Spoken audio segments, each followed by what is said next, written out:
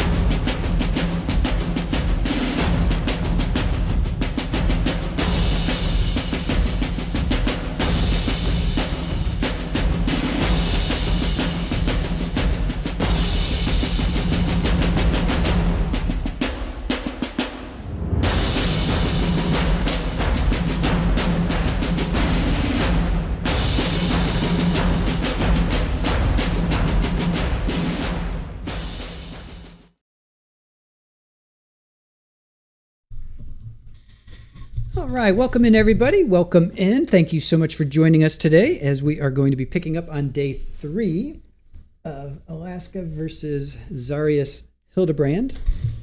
Let me just get my notes ready here. Let's see, day 3. So they were off on Friday and we're up to 9 witnesses. We got a little floofy tail there. 9 witnesses. We heard from detective. Oh yeah, that's right. It was the we left off with the interviews. Like a couple days later, it was his. He was being interviewed. Zarrius was being interviewed. So let me. Where are my trial notes? There's my trial notes. All right, let's just do a quick review because it's been since Thursday. So let's just do a quick review here of day 2. So we had Detective Jeff Elby. He went to the apartment and he talked. He was talking to Zarrius there, and it was a mile away. So the story was that they went out drinking. It was his birthday. They went out drinking. He had just turned 21. They went out drinking. They got back around 2 or so. He's so drunk, he's throwing up, and Saria gets up the next morning. She walks to work, but Aaron, found out it's like, a mile, right? It was like a mile. So by car, it would have been 3-minute car ride, but to walk it, especially if she had been drinking, and he claimed they were still kind of hungover, but there's no way you're going to walk, it's like 16 minutes, 20 minutes to walk a mile, and then stand on your feet because she was working in the kitchen. So Miss Kitty, hello, how are you? Welcome in. Good to see you. Hey, Play on Crime, thank you for joining us. Deborah, good to see you. Jenny G, hello, welcome in. Shannon, hello. Let me see here. Let me greet you guys. I haven't greeted you guys yet. William, Gimbers, good to see you. Crazy Mary Fitz, Horse Welfare. Got Manners, how are you? Sherry, I'm glad you guys made it over. Iowa Backyard Cam. Yeah, it was perfect timing, right? If you guys didn't know, we were just covering the appeal that was denied for Shanda Vander Ark. So we just finished that up. Bama Green Eyes. Hello, Elaine. Good to see you. Camilla, welcome in. Let's see. Eva Marie, you've been watching another trial. No problem there. That's why we're covering this trial. Audrey, how are you? Good to see you. Tammy in KS. Ruth Ann made it over. Elaine's going to be doing some cross-stitching. Very good. Hey, Brett, how are you? If you're experiencing any nausea from the transport process, please consider taking one of the anti-nausea meds that are dispensed by the button marked with this symbol. Dina, hello, welcome in. All right, let me see. Cindy, good to see you. Joanne Jedi Platypus. Need to check the lost and found box. You're missing a few items. That portal was crazy. Iowa Backyard says, thank you, Aaron, for setting up the transporter to not rip us into tiny people pieces.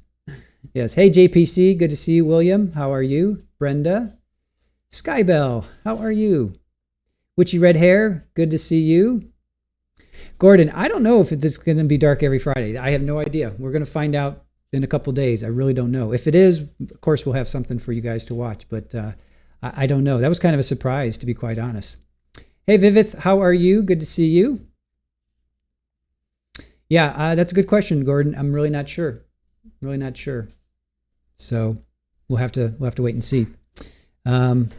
So again, here's this timeline that we created. So August 5th, they go out to drink. They go out to celebrate his birthday.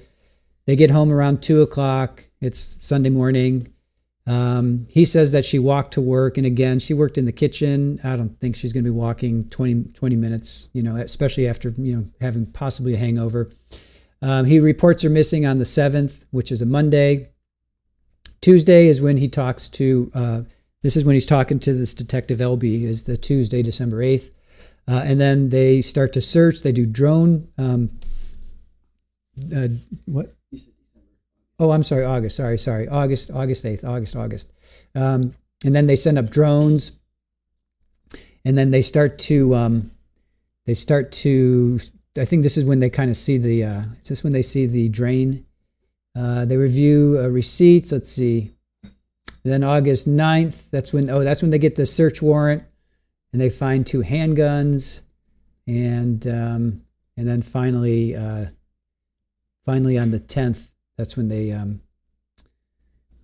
drone search identified a pillow, and then they stated that's when they found her in the drain, the storm drain. Yeah, and she was like 15 feet down too. On top of it, it's just terrible. So not only did she have to suffer a gunshot to the head, but it's like then he drops her 15 feet. It's just like, just brutal.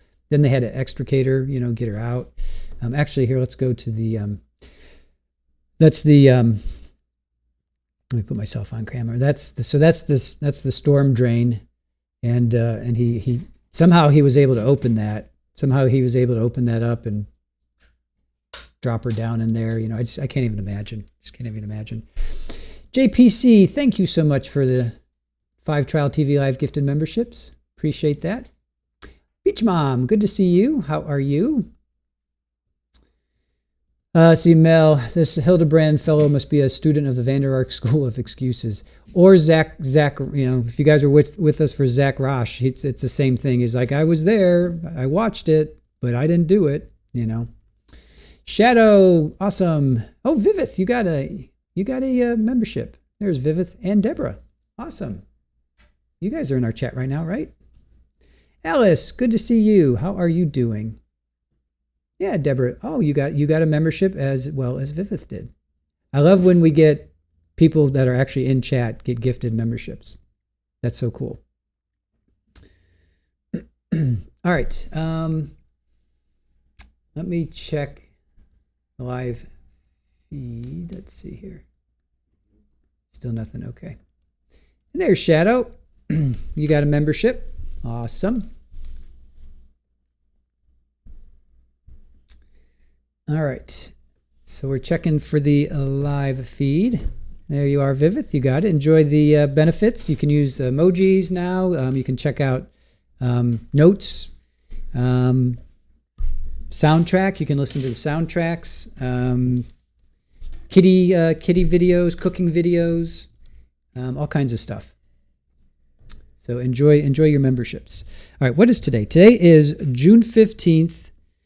Oh, that's right. You guys were talking about, it's Juneteenth this Friday. So yeah, Gordon, to answer your question, I think people have been talking about it. They will be off. It's a federal holiday this Friday. So to answer your question, they will be off this Friday. So today is June 15th, 2026. And we are in day 3. So yeah, we'll have to figure out something to stream on Friday. Ooh, I know what we can do, because we got Charles Jones sentencing. Yeah. All right. So maybe we could do that. We could do a revisit of Charles Jones because his sentencing is on Monday. And his birthday is Sunday, too. Yeah. That's just so wild. Yeah. How that works. So we may have to dual stream. We might. We might have to dual stream. So yeah. So maybe we'll do a we'll spend the day revisiting the Charles Jones Julio Fulio trial because the sentencing for them is coming up on Monday. Let's see. Virginia, hello to you. Got manners? Your ribs are still hurting? Sorry to hear that. And thank God it's not cancer, the next bit there. So let's see. Oh, Sugars, how are you? Good to see you. Brenda, it's fun to be a member.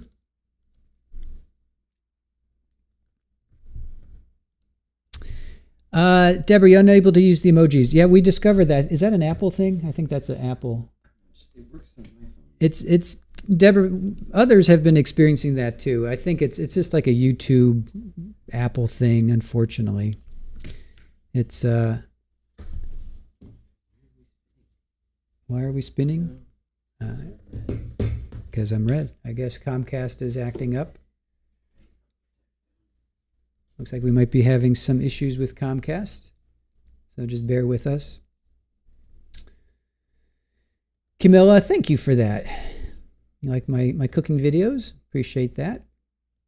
Jadzia Dax, yeah, the sentencing seems to have come around quick. Yeah, that was, they were just found guilty. When was that? I should know all this because I lived, ate, and slept and drank it. May 15th. 1 hour and 20 minutes it took them. So May 15th to June 22nd. So a little bit, it's about 5 weeks. Yeah, it was about 5 weeks.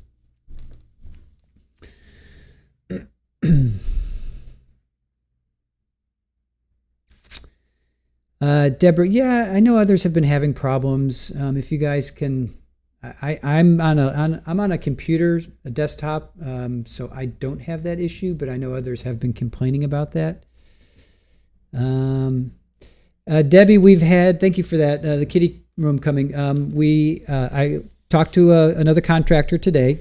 I've gotten 3 bids. I'm going to get 1 more, and they're all 3, of course, different pricing. And so we're going to, it's definitely more than we were expecting, but we may just have to wait and save up, wait another month to save up, because I don't want to just dump just dump a bunch of money into something and then be hurting the next month. So I think we may push it out until like September so we can save up for it. But I do have 1 more contractor coming tomorrow. So, and Super Ball is eating today. Rafa's eating today. Rafa's acting like his old self. He's running around playing. So Rafa's back to normal. So whatever, they apparently got some... They got some cheese, which is the weirdest thing. I can't imagine Rafa and Super Ball actually got the same block of cheese, but apparently they did.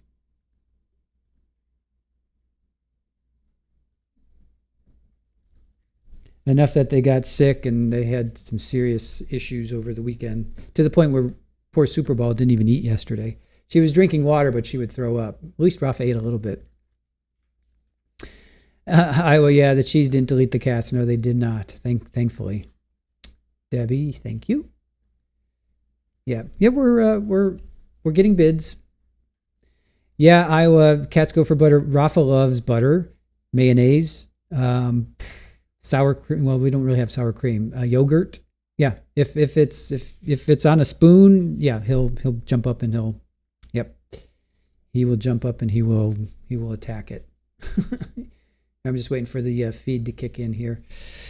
But yeah, Super Ball's back. Super Ball's cool. They may not like cheese anymore. Well, Rafa was licking some bread last night, so he's back to normal. Barry, Super Ball and Rafa had some quality time breaking into the stash of good stuff and having a little too much cheese. It's weird. Like Super Ball doing anything with another cat, like in that proximity, is just, I just don't understand, because It would have been Houdini. It would have been Roger. It would have been, if Rafa was doing it, Roger would have been all over it, which is just very, very strange. Well, he licks it. Like if I have it on a spoon and, I put it in the sink, I have to wash it immediately. Or else if I just put the spoon in the sink for a second and I turn around and I continue making a sandwich, I turn back around, Rafa's in there licking the spoon. I know dairy isn't good. It's more the salt. It's also the salt too. That's what I'm always afraid of. It's the salt. Your cats love green olives. Wow, that's really funny. Beach, that's really funny. Dogs really like cheese. It's a treat. Yeah, we had a couple Jack Russells, 2 Jack Russells, and we were fondue poo. Yeah, it was pretty nasty. But no, our Jack Russells love cheese. They were our little hounds. They love cheese. These guys like cheese. We have given them we give them little nips here and there. It's I don't know how big that block was. I just don't know how big that block was. Oh, thank you so much, Debbie. Really appreciate that. Thank you. Thank you for your $20 donation for Kitty's new room. I think what we're going to do, which will be a lot less expensive, is just kind of get this set up, the office. We're gonna just get some shelving and just put some shelving up, and we've got a couple huge pieces of Super Ball. Serious? You guys just hear that? Anyway, I think we're going to get this set up for them in the meantime, and we'll work on the outside because that is going to be a little bit. That's a little bit more expensive. So I think in the meantime we're going to get the office set up so they can kind of climb and just. It's not outdoors, but at least it'll be something to keep their minds occupied. Narcoleptic, how are you? Good to see you. Wait, let me pull you up there. There you are. Hello, everyone. I hope you are all having a great Monday. Thank you. Camilla, Lola hears from a mile away when you open a yogurt container. Ruth Ann, your Yorkie loves cheese. Gordon, yep, give me some cheddar. Well, now Rafa, he can truly be called Cheddar. He's a cheddar boy. Skybell, your cats love marmalade. That's funny. Play on crime. I could come and build it for you. There you go. I have. Thank you for that. I appreciate that. I do have friends that are an architect and a contractor. I may contact them as well. Well, I already talked to my friend the architect, but. I'm going to reach out to them. But thank you for that. I appreciate that. Joanne, my dogs and cat love cheese, but only in small doses. Got Manor says lactose intolerant cats are. Yeah, it's so funny because you always think of them as you give them milk, right? You always like, oh, give a cat milk, give a cat milk.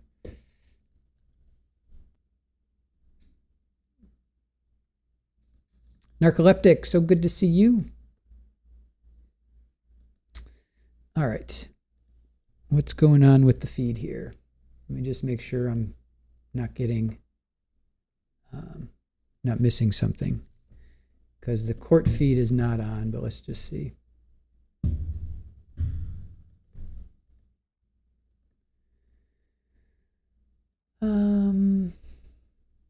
Why are they not live?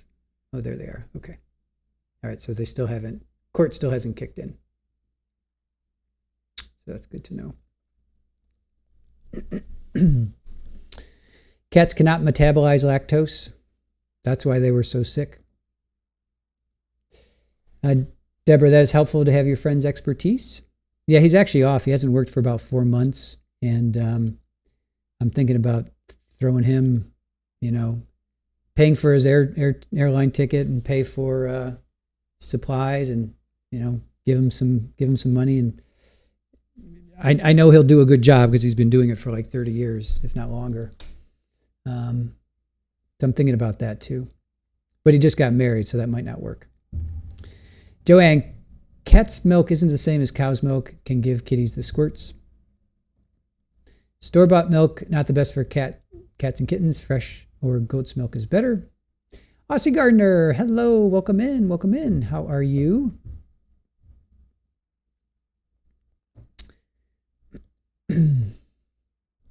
Goat milk is okay. All right. We generally don't do that. We don't give our cats dairy. pretty much we don't. I mean, like I said, we give them a little bit of cheese like once a month, if that. And we don't give them milk. We don't consciously give them dairy. I just think it's funny that you always see a cat with a bowl of milk, right? Right? Isn't that like you always see here, put a bowl of milk down for a cat, Yeah, Debbie, I'm going to talk to him about that. I'm going to talk to him about that. Honestly, it just has to be lactose free. Trust me, they're not missing out. They're not missing out by not having dairy. Barry says, if your dog was suddenly no more queso cheese and no more peanut butter, I'd be sunk because those are your go-to distractions. Refocus, compliance, bribes.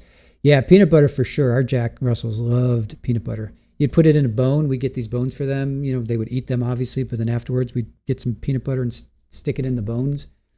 Oh, that would keep them occupied for hours. Water would be better for a cat. Totally. Yep. Yeah, that's why I said we don't. I'm just saying, you see cartoons and movies or whatever, and they always put a bowl of milk down for a cat. I've never done it. I've even cats that I had growing up and when I was, in my 20s and whatnot, I never gave my cat milk.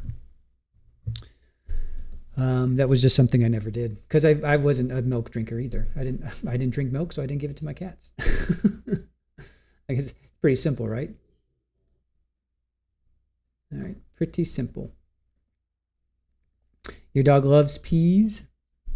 I want to distract me, offer me cheese. Joanne, I used to give my cats milk until I knew better but now it's water only. Yeah, that's what we do. That's what we do. Jenny, you guys are such good for parents. Oh, thank you. Pups like baby carrots. Barry, I got those on rotation. You freeze them when it's warm because it keeps him cool and busy for a bit. Nice. Yeah. I think Skybell, the Mamacita cat, is getting blind now. Aw. She had her teeth done. Aw.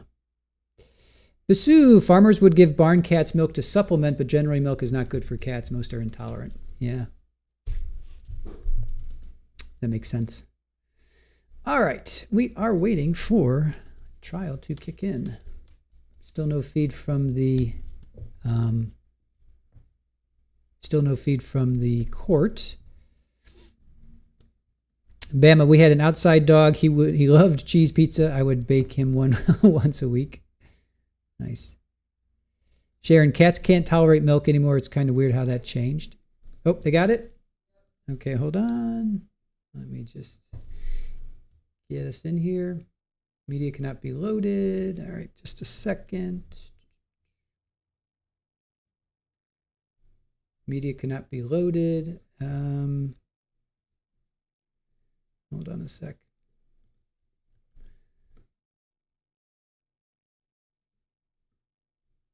Media cannot be loaded. I keep getting the media cannot be loaded. So let's just wait a second.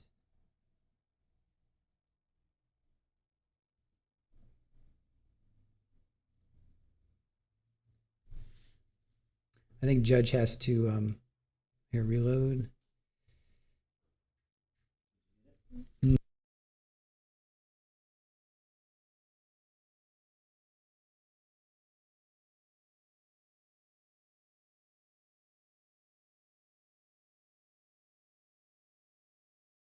All right, we're just waiting for it to kick in. Saying it can't be loaded, but other channel doesn't have it either. So let's just, I think that's on the judge's side. Hey,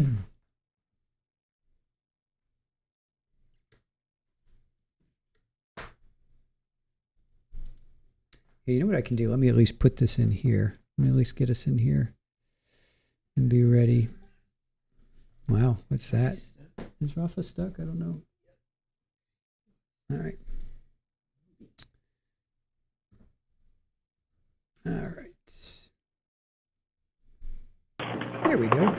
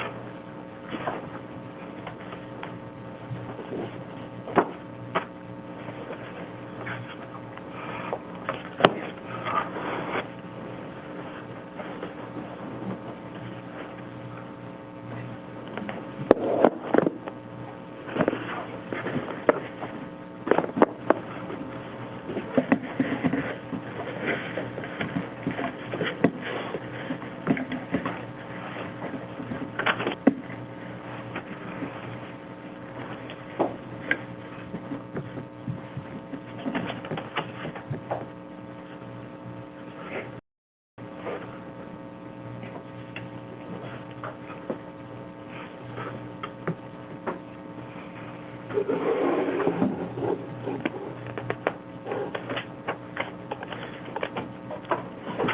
rise for the jury.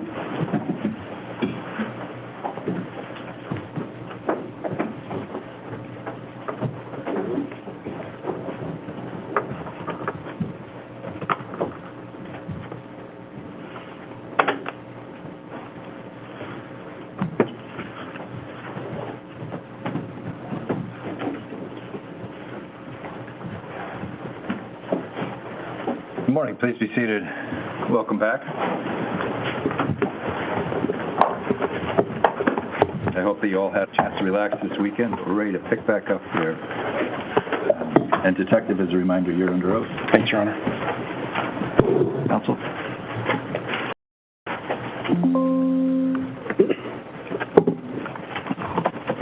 Good morning, Detective. Good morning. When we left off on Thursday, we had just finished playing an audio. Was that taken of you, Detective Lee, and the defendant in the parking lot of his residence? Yes, it was. Okay, on August 9th? That's correct. Okay. Now, the audio tended to be a little muffled, some street noise maybe. Right. We were outdoors in the parking lot. At first, you could hear that we were next to a vehicle, which did no favors to anybody. We then moved to a quieter place within the parking lot. Okay. So I want to highlight just a few things that came out of that interview. During that interview, how would you describe the defendant's level of emotion? I didn't observe much emotion at all, other than just nervousness. Okay. There was a portion that the jury might have heard where he interacted with somebody else that wasn't you and Detective Lee? Yes, that was the canine handler for the search team, which is a nonprofit, I believe, that works within the Anchorage area. Okay. And did he have questions for her about how the search was going? Yes, he did. Okay. And did she describe for him that because of the rains, the dogs had not been able to pick up a scent from the apartment? That's correct. Okay. Did he describe for you a coworker of Miss Barney's who sometimes, or, Saria's, who sometimes walked to work? Yes, he did. Okay. And did he provide her name? Yes. Okay. And did he tell you that he had given his cell phone to anybody to process? He had given his cell phone to the Army CID, which is the investigative unit for the United States Army. Yes. Okay. And did he have it back in his possession at that time? Yes, he did. Okay, so he had given it to them and got it back? That's correct. Okay. And did he know the people, did he describe to you again that evening of, late night August 5th, early morning August 6th, who was in the Lyft or Uber home with him? Yes, he did. Okay, who did he say was there?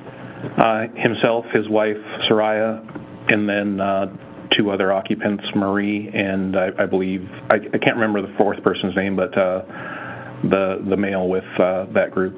Okay, would it refresh your recollection to look at your report? Yes, please. Okay, I'm looking at page 8 of 10. 1, 2, 4, 5, 6. About the sixth graph down on the interview with Zarrius Hildabrand.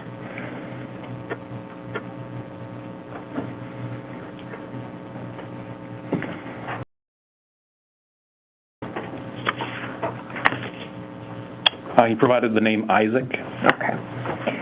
And did he tell you if anybody else had been in the apartment at that time? No, he did. No, he did not. And did he tell you who he had seen the next day, or either the next Sunday or the next Monday? Yes, I believe he had mentioned that a friend had given him a phone call and had come over. Okay. Was that Mr. Gates? I believe it, Isaac Gates. Or go ahead and refresh your recollection. Yes, please. Thank you. To my recollection, it's Dylan. Okay. Dylan Gates. And did you speak with him about going to Fred Meyer's? Yes, I did. Okay. Did you confront him about denying sheets? I did. Or did you confront him about purchasing sheets? Yes, I did. And what did he say about that? He had mentioned that his wife had wanted him to purchase sheets, and so that's what he did. Okay. Was that different than what he told you and Detective Clark the day before? That's correct. Okay. Did he know why he had purchased a spray bottle? He could not remember why he did that. Okay. Did he admit to purchasing a mattress topper? Yes, he did. Okay. At some point after this interview, did you receive information that the defendant might have also gone to Lowe's?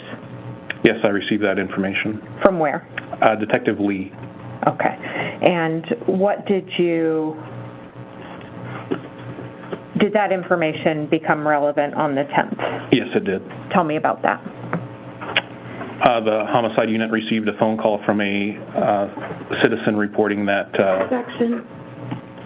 Overruled. Go ahead. that a trash can had been located in the area from a landscaping company. Okay. And Did you travel to that location? yes, we did. And did you observe that trash can? Yes, I did. Where did you observe it?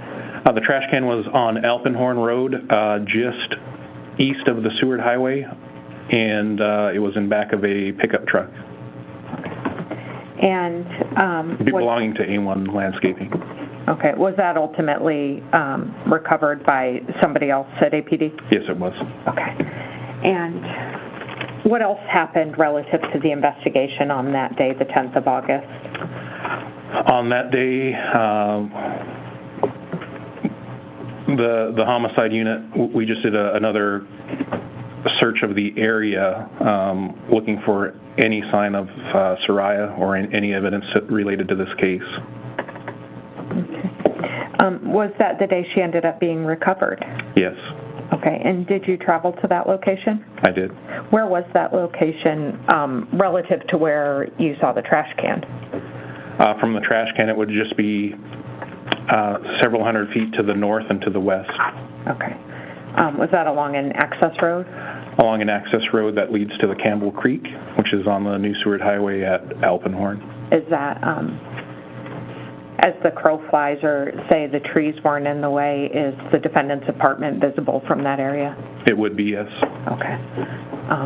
So inside of the apartment and on the same access road as that trash can? That's correct. Okay. And did you go to the scene where she was recovered from? Yes, I did. Did you make any observations there that were relative to anything you'd learned earlier in the investigation? Yes, I did. Tell the jury about that, please. So this was a manhole that was probably elevated with, my estimation, 3 to 4 feet tall. It had a steel manhole cover on it with a couple of holes in it. Prior to Saria being recovered, I had actually checked that physical area itself. I had stuck my fingers in those manhole covers and just gave it a slight lift to see if that manhole cover would come up. It didn't, and so I continued on my search. But once this manhole cover was removed, I observed the remains of Saria Barney. Okay, and was that removed by somebody other than yourself? That's correct. Okay, and did you notice any odors when that manhole cover had been removed? Yes, I have a very strong sense of smell. I smelled the human remains and also a strong smell of gasoline or a petroleum-based product. Okay. Sometimes human remains can give off a strong odor. How can you tell the difference between, like, gasoline versus that? It's just, unfortunately something you never forget, and I've smelled, human remains over the course of 20 years, but the difference between petroleum is that petroleum has a distinct and sweet type odor versus what I smelled versus the human remains. Okay, and to that end, you say you've smelled those kind of smells many, many times in your career. Did you spend some time on the crime scene team? Yes, from 2015 to 2019. And what does the crime scene team do? The crime scene team collects evidence related to very serious cases within a municipality, such as homicides, undetermined deaths, sexual assaults, serious assaults, those kinds of things. And so, on average, the crime scene team is probably sent to between 30 and 50 crime scenes per year. Okay. So that's a smell that you are intimately familiar with? Correct. Okay.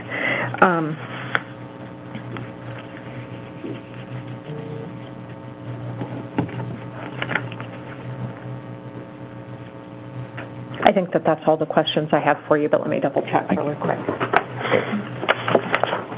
That's all, Detective. Thank you. Thank you. Ms. Brewster? Thank you.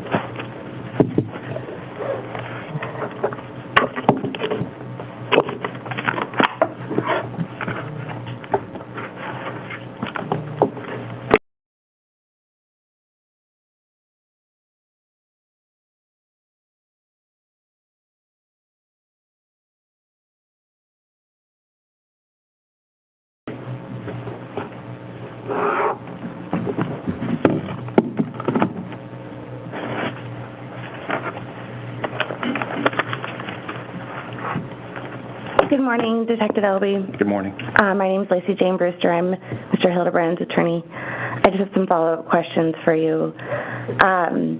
So we listened to two statements that were given to you and by Mr. Hildabrand, correct? That's correct. And the first, Detective Clark was present, is that correct? That's correct. And the second, Detective Lee was also present? Yes. Okay. I want to talk to you a little bit about the second interview. Specifically in the second interview, you asked Mr. Hildabrand if he took an Uber or a home, correct? That's correct. And his response was that he was mentally incapacitated, correct? Yes.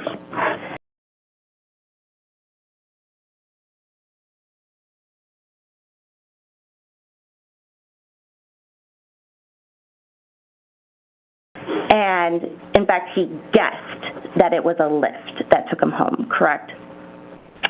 Yes. And in the course of your conversation, you confirmed that Mr. Hildabrand was home around 2 a.m., correct? That's correct. And Mr. Hildabrand stated that that was what he had been told, correct?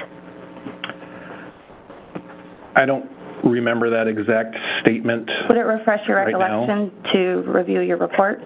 Yes, please. I would direct you to page 8.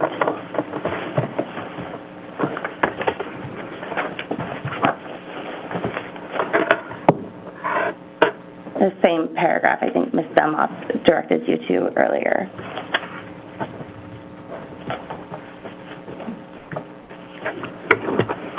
Yes, that's correct. Thank you. In the course of your investigation, you went to the apartment complex at Mockingbird, correct? I did. And in the course of your investigation, did you contact any of Mr. Hildabrand's neighbors? At that particular time? Or? In the course of your investigation from the beginning to the end? Yes, I did. And were there any reports of arguments that you received around 2:47 a.m. on August 6, 2023? I don't recall. Okay. And to be clear, while you went to Mr. Hildabrand's apartment in the course of your investigation, you were not in the bedroom on August 6, 2023 at 2:47 a.m. Is that correct? That's correct. You were not in the apartment. Is that correct? That's correct. You were not in the building. Is that correct? Yes.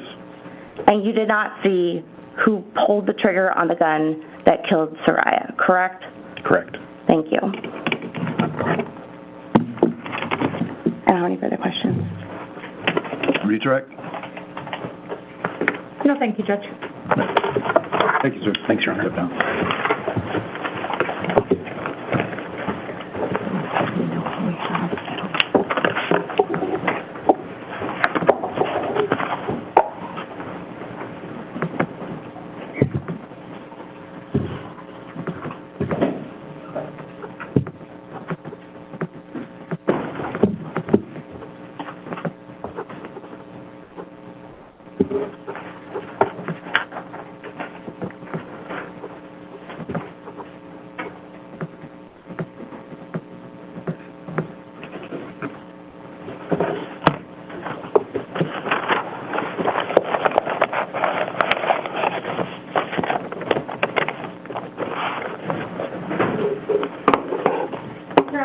Logan Calhoun.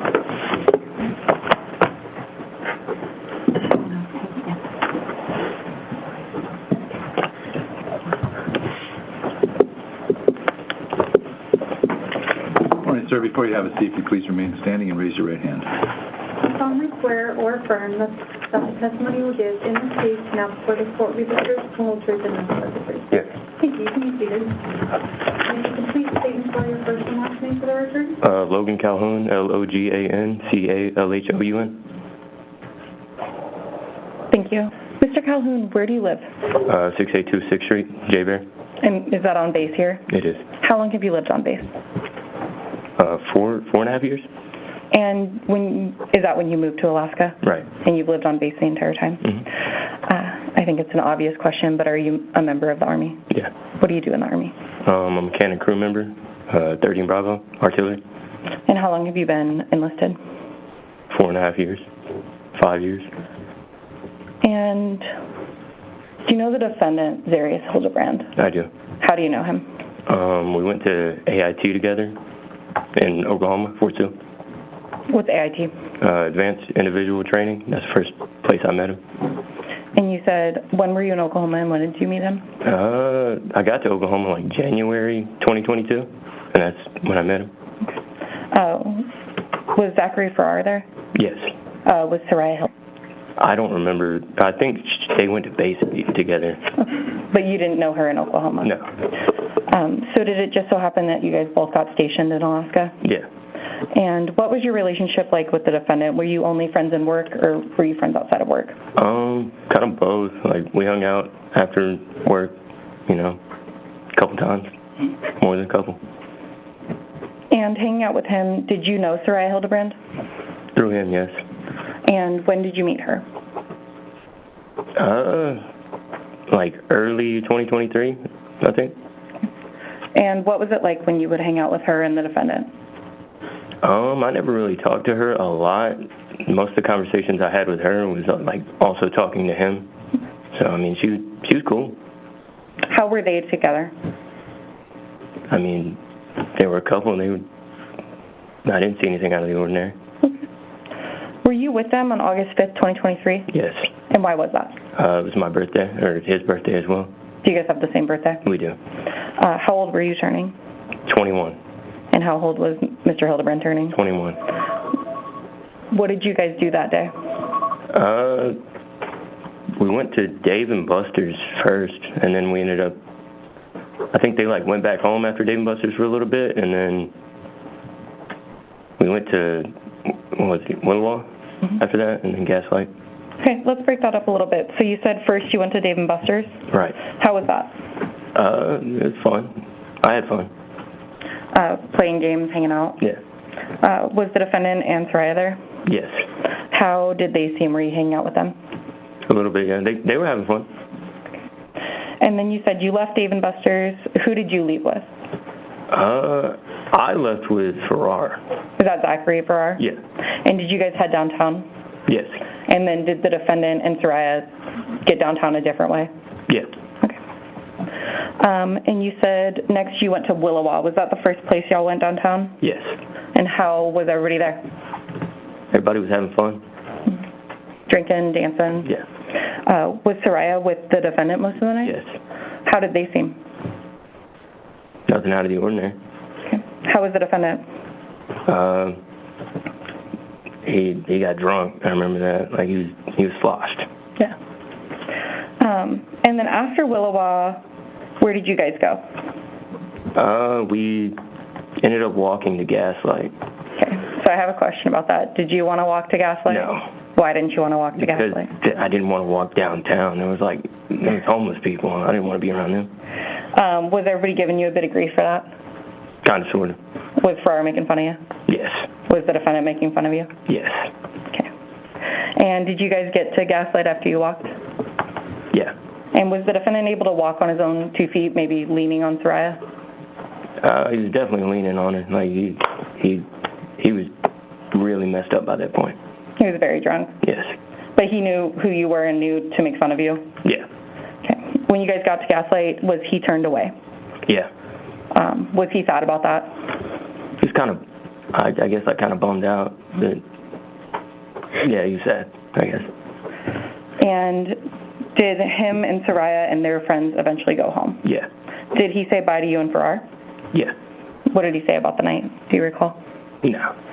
Did he say that he had fun or anything? I don't remember exactly what he said. And when was the next time you talked to him? It was like either Monday or Tuesday. And was that at work? Yeah. And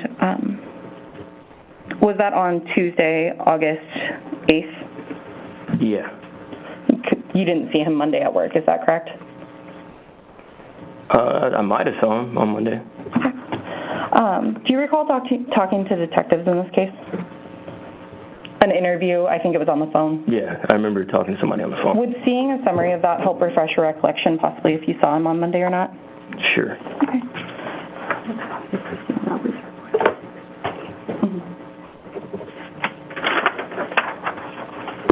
Your Honor, if I may approach. Yes.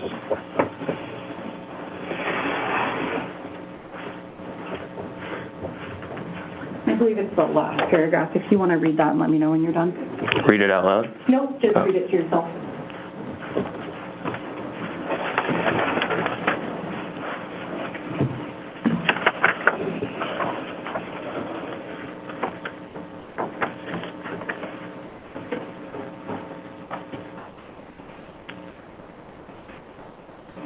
And are you done reading the relevant portion if you saw him on Monday? Yeah. And you can go ahead and flip that over for me. Thank you. So do you recall, did you see him on Monday? No, I didn't. Okay. Did you see him at work on Tuesday, though? Yes. And how was he? What did he tell you on Tuesday? He didn't tell me much. I think by then he had, like, posted on social media that she was missing, so I think, like, I questioned him about it. And he told me he didn't want to go into it too much because he'd, like, explained it already 1,000 times. I was like, all right, dude, I didn't press it any further. So you saw on social media, did he post the missing poster or something? Yeah. So he didn't reach out to you on Monday? No. He didn't reach out to you on Sunday? No. He never asked for your help or anything? No. Okay. And then did you talk to him after that before he was arrested in this matter? After I had asked him about her being missing? Mm-hmm. I don't remember. Okay. I don't recall, no. Was he pretty tight-lipped about it? Did he lean on you or tell you anything? No, he didn't tell me anything. Okay.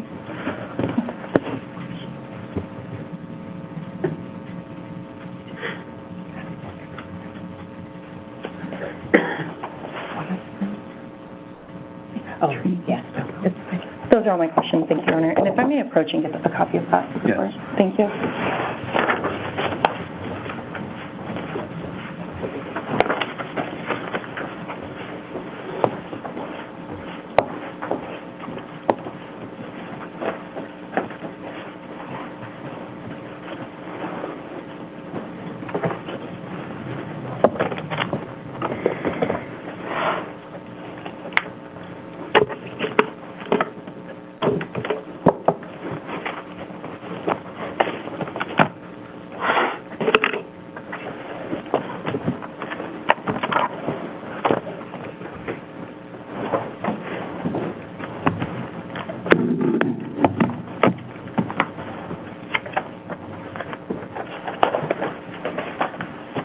Good morning, Mr. Calhoun. My name is Lacey Jane Brewster. I'm Mr. Hildabrand's attorney. Mm-hmm. I just have some follow-up questions with you, for you. On August 5th, 2023, that was your 21st birthday, correct? Yes. It was also Mr. Hildabrand's 21st birthday. Yes. And throughout the course of the night, you two essentially were partying and celebrating your 21st birthdays, correct? Yep. Through the course of the evening, you ended up at the Gaslight. Right. And Mr. Hildabrand was extremely, extremely intoxicated by then, correct? Yes. But he did not seem aggressive. No. And would you describe him as, at the point he couldn't get into the Gaslight, belligerent? Yes. And for you, your definition of belligerent is like stumbling, correct? Yeah. and Mr. Hildabrand was standing on rails trying to hold himself up. Yep. He couldn't even really walk, fair to say. Yeah.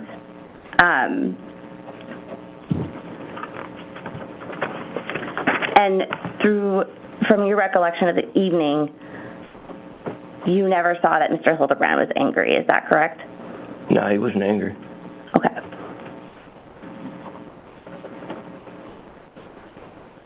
And it was your 21st birthday, too? Yes. How good is your memory of that night? I mean, I guess good enough to be talking to you about it. Okay.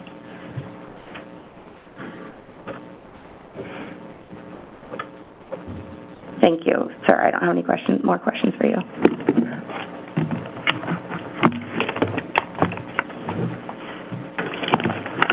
Can you redirect? Yeah, sure. Just very briefly.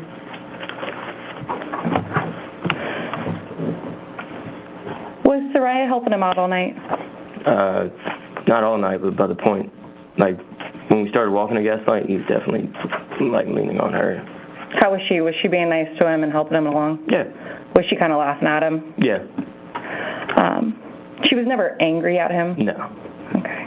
And had you drank with the defendant before? Yes. And had you seen him stumbling before? Yes. That wasn't the first time? No. And when he was stumbling before, would you guys talk about what happened the next day?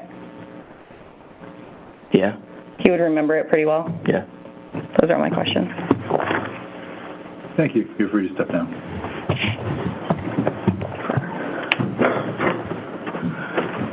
And Your Honor, the state will call its next witness, Mr. Zachary Farrar. And if I could just have a few moments to set up some of our tech, and if Madam Clerk could lower the screen, please.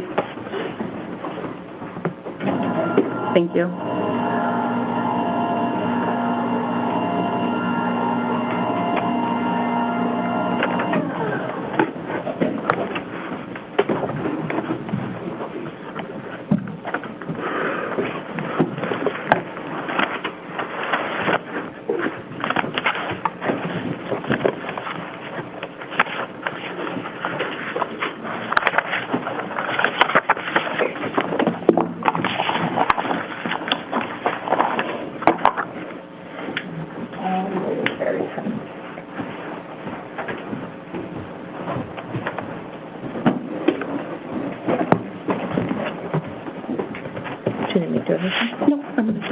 Sir, before you have a seat, please raise your right hand.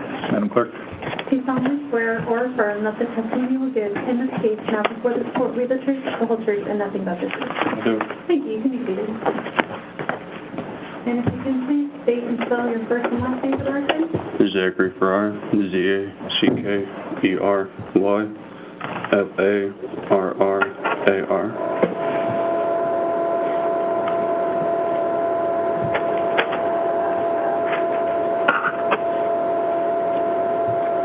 Good morning, Mr. Farrar. How long have you lived in Alaska? 2022, since 2022. And what made you move up here? The Army, What do you do in the Army? Field Artillery, And when did you join the Army? September of 21. Did you come straight to Alaska, or did you go somewhere else first? Went to Fort Benning, Georgia for Airborne School. Airborne school. Did you also do basic training? We did. And where are you originally from? Chicago. Did you know Saria Hildabrand? I did. How did you know her? We went to basic training together. Was that in Georgia? No. So our basic training is in Fort Sill, and that's where we also did AIT. Saria was not with us for AIT because she has a different MOS. So we went from Oklahoma. I went from Oklahoma to Fort Benning, Georgia to Alaska. Okay, so in Oklahoma is where you met Saria? Yes, September 21. And what was Saria like? She was a wholehearted person. Like, everything she did, it wasn't just for herself, but the people around her. Mm-hmm. So, like, yeah, don't get me wrong, like, she has,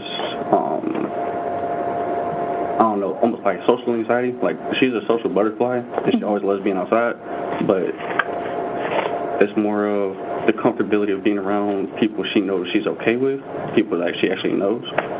So everything she did, like herself, she was just wholehearted with whoever's around her.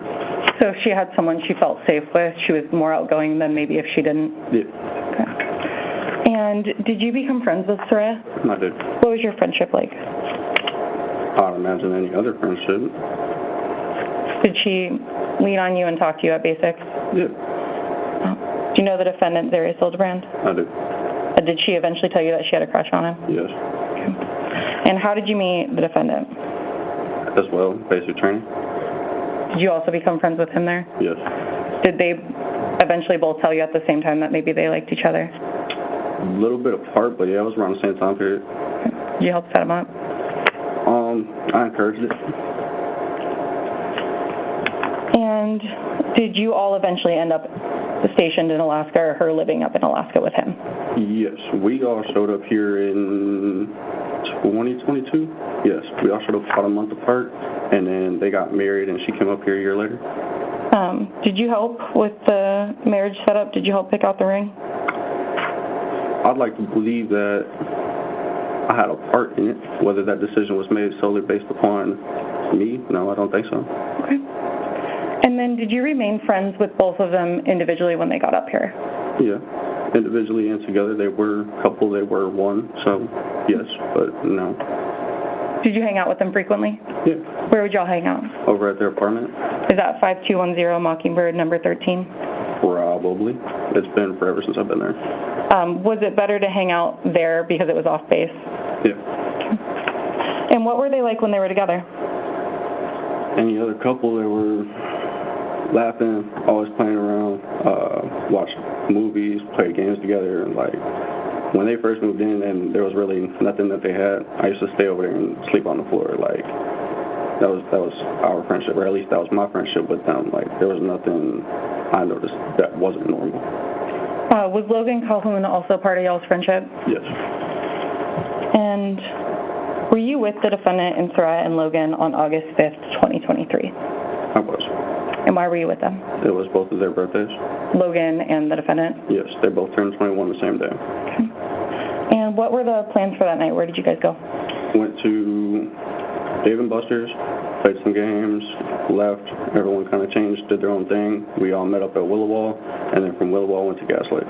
Okay, let's break that up a little bit. How was Dave & Buster's? It was fun. I mean, it's an arcade, so everyone played games. Everybody went in a lot of tickets or points? Yeah. People having some drinks throughout? I don't remember if anyone was drinking during then, but... Were you a big drinker? At the time, yes. Were you heavily drinking that night, or were you kind of playing? No. Okay, you said no. Why was that? Because when I'm out with other people, it's not my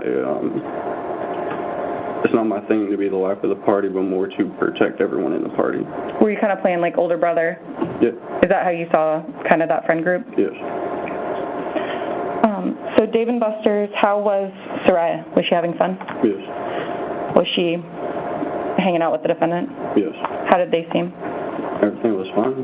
Everyone was having fun playing games. And then somewhere along the line, everyone went to the store to see what they got, and she wanted this big-ass pickle Rick stuffed animal. So we played a couple more games. She got the points. I ended up giving them some of my points as well so they can get it. Was she excited about winning that? Yeah. Did she celebrate with the defendant? Was she happy and jumping around? Yeah, they took pictures. And then you said eventually, did you guys not ride together when you left Dave & Buster's? No. You went your own separate ways and then met at Willowall? Yes. How was Willowall?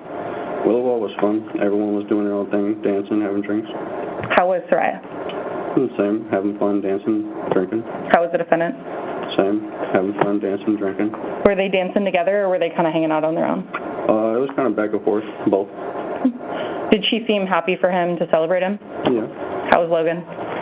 He was kind of nervous.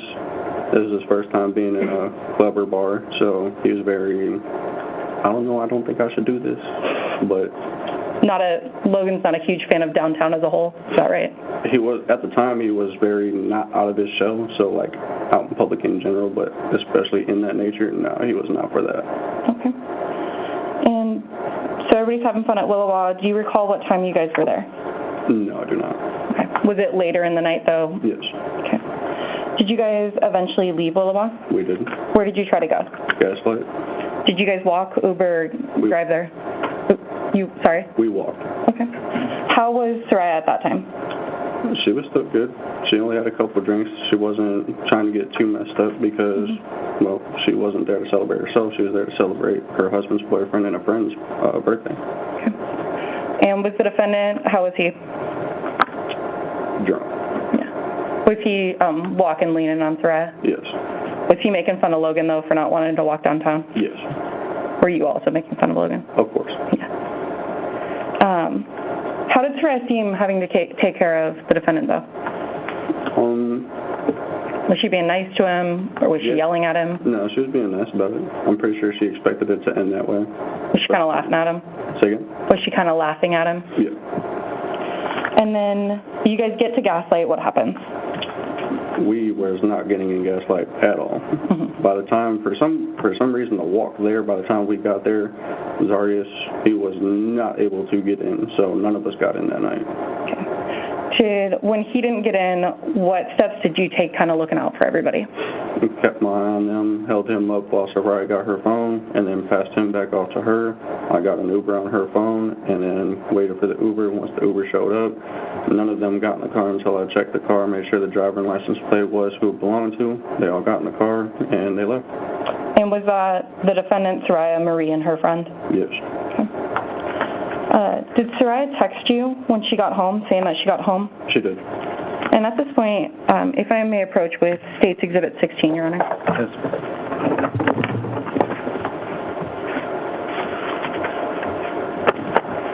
Do you recognize this?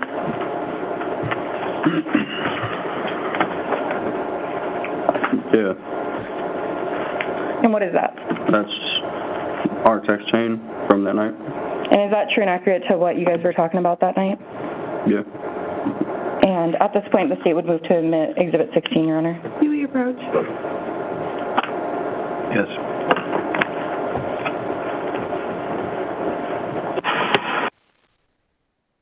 So there's some, these might be these texts. Remember we were in opening statements, they talked about 224, I think, was the last time stamp on Saria's phone. Let me just double check that again because it was last week. Between 212 and 224, Saria found evidence of Z cheating on her. 224 is the last photo. She called her friend at 240. And then 248, the 911 call comes in. So these guys were in a text. This could be interesting. This could be really interesting.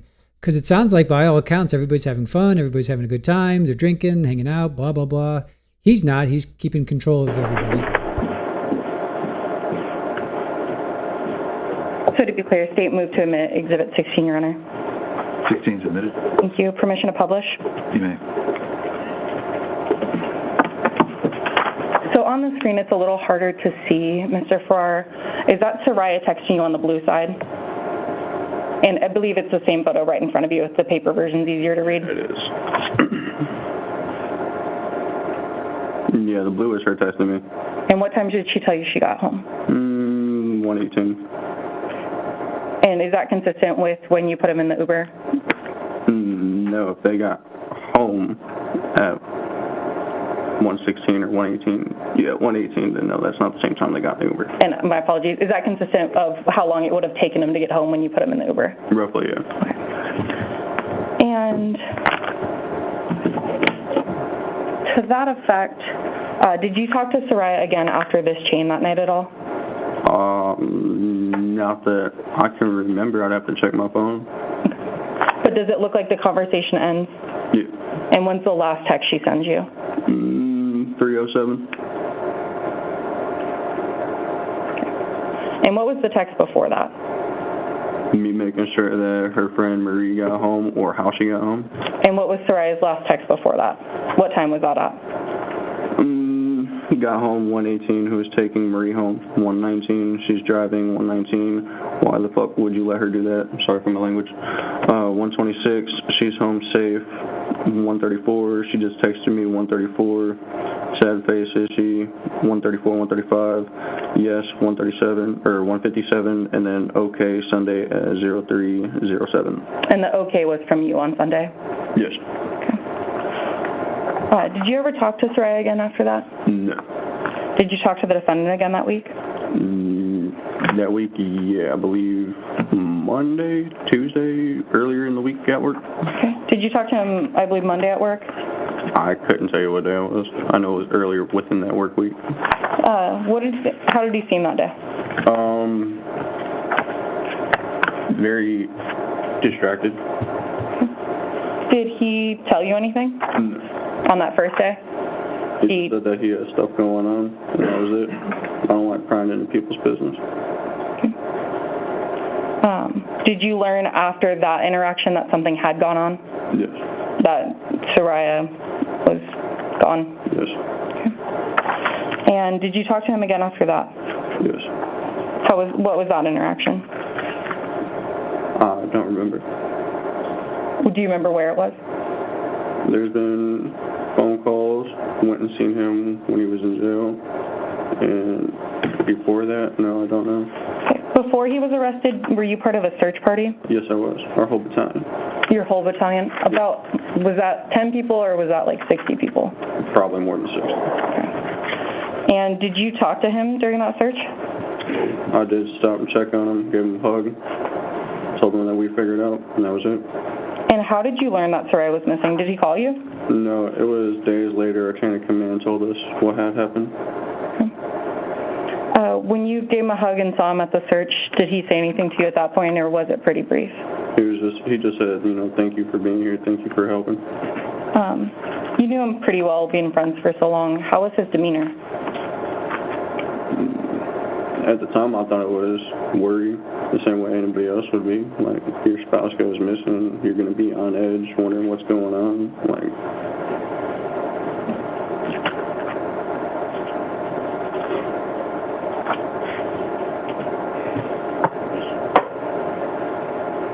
Those are my questions at this point. Thank you, Your Honor. Thank you. Ms. Brewster?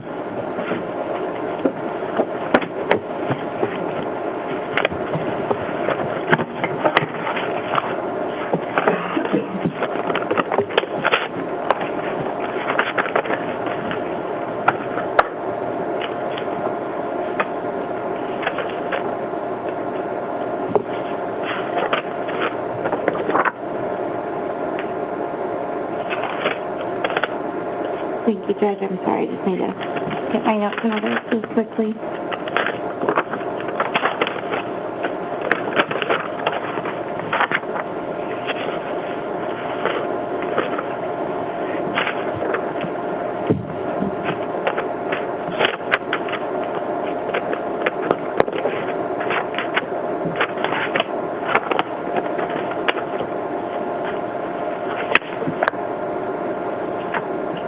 Good morning, Mr. Farrar.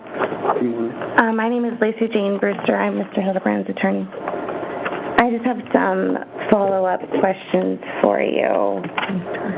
First, I want to direct you to State's Exhibit 16.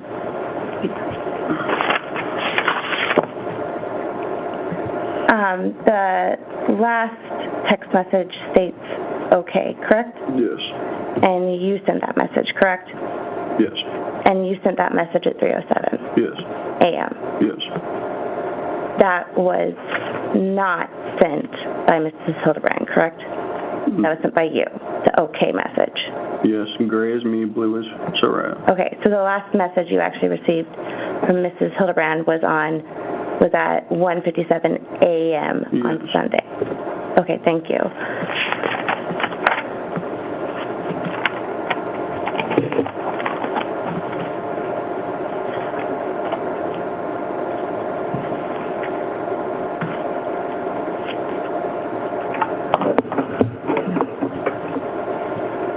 Farrar, you've known Mr. Hildabrand for some time now, correct? Yes.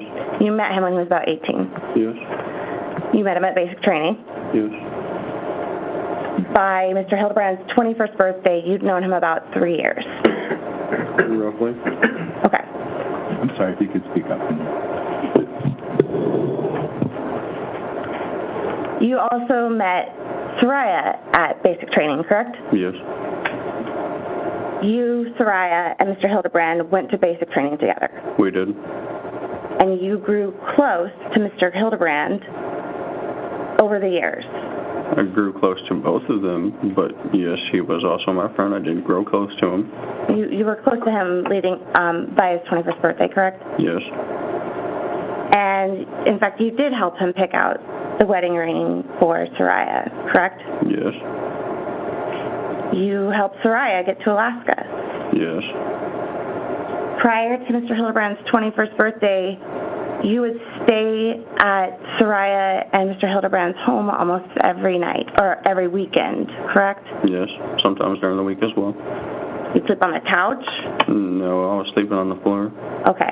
You'd sleep on the floor. Yes. And you'd hang out during the week.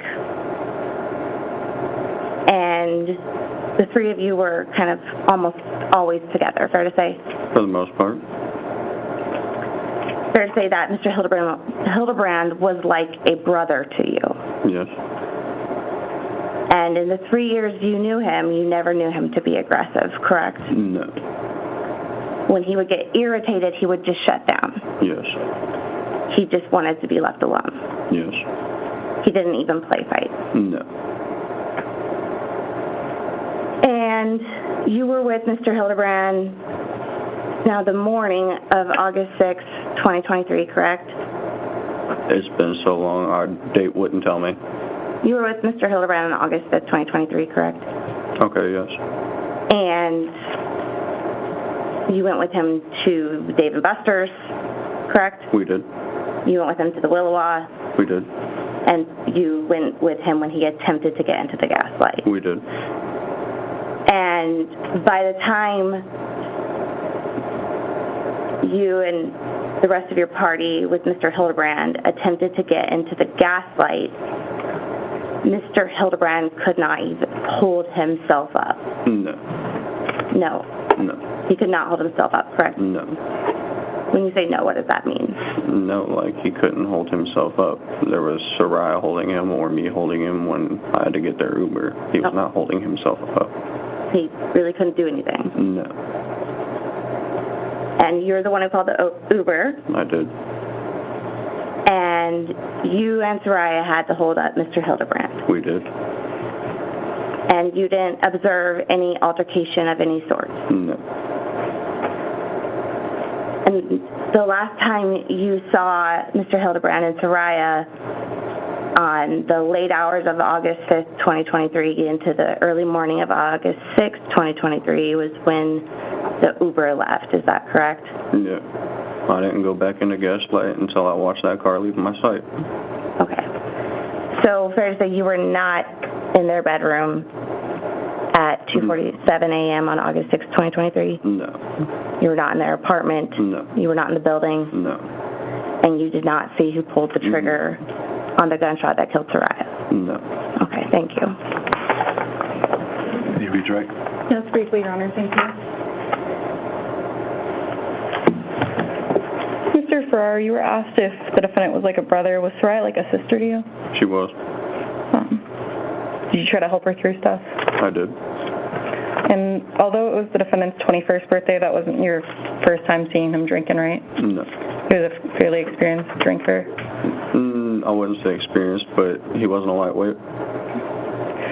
And when you put them in the Uber the final time you saw Saria, was she still being nice to him, helping him in? Yes.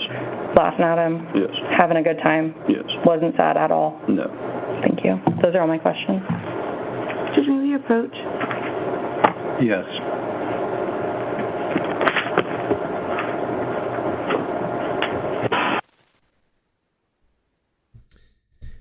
All right. Sounds like Saria was having a great time. She wasn't mad. She wasn't upset. She wasn't thinking about taking her own life. Sounds like Zarrius was like, he's not a fighter. He doesn't get angry or violent. He shuts down instead.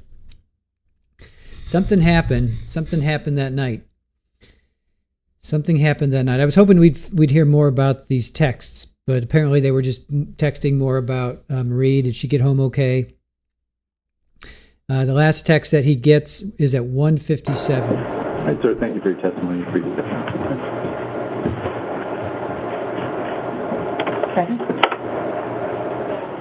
We're going to take a break. At this point, we'll have you back here in about 10 minutes or so. It should be a short break. All right, thank you. Please don't discuss the case. We'll have you back in a few.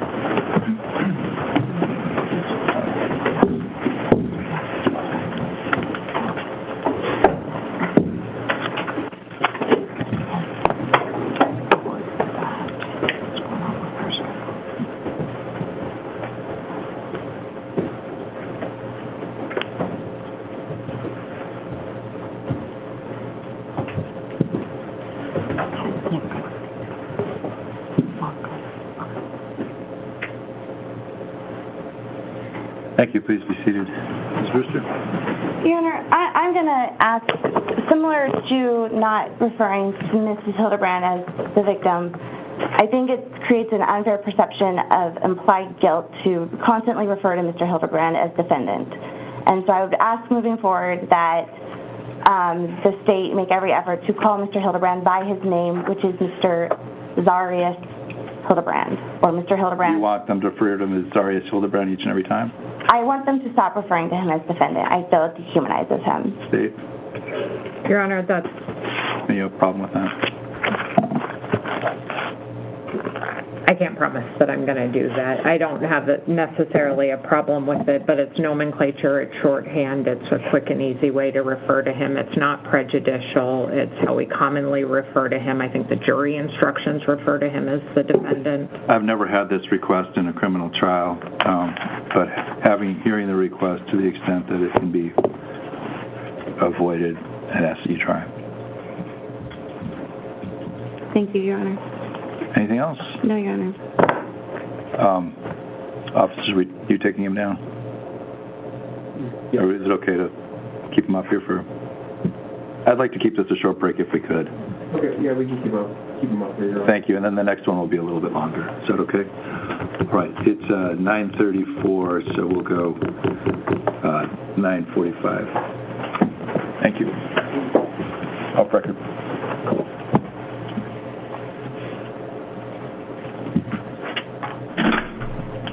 All right.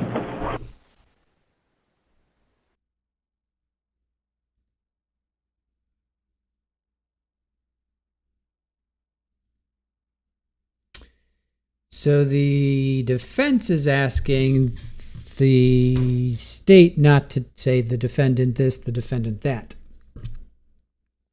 And the state says, well, I can't promise that I'll adhere to that. Judge says, I've never had this request, but he asked the state to try. All right. Let me go through our notes so far. They've been at it for pretty much just an hour, less than an hour, and taking a quick break. All right, so we have so far heard from Detective carryover from Thursday, Detective Jeff Elby. He didn't observe much emotion other than nervousness when he was talking to Zarrius. The K-9 handler interacted with him, and Zarrius had questions about how the search was going. K-9 handler said because of all the rain, the dogs couldn't pick up a scent. Zarrius said his wife wanted new sheets. That's why he purchased those. He didn't say why he bought the spray bottle. The detective noticed this trash can on around the property, around the apartment. And then August 10th is when they located Saria. She was found about several hundred feet from this trash can. And that's this manhole cover or drain pipe, I guess. Interesting that it's so far above ground. It was 4 feet. It's 4 feet above the ground. So that thing is pretty big. And they found her like 11 or I think 15 feet down or 11 feet down. And so he just popped the lid and tossed her in. So the detective said he put his fingers in there and he gave it a slight lift and he smelled human remains and gasoline.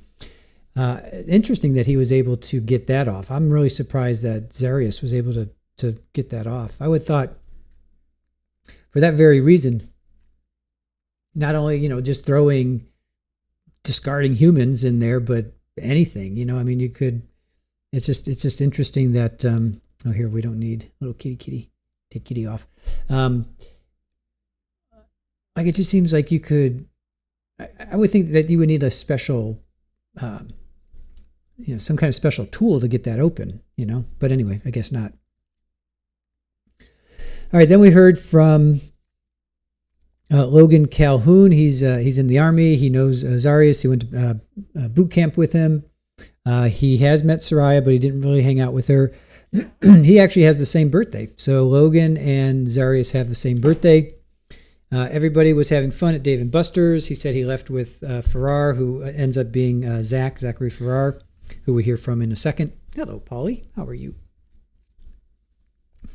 He just kind of he explains, or he describes what everybody else has been saying. Everything was fine. Zarrius got really drunk. He was sloshed. Zarrius was leaning on Zarrius was leaning on Saria.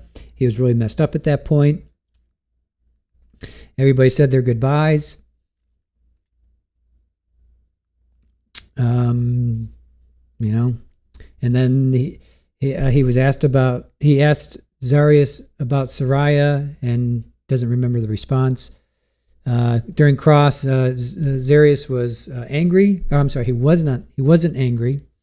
He was asked, how good was your memory back then? He's like, good enough to be talking to you about it. Then redirect, Saria was being nice and helping Zarrius walk. He wasn't angry, or she wasn't angry. He has drank before with him. He's seen him stumble. And in those moments of, drinking to whatever, they would always remember the night before. So he remembers. I mean, he remembers. That was on redirect. And then, so then Zachary Farrar, he's also in the Army. He went to basic training with Zarrius and Saria. I guess they all went to basic training, and they all ended up in Alaska. He apparently had a part in picking out the ring. He hung out frequently at their apartment. Said in the beginning he would sleep on the floor because they didn't have much, they didn't have much stuff. And again, they went out as a group. He says he was a big drinker, but he wasn't that night. He didn't want to be the life of the party. He was more like the protector. So he was trying to take care of people that night. And again, everybody was having fun, playing games at Dave & Buster's.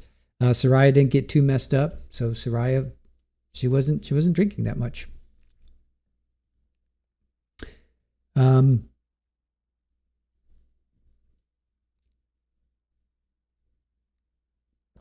Got a tickle in my throat. Zarrius, I keep saying Zaria. Zarrius was drunk. He kept his eye on Zarrius while he called an Uber. I'm sorry, Saria was calling the Uber. Then when the Uber arrived, he said he checked it, made sure, it matched. Again, like Big Brother. He's acting like a big brother. So then they talk about these texts between he and Saria, and I'm like, ooh, this could be something. So apparently she's texting him. They got home, so they got home at 1:18. Then she's texting him about Marie, made sure Marie got home okay. She went home with, I think, Isaac and her. Isaac went to her house. So they all got home okay.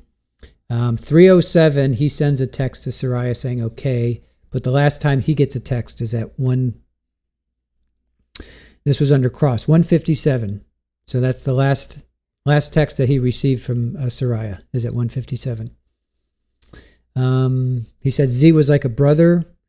Didn't know him to be angry or violent. He would shut down instead. He wouldn't even play fight. Zarrius couldn't hold himself up at that point of the night, though. But then it says he called the Uber. I thought under direct he said that Saria called the Uber. No, whatever. Somebody called the Uber. He wasn't there to see. She's asking every question. He wasn't there to see who pulled the trigger. And then then redirect. Well, Zarrius was like a brother. Was Saria like a sister? And he's like, yeah, she was. She was like a sister. Z was not a lightweight drinker. Saria was being nice, helping Zarrius into the Uber. And then the defense, jury sent out, and then the defense asked to have Saria to not be called the victim, and then don't call Zarrius defendant. Just call him Mr. Hildabrand. State says, I can't promise I'll adhere to that. Judge is like, I've never had that request, and just ask the state to comply or to try.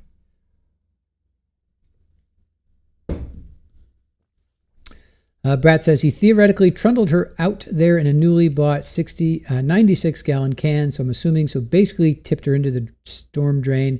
It's going to be a tough sell to the jury that this was self-harm. He's admitted that he did this. All right, he's admitted that he's done this. It's Zachariah Rausch, all over again. I mean, we literally just covered a trial where it's the same thing. I was there when it happened. I freaked out. I told lies. I don't know what I was doing. Blah blah blah.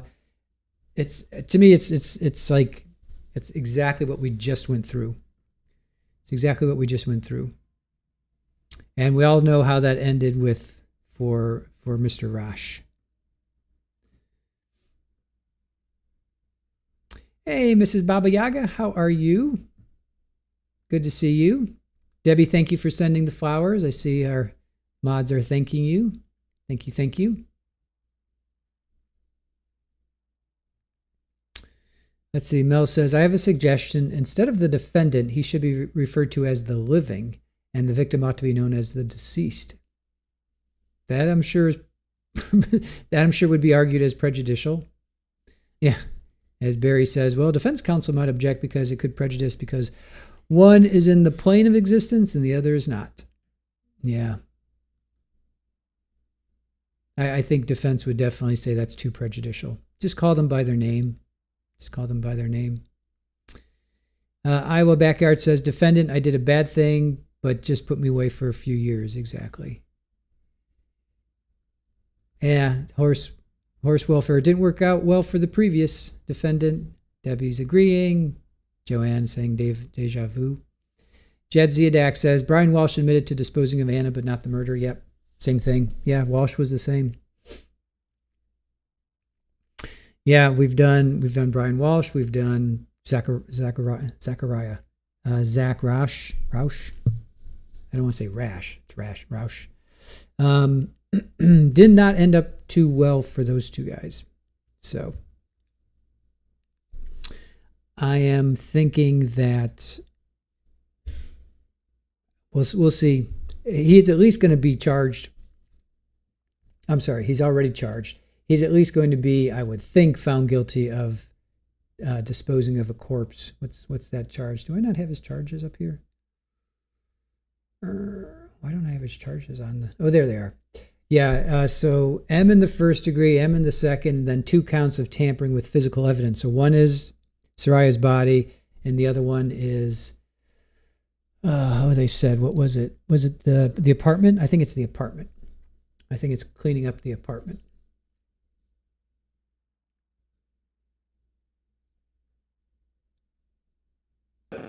Oh, sounds like they're coming back.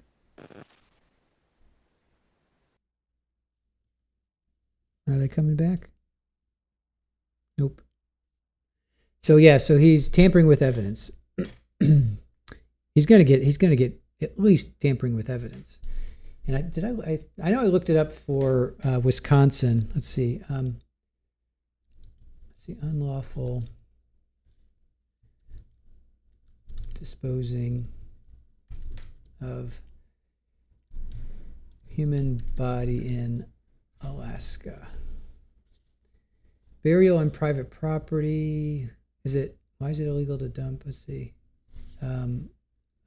Punishment. Let me see. What's the punishment?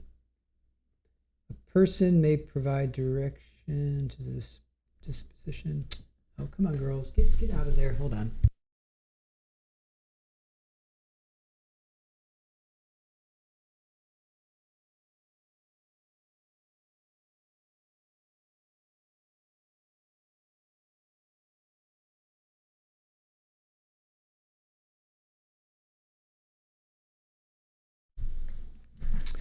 All right. I'm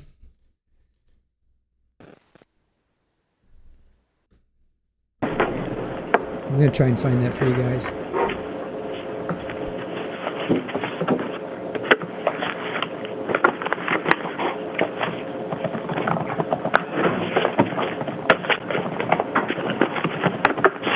Officer Dustin Boynton.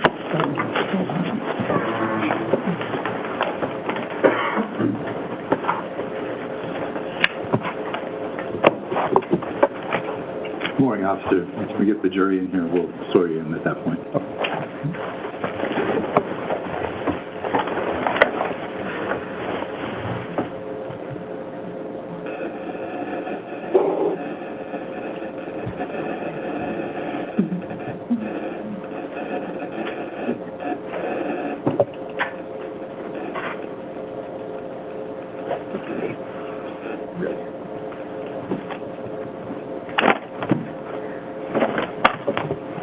We ever figured out what that is? No.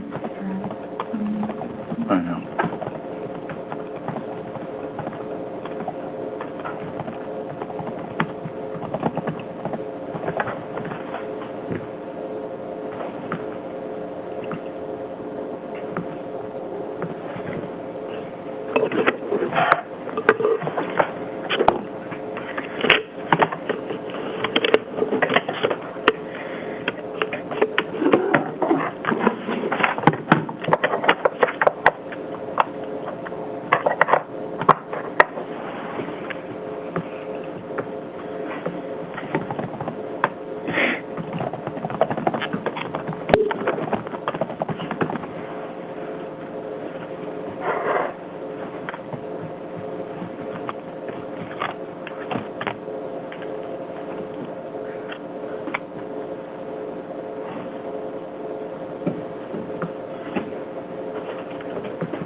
Rise for the jury.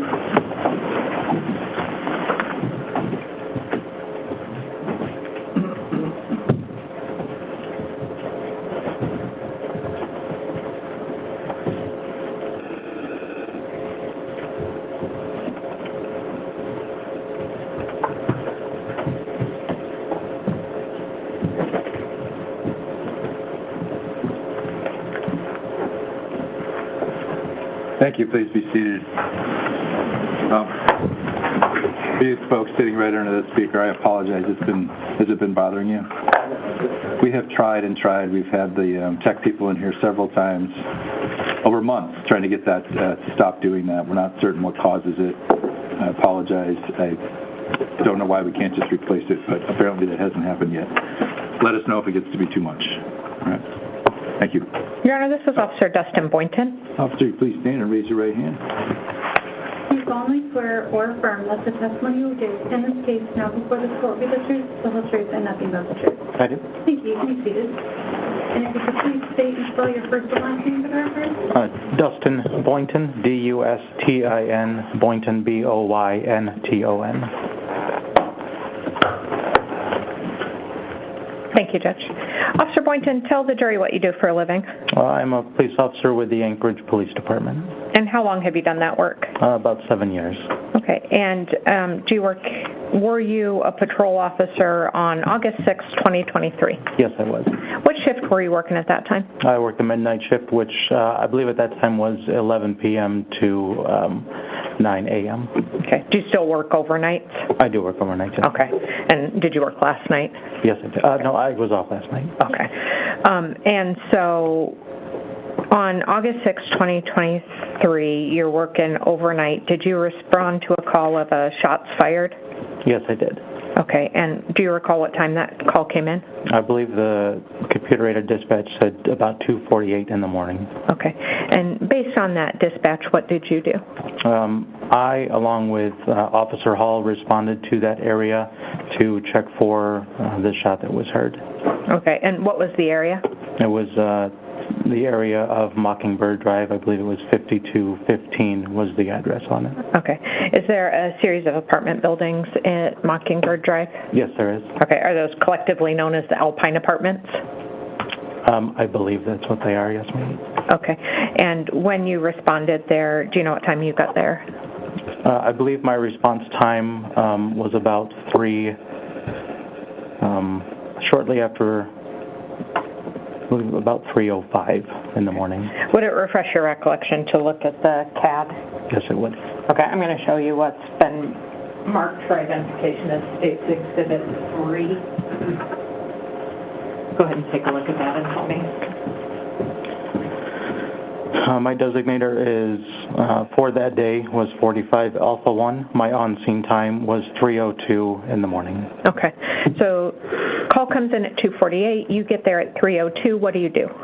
Myself and Officer Hall, we initially went to the area of the 5215 Mockingbird apartment.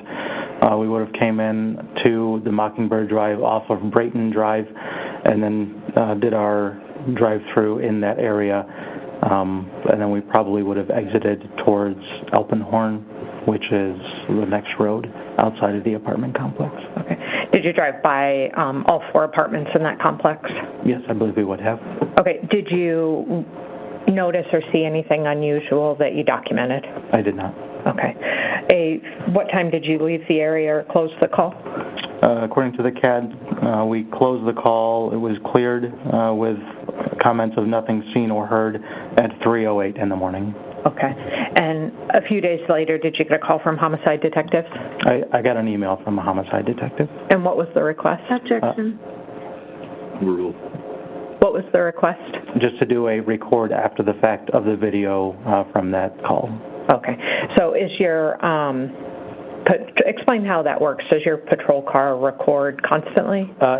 Yeah, the system that we had in there was a WatchGuard system. It records anytime there is power to the vehicle, so anytime that we are out driving around, it is on I'll say a background recording type thing.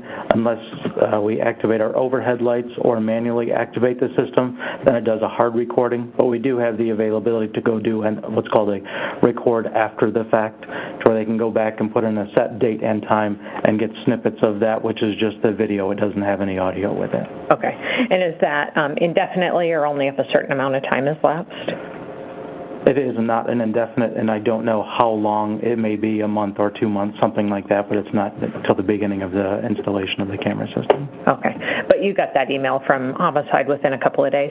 Yes, ma'am. And did you go back and do that? Yes, I did. And did you preserve that for the homicide detectives? Yes, I would have. Okay. But you didn't see anything of note that night? No, I didn't. Okay. That's all the questions I have for you. Thank you. Thank you. Mr. Rooster?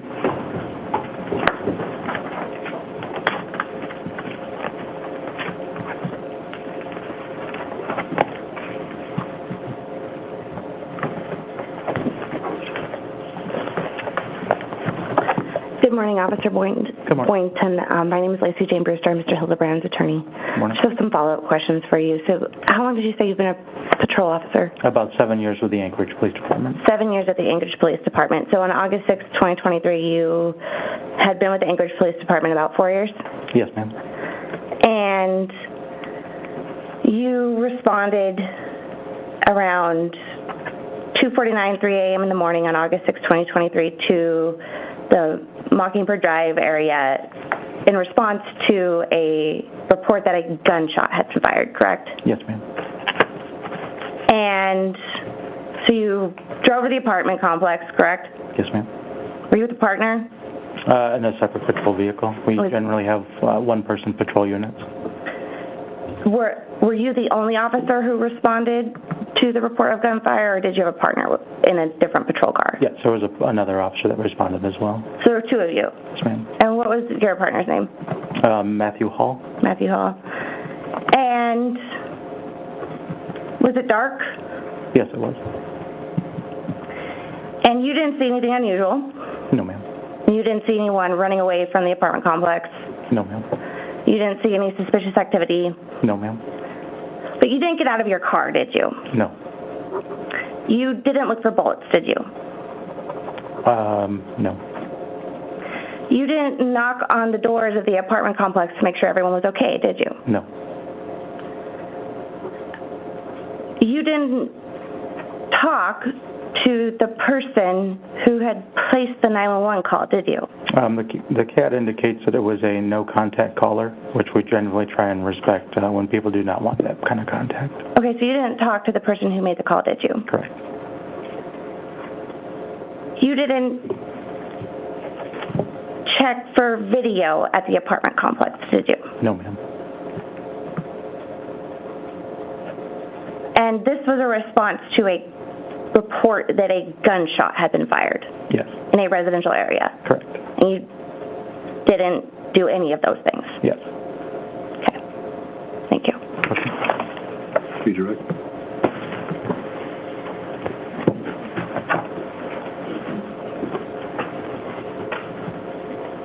Is a call of a shot or a shots fired fairly common occurrence? Yes, it is. Okay.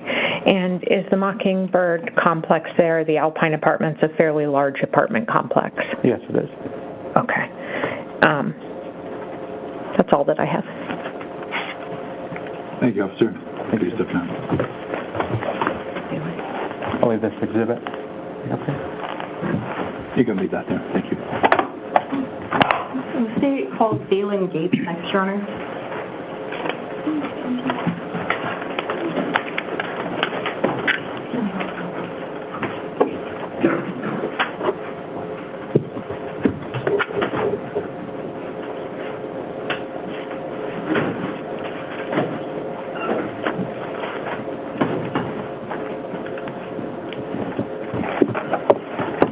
Morning, Mr. Gates, if you want to come around up here.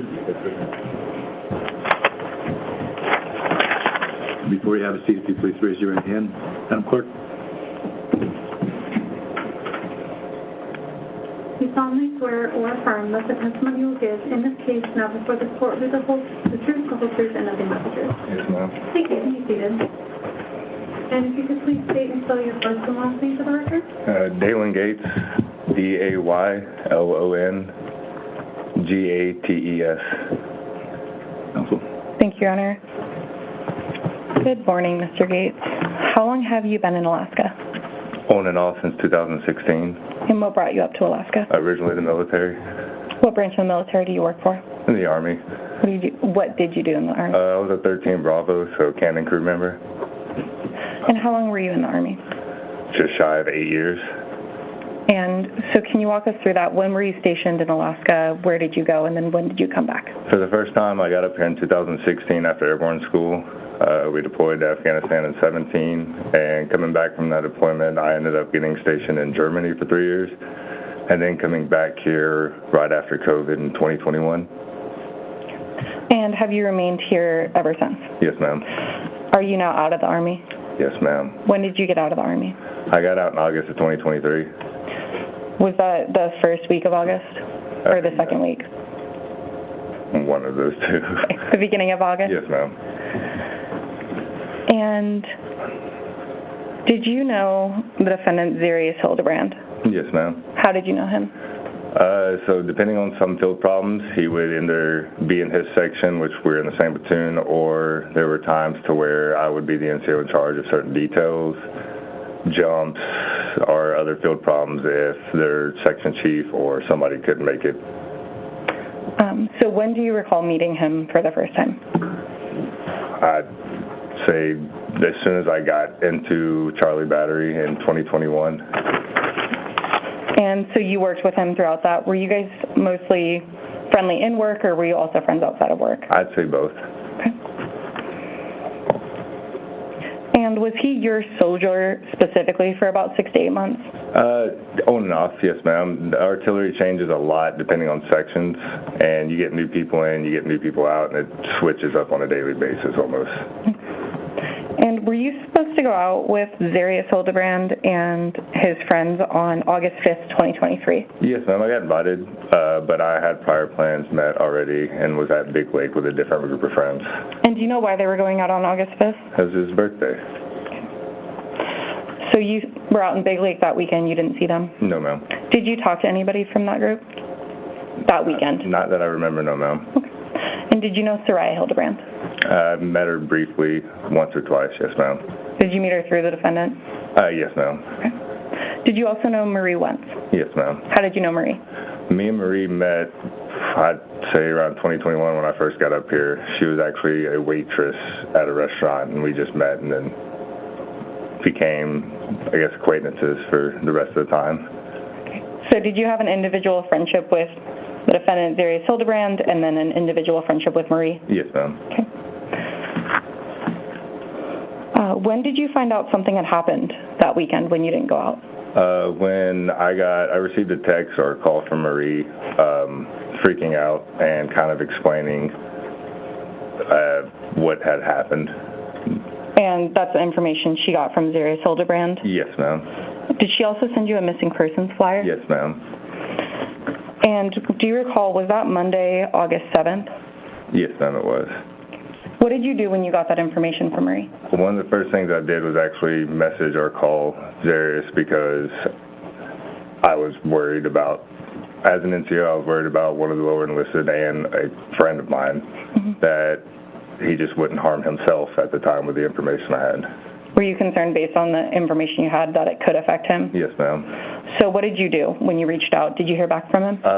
Not right away, but eventually I did, and he asked if I was busy, and I was not, so I went straight over to him and met him at his place to try and help let him vent and calm down.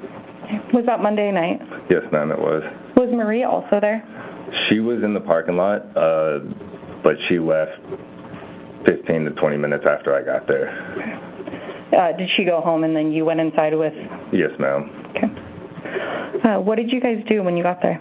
We made Hamburger Helper and turned on YouTube and just kind of did what 20-something-year-old boys would do and just kind of bury whatever it was and just trying to give him a place to relax at the time. And did you stay in the living room in the kitchen the entire time? Yes, ma'am. Did you see any firearms in the apartment? Yes, ma'am. They were just set out on the kitchen counter or whatever counter it was. Okay. And after you guys are eating Hamburger Helper and watching YouTube, did he eventually open up to you? Yeah, we had a deep talk and some sadness.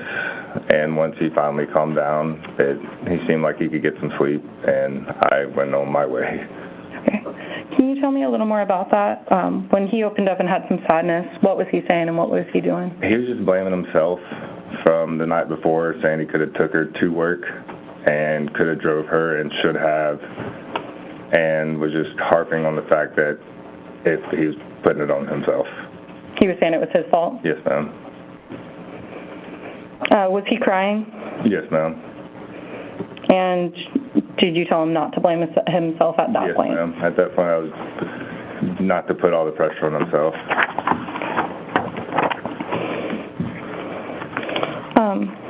When he was speaking to you, you said that he said if he would have driven her to work, it wouldn't have happened? Yes, ma'am. Okay. And how long did you stay? I'd say roughly until 10:30 at night, 10:30, 11. And is that when you left him to go to sleep? Yes, ma'am. Did he tell you that he intended to go to sleep?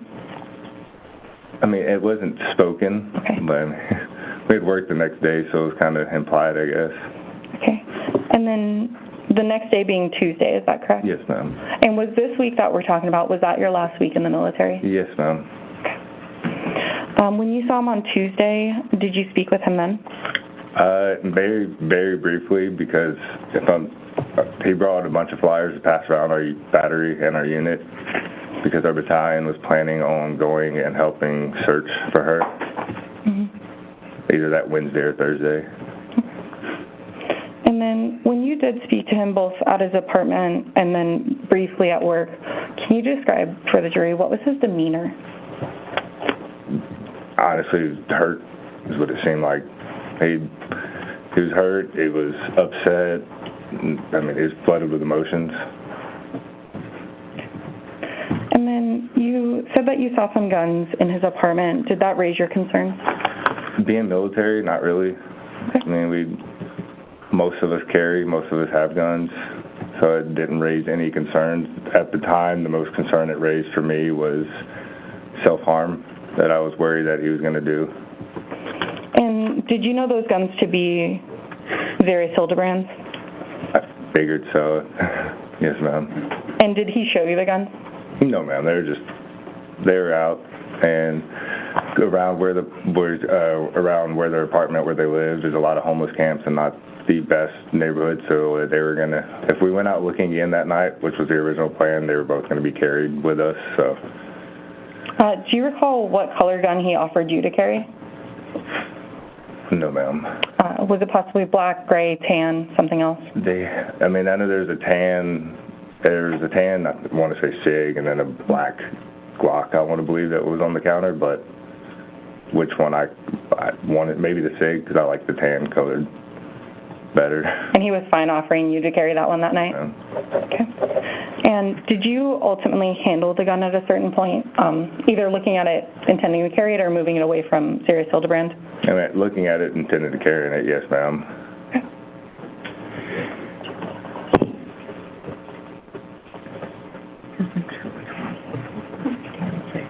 And to the firearms, which one did you handle? The tan, the SIG. Okay. And ultimately, did you think about taking those guns from the apartment that night for your concerns about him with them? There was a brief moment, yes, ma'am, but by the end of the night, he seemed like he was a little more calm, and unfortunately, he's an adult, so I just left him there and didn't take him. Okay.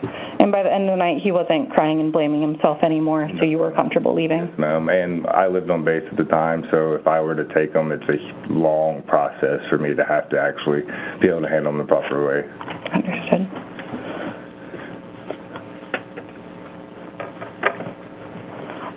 And then you talked about you were going to carry the tan SIG if you guys did go out to look. Why ultimately didn't you go out to look that night? Do you recall?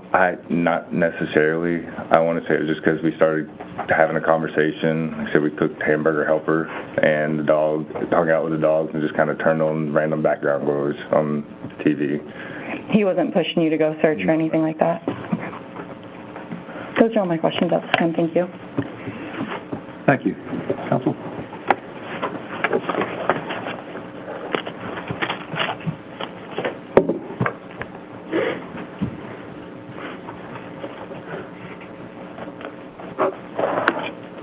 Good morning, Mr. Gates. Good morning. My name is Lacey Jane Brewster. I'm Mr. Hildabrand's attorney. I just have a few follow-up questions for you. You know Mr. Hildabrand You knew Mr. Hildabrand in August of 2023, yes, correct? ma'am. And you'd known him about a year before his 21st birthday. Yes, ma'am. And you met with him at his apartment on the Monday after his 21st birthday, correct? And he was essentially completely shut down from what you normally knew him as, fair to say? Ma'am. And he was crying. Yes, ma'am. And in the time that you knew Mr. Hildabrand, you'd been to his apartment before? No, ma'am. That was the first time I've ever been to his apartment. Okay, thank you. So, fair to say you were not in the bedroom of his apartment on August 6, 2023 at 2:47 a.m.? No, ma'am. You were not in the apartment, and you were not in the building? No, ma'am. And you did not see who pulled the trigger on the gun that killed Miss Hildabrand? Okay, thank you. Just briefly, Your Honor, thank you. And I apologize, Mr. Gates. I think I said Monday, and I believe defense said Monday. Was this actually Tuesday that you went over there after he had told his chain of command what was going on? No, ma'am. It was Monday. It was the chain of, so he told the chain of command that Monday is when it started spreading. He might have personally told him on a different day, but I was there Monday night. Okay. It was that Monday after he told Marie, is that correct? Yes, ma'am. And Marie was helping him look? Yes, ma'am. So you went over Monday night? Yes, ma'am. And when he was crying, you said he was shut down, but he did open up at a certain point? Yes, ma'am. And that's when he was saying it was his fault and it wouldn't have happened if he drove her to work on Sunday morning? Yes, ma'am. Thank you. Thank you, sir. You're free to step down.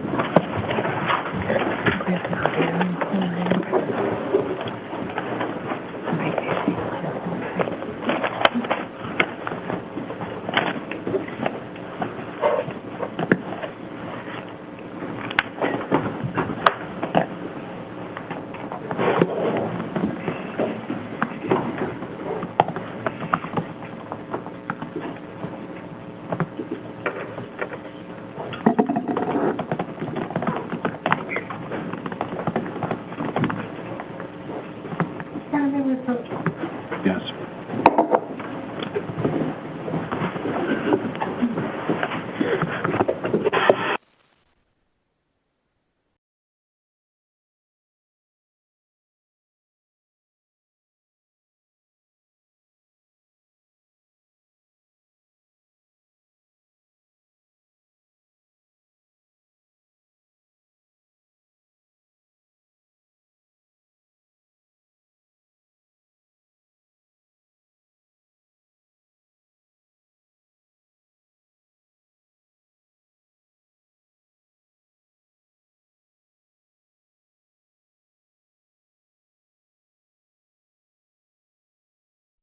All right, so we just heard from Dylan Gates, who also was a friend, was in the Army.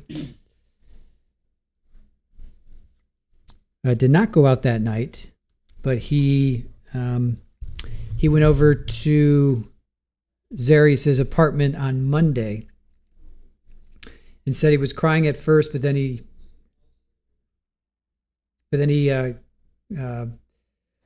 calmed down and he started to open up to him, and he said, if it wasn't, if only I had driven her to work. Right, we need to take a break. We'll bring you back as soon as we have the next witness. Please don't discuss the case.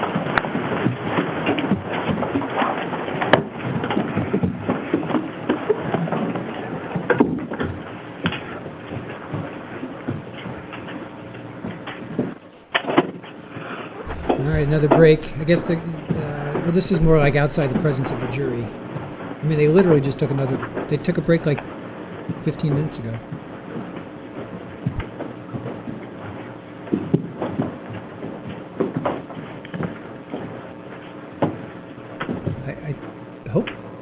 I hope they come. Well, thank you. Please be seated. This might be a good time to go ahead and take him down. I'm sorry, you had... This witness was told to be here at 10:45. She's been asked to move up.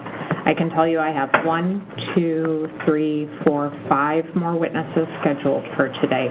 There's a good chance we're going to run out of witnesses if this is the pace. All right, if we run out of witnesses, that's one thing. You said you had 11 lined up. I understand that's quite a few, and you aren't able to anticipate what the cross-examiner is going to look like. We don't need to continue the discussion I had with you at the bench. Understood. I'm just letting you know there's a good chance we run through them today. Okay, so we're looking at a possible half-hour break right now? Potentially, Judge. But then we'll be ready to go. You've got no one else that you can yank in there? No. Judge. Okay, all right. Off record.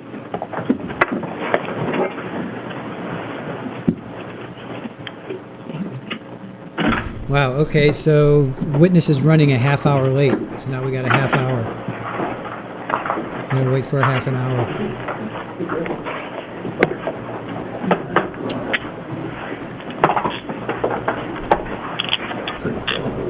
So we have a half hour wait.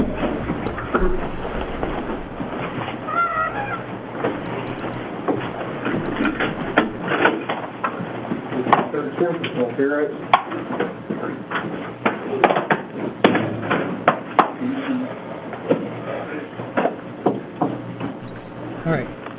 So while we wait, half hour apparently, let's look at some. Let's look at it from the other angle, from Newton Ward's. I didn't memorize them all. We have Nadia Jones, we have Captain Seelin, Tempest, Veronica Corella, which is Fred Meyer's records custodian, Emmanuel Miller, who is Lowe's records custodian. We are now trying to get Toby Howley here, and we're trying to get Samuel Guillen, who's the A1 landscaping guy. We're trying to do as many. If you Mr. Howley, I'm not prepared for him today.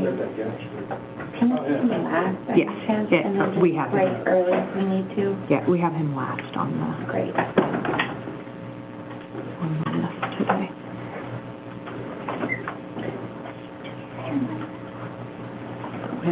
I think it's actually my interest, and it's usually my second thing after I read.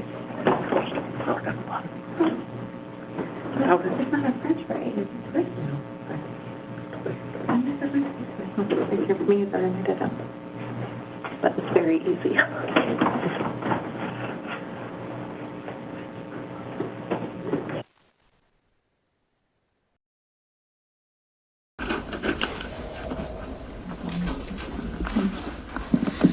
All right, so what I wanted to do is let's play some testimony from another camera angle.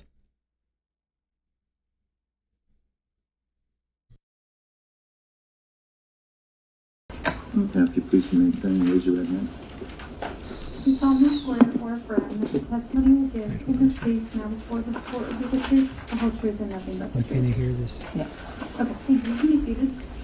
Hold on a sec. Please state and spell your first and last name for the record. So this is from Newton Ward. He is... All right, why can't I hear this? Oh, okay, hold on. All right. Meredith Barney, EMERDITH BARNEY. MERE? That's how I spell my name, sorry. Good afternoon, Ms. Barney. Can you first introduce yourself to the jury? Tell them who you are in relation to this case. I'm Saraya's mom. Okay. And can you tell them a little bit about your daughter? What's her birthday? September 6, 2001. Okay. And where was she born? She was born in Ketchum, Idaho. Okay. And how many kids or how many siblings does she have? She has 5. Okay. And where is she in the birth order in your family? She's the oldest. Okay. And where did you said she was born in Idaho, but where did she live through her like teenage years? Utah. We had moved to Utah. Okay. And after high school, what did Saria want to do with her life? She wanted to work in the medical field, and so she joined the National Guard so that she could get her school paid for. And she started out as some really fancy thing. I can never remember exactly what it's called, but ultimately she decided she wanted to be a nurse. So she decided to do combat medic, which in Utah there's a 2-year wait to become a combat medic. So she, Zarrius was up in Alaska, so she decided to go there because there's no wait time to become a combat. I'm sorry to interrupt, but if you could pull that microphone up a little closer to you. We can hear you, but I'm being told that the recording isn't. Or speak into it as best as you can. So there was going to be a 2-year wait for her to do combat medic stuff in Utah. Yeah. So what was her plan from there? To go to Alaska because there was no wait time to become a combat medic. Okay. Can you describe for the jury a little bit of your relationship with your daughter? Were you all close?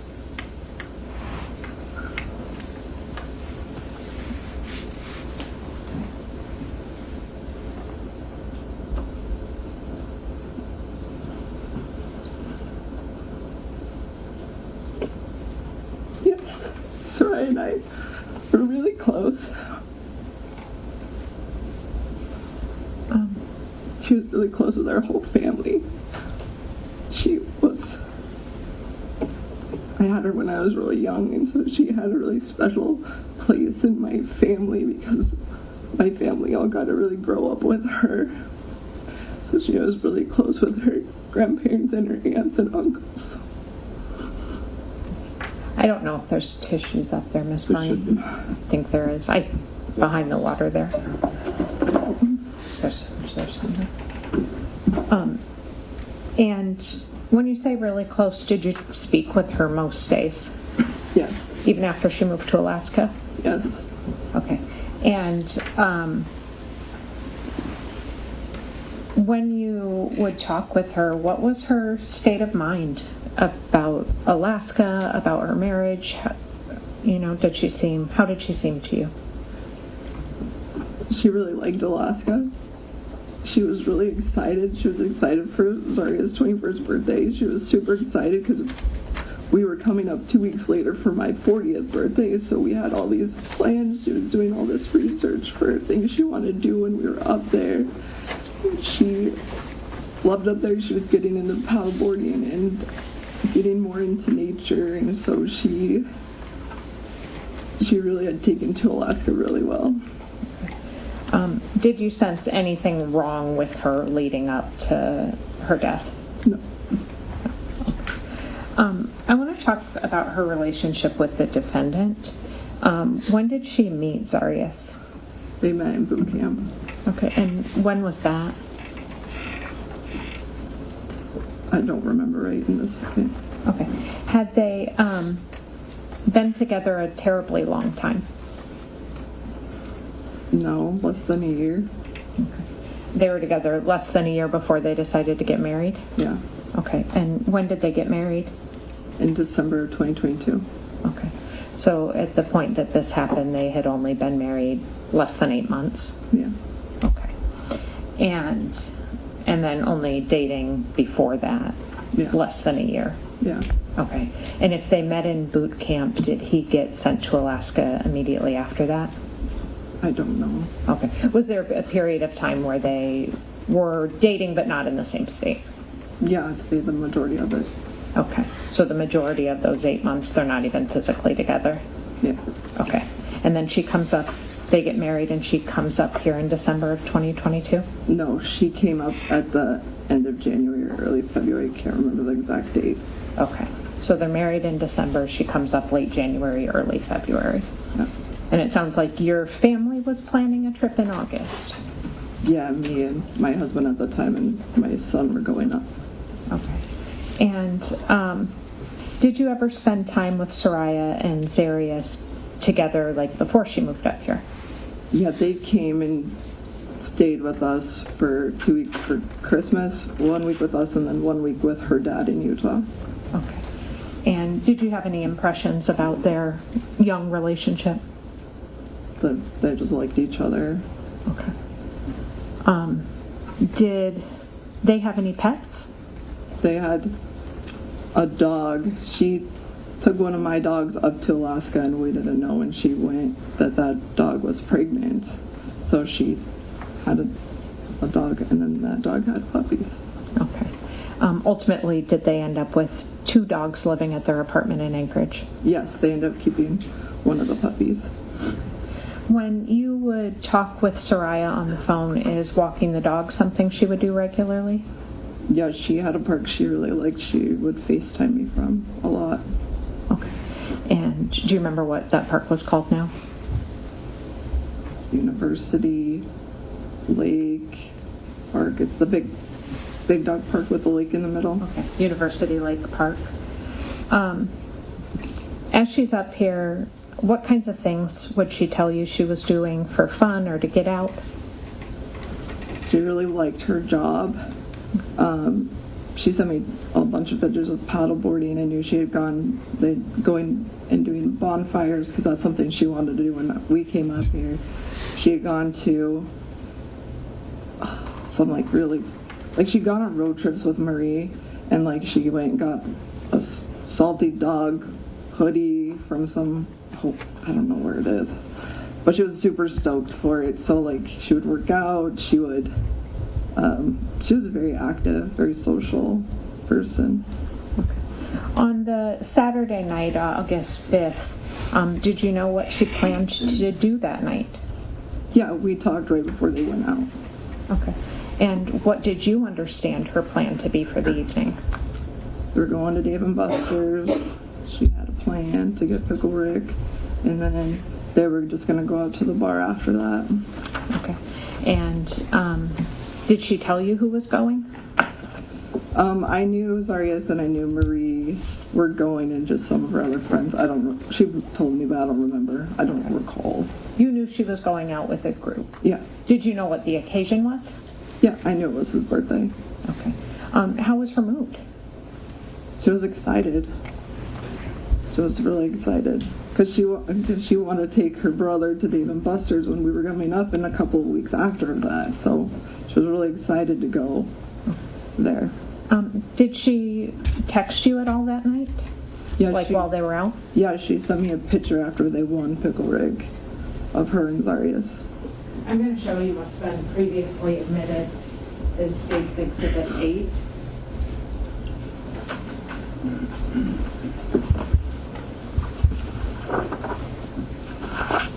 Is State's Exhibit 8 picture that she texted you that night? Yeah, that's what she sent me. And was that the last time that you heard from Saria? Yeah. Okay. Did you call her the next day? I did not. I figured she'd be hungover, so I was not gonna bug her. Okay. When is the next time you heard about Saria? It was Monday. Zarrius called me from her cell phone. Okay. And what time was that? It was pretty, I'm gonna say late because I'm old, but it was like late 9, early 10. I don't know the exact time, but it was later in the evening for us. Maybe after 9, before 10, Yeah. where you were? Yeah. And where were you living? I live in Mount Pleasant, Utah. Okay. So in Utah, it was after 9, before 10 p.m. Yeah. And what did he tell you in that phone call? He told me that he had just reported her missing and that he told me just to kind of like the story. She left for work. She was hungover. She left for work, left her phone at home, didn't come back, and then I tried to ask him like questions, like follow-up questions, like curious questions to try to get more information, and it all pulled back to the same story, and he wouldn't waver from those exact facts, even though I tried to get more. And the exact facts were she left to walk to work? Yes. And what about her phone? That she had left her phone because he was calling me from her phone. Okay. And that he hadn't seen her since what time? Since Sunday morning at 10. And you're hearing this late Monday night? Yes. As a mom, what do you do? Go to Alaska and look for my kid. Okay. And did you do that immediately? As soon as I could get a plane ticket up. Okay. And when did you arrive in Alaska? Tuesday morning, around like midday. Okay. And did anybody go with you? I met my sister in Seattle and we flew up the rest of the way together. Okay. And your sister's name? Brittany Barney. Okay. And did she travel with you for this trial as well? Yeah. Okay. And so you and her meet in Seattle, and then you arrive in Anchorage Tuesday early afternoon? Yeah. Okay. What's while you're coming up here, or while you're getting ready to come up here, do you take any steps to help find Saria? Yeah, my mom started making a missing persons poster. Okay. And I think, I wasn't personally a part of this, but I think my mom and my sister were working on it together. But yeah, we were doing that while we were on the plane. That was happening. Okay. Did you have any contact with Zarrius about that process? The making of the missing persons poster? Not until after we made it. Okay. So what do you mean? Your sister and your mom make it, and does it get sent to him or transmitted to him somehow? Yes. Okay, and then what happened? Then he wanted to take my phone number off of it and put his phone number on it, which I was not going to do. Okay. And did you, did he question the name that was on the poster? Yeah, because we had Saria Barney on it, and he wanted Saria Hildabrand on it. Okay. Had she formally changed her name yet at that point, or do you know? I think she had just barely done a lot of stuff in regards to that. Okay. So he wanted his phone number and his last name on the missing persons Yes. poster? Okay. So he knew that you were coming up? Yeah. Okay. And when you land in Anchorage, what do you and your sister do? Well, we were supposed to meet Zarrius at the police station. Okay. You say you were supposed to. What happened? He didn't come. Okay. Did you two go to the police station on your own? Yes. Okay. So this is what's weird about it. This is what she's talking about.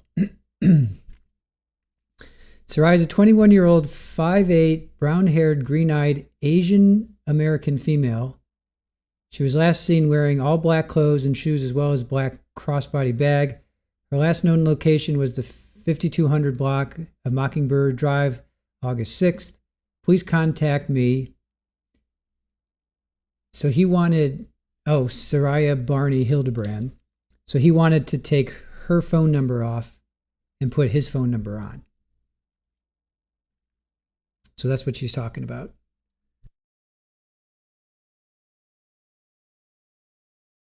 Okay. Did Zarrius give you a reason for not coming to the police station? He couldn't find his driver's license, so he couldn't meet us at the police station. Okay. And when you got to the police station, what did you do? Waited to get the detective's name for the case. Okay. Were you ultimately later that day connected with Detective Troy Clark, who's sitting here with us today? Yes. Okay. And we're just about out of time. Is this a good stopping point, or? Pretty close, Judge. A couple more questions. Before I get to your discussion with Detective Clark, throughout this time when Zarrius is telling you what has happened, how would you describe his demeanor? It was weird. Okay. Explain. Just very paranoid. Very paranoid and very rigid. Like, he kept making excuses of why he couldn't meet with us to do things like hang up posters or like go to the police station, or when we went searching, he was really didn't want me and my sister out of his sight, and when we separated from him, he was calling and texting, where are you guys at, what are you guys doing, repeatedly, and just really uncomfortable. Okay. And we'll talk more about that search tomorrow. Thank you for your time this afternoon. All right, thank you. We can sit down. We're done for the day. Tomorrow morning at 8:30, if you could be back, and the same process will come up, we'll let you in. Please do not, as you understand, there's media here. There's likely to be media coverage.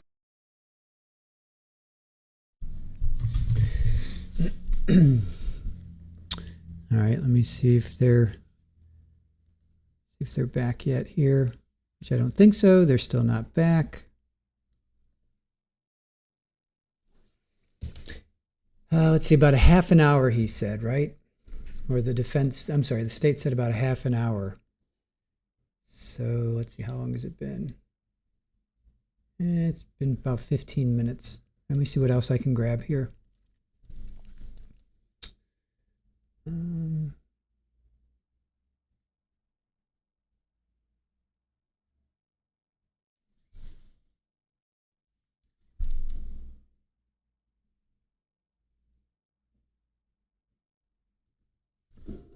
Good.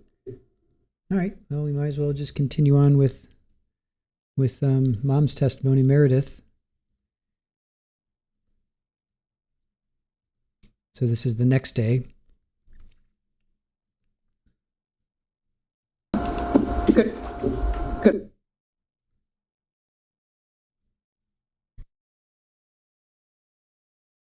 Morning. We left off yesterday talking about essentially when you arrived in Anchorage, what was going on, and one thing we talked about just briefly was what I have numbered State's Exhibit 52. I've given counsel a courtesy copy. Do you recognize State's Exhibit 52? Yes. Is that a copy of the missing persons flyer that your family made? Yes. Okay. And did you ultimately give that to the police department and to CID? Yeah. Okay. And except for the number being the Anchorage Police Department number on the bottom, is it true and accurate to the missing persons poster that you all created? Yes. Okay, I'd move at this point for the admission of 52. Objection. May I publish? 52 is admitted. You may publish. Do I have an updated exhibit list? That page I'll get. Okay. We won't go past page 2 today otherwise. Thank you. So I want to talk with you just a little bit about the photos in this exhibit and how you all selected them, just to talk about Saria's time in Alaska. Are those all photos that you received from her from Alaska? Yes. I think the one on the left was one we got from her friend. And when you say her friend Marie? Yeah. And you talked a little bit about the Alaskan type things that Saria was doing, and you all had a family trip planned? Yeah. Okay. When were you supposed to be coming to Alaska? I don't remember the exact date, but my birthday's August 26th, so it was going to be before that. We were supposed to come up for a week.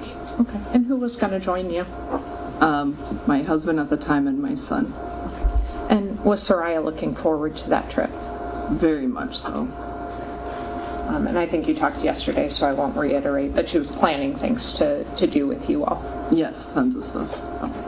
And then we talked yesterday that you met with the Anchorage Police immediately upon coming to town. Did you then go to Saria and Zarrius' residence? Yes. Okay. Is that the first time that you saw Mr. Hildabrand since, arriving in town? Yeah. Okay. And what was his demeanor? How did you perceive him then during that interaction? Like nervous, but not like upset. Like I wouldn't, it's not, if my partner was missing, I would have been very emotional, and it was more nervous, anxious. Did he have some belongings of Saria's that you thought were important? Her phone and her computer. Why did you think that those were important?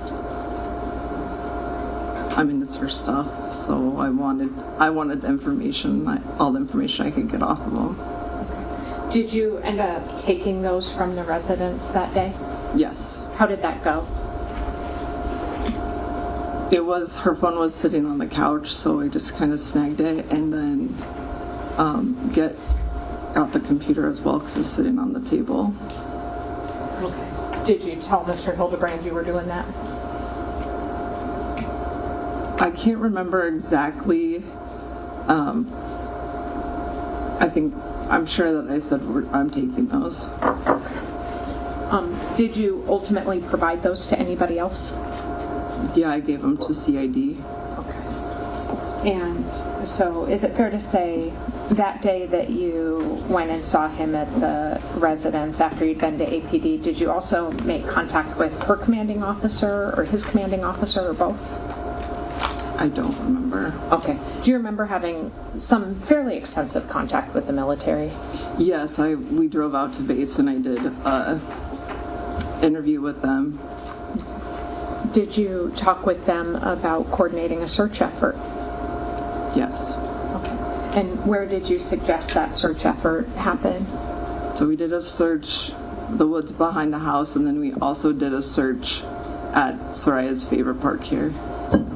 And that's what you said was University Lake Park? Yeah. Okay, and that was your idea? Yeah. Okay, and then behind her house we'll have more testimony, but was that the Tuesday? So... I believe so. Okay.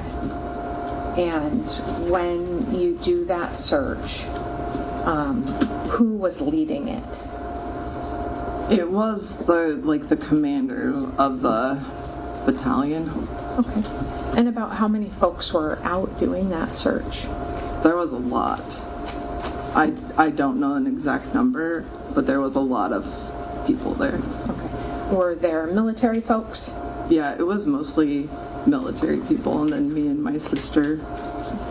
Were there some, canines assisting? Not that I recall at that time. Okay. And this is right behind Saria and Mr. Hildabrand's home.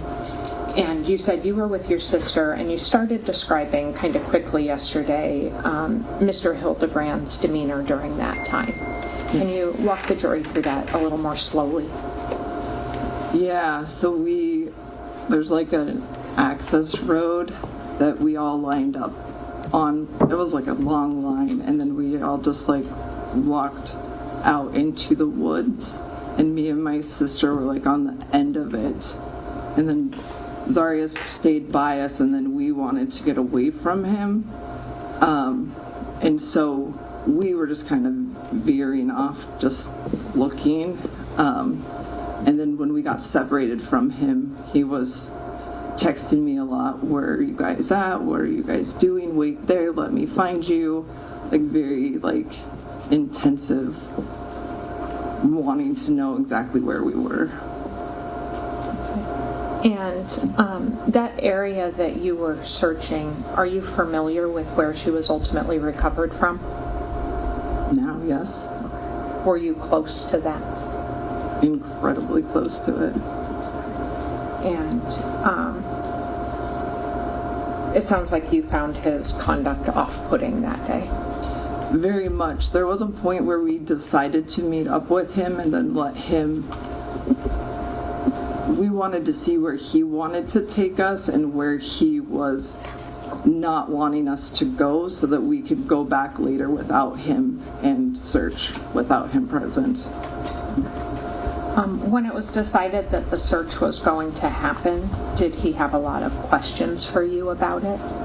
No. Do you recall testifying at the grand jury in this case? Yes. Would it refresh your recollection to look at a copy of that transcript? For sure.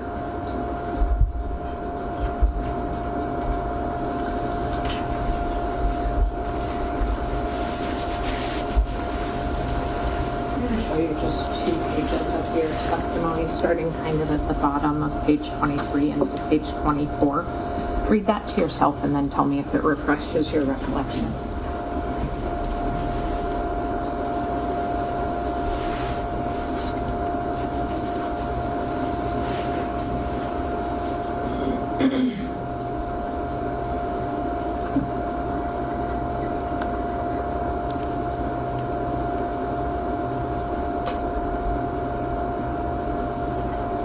Yes.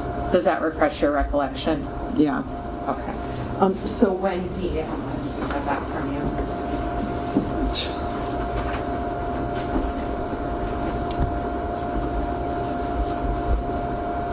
When you initially informed him that there was going to be a search, how did he respond?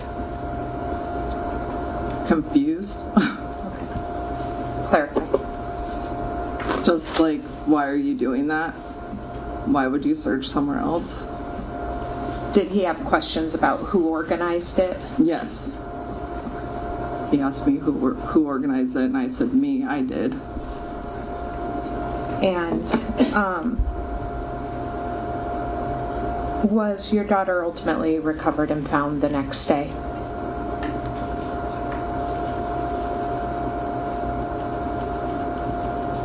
I'm going to say that's a really blurry timeline for me, and I can't in this moment be like, yes, for sure, it was that day. I know it was very close, but it's...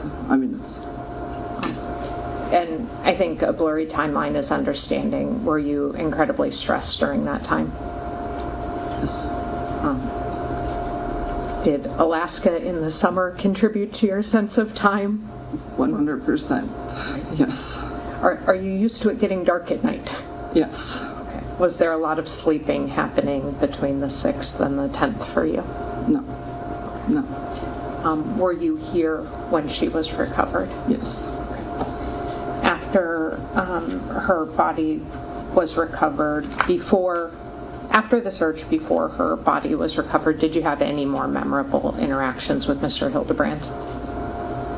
It's more of the lack of interactions with him. I feel like he avoided us at all costs. I think between the time we got here and the time that they found her body, we were only in his presence like 2 times. Like after the searches, only 1 time was he around us at all.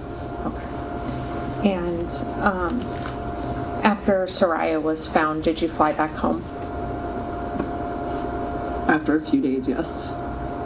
And did you relay the news of what had happened to her siblings? Yes, I had to tell her sisters. And then inside of another 24 hours of getting home, did you fly back to testify at the grand jury in this case? Yes. Just one moment.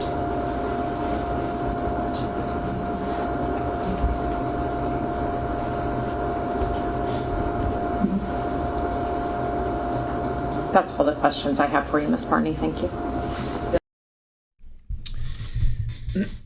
All right. So let me just check to see if they're back yet. And indeed, they are not. They said about a half an hour. So it has been, let me see how long. We're waiting on a witness for those that are just coming in. They said witness was about a half hour away, and it's been literally about a half an hour. So if you guys don't mind, hit the like button while we wait. We have 155 of us watching, 156 watching. Let's see if we can hit the like button. And Denben, how are you? Good to see you. 80s Music Man, good to see you. Welcome in. Renee, how are you? He's still taking notes. Yep, he's still taking a bunch of notes. Yeah, it's pretty much the same. Nothing really, not much different. Okay.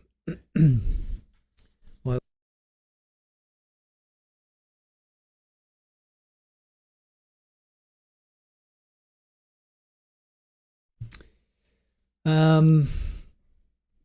so we're waiting.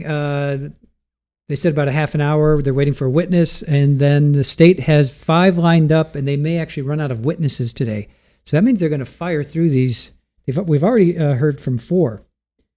So it'd be 5 plus another 5. That's 10 witnesses. They're going to go through 10 witnesses today. And I did hear the number 11. So I guess they were going to get through a lot of witnesses today. Which would put us at about, about 20. We'd get to about 20. I'm thinking the state's going to rest pretty soon. We still have to hear from the medical examiner. We have to probably ballistics of some sort. But Zach Rosh was only 20 witnesses. So I'm thinking that they may be wrapping up at some point early this week. Today's Monday. I'm thinking they could be wrapping this up by Wednesday.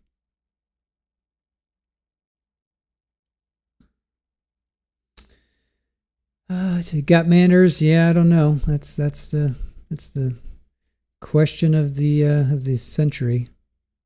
Question of the lifetime. Why such cruel men with beautiful partners unalive them? I don't know.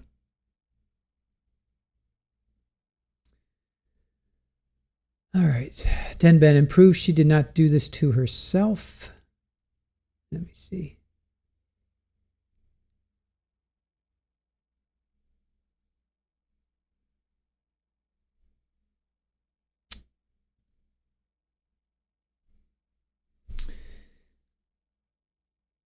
So that, in the thumbnail, that is the drain pipe that she was found in. I think they said 10 or 15 feet below. And so he basically just dumped her in there. Can't even imagine. They got married within a year. Mom said again, Meredith Barney there said, I think they met and they got married within a year. So they did not, and they were young. I mean, 20, they met when they were 20. He just turned 21. Let me see here. We're together less than a year. They got married December of 2022. So he was 20. He had turned 20. Because then August, he turns 21. So. Debbie, it's sort of like Zach Rosh. He kind of has to take the stand because at this point he's saying she did it, I didn't do it.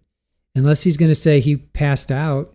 He could say I was so, well, we know he was so drunk. He's so drunk he passed out. And he wakes up to a gunshot of a sound and he finds his wife. But by all accounts, Saria wasn't upset. She wasn't sad. She wasn't depressed. She wasn't anything. So I think this is going to be a hard sell for the jury. I'll wait until I hear the defense, if there is going to be a defense, but I'll wait until I hear from the defense. But at this point, he's got to take the stand. It's the same thing with Rosh. He had to take the stand, and he did, and flamed out spectacularly. But it's kind of the same thing. If you're going to say, hey, I didn't do it, but I did all these other things after the fact, dump her body. I mean, we did the same thing with Rosh. We said, if your loved one goes and takes their own life, what's the first thing you're going to do? You're going to call 911. You're going to, if you're driving like Rosh was, you're going to take them to a hospital, or do you bury them? Do you put them in a burn pit, or do you throw them in a drain pipe? I mean, you're not. If you're not guilty, if you're not guilty, you're going to freak out, most likely, and then call for help. You're going to call 911. You're not going to go out and buy marinara sauce and bed sheets and, try and burn them or throw them in a drain pipe. So, yeah, Seashell, you call 911. It's like, I just don't understand. Don't understand. Ruth Ann, you're going to go, leaving your daughters. Okay, sounds good. Debbie, too young and they didn't really know each other. Yeah, I agree. They did go through boot camp, but that is a shared experience. I can understand that's a shared experience. Hey, Christy, how are you? Working today, but listening nonetheless. Awesome. Thank you for that. Jenny G saying safe travels. Glad to hear the baby is doing better than earlier. Yes. Iowa Backyard Cam says self-deleting peeps usually don't make plans. They wrap things up.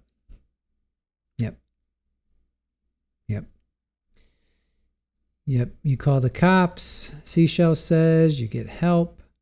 Oh, Seashell, was it a mug you ordered? Has that come yet? I haven't checked tracking yet. Has your merchandise come yet?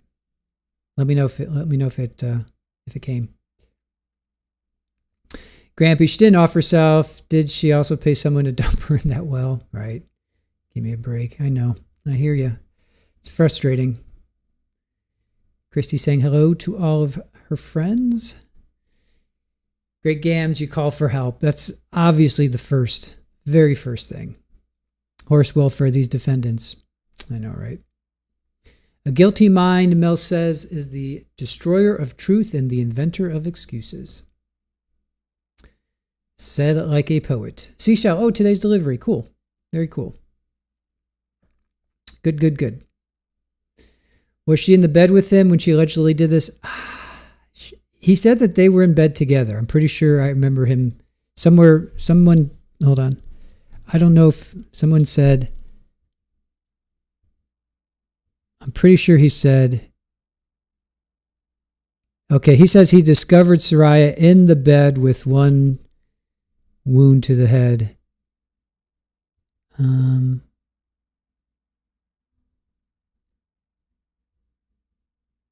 right, I thought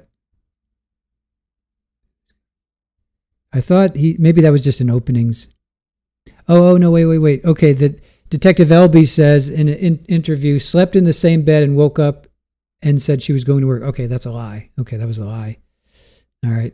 So we don't know for sure. Defense opening says that he found her, but we don't know for sure if they're laying down together and then all of a sudden she just gets up and, takes her own life. So we don't know. Well, according to him, we don't know. We don't know yet. And again, he would be the only one to tell us. He'd be the only one to tell us. Java Queen, hello to you. Welcome in. Nice to see you. Dan Ben says, I too am married young, but got to know my spouse well before getting married, and we have been married 40 years this October. Congratulations. That's so cool. Crazy Mary Fitz, lying liars lie, for sure. Happy Monday to you as well. Cheers. Welcome in. Oh, I got to get some more water. Happy Monday. You're doing well? Nice. You're welcome, Christy. Iowa says my best friend, was it? My BFF?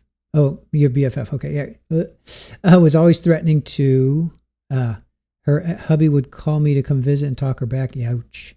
He'd call police for her, try to have her committed. She was awful. Well, at least she's still with you. That's nice. Play on crime. Backing me up. Very good. Still no witnesses. Nope, we're still waiting. They said a half hour.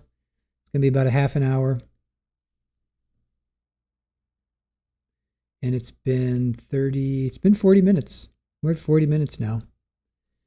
We're at 40 minutes.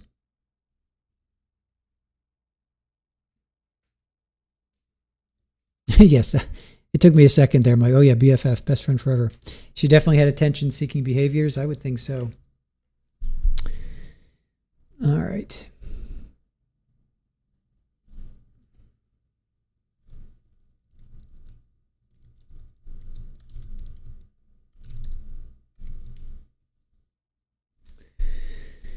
All right. Jane, have we heard anything that was on his phone? Have you heard anything about what was on his phone? Not yet. Not yet. We're still waiting. That would be another expert. That would be cell phone, digital data. So we need to hear from the medical examiner, digital data, ballistics, I would assume. Those for sure. We've heard enough of eyewitnesses, people that have, that were there, character witnesses almost. We definitely have heard. I'm pretty comfortable that, we've heard from all of them. Oh, here they're back.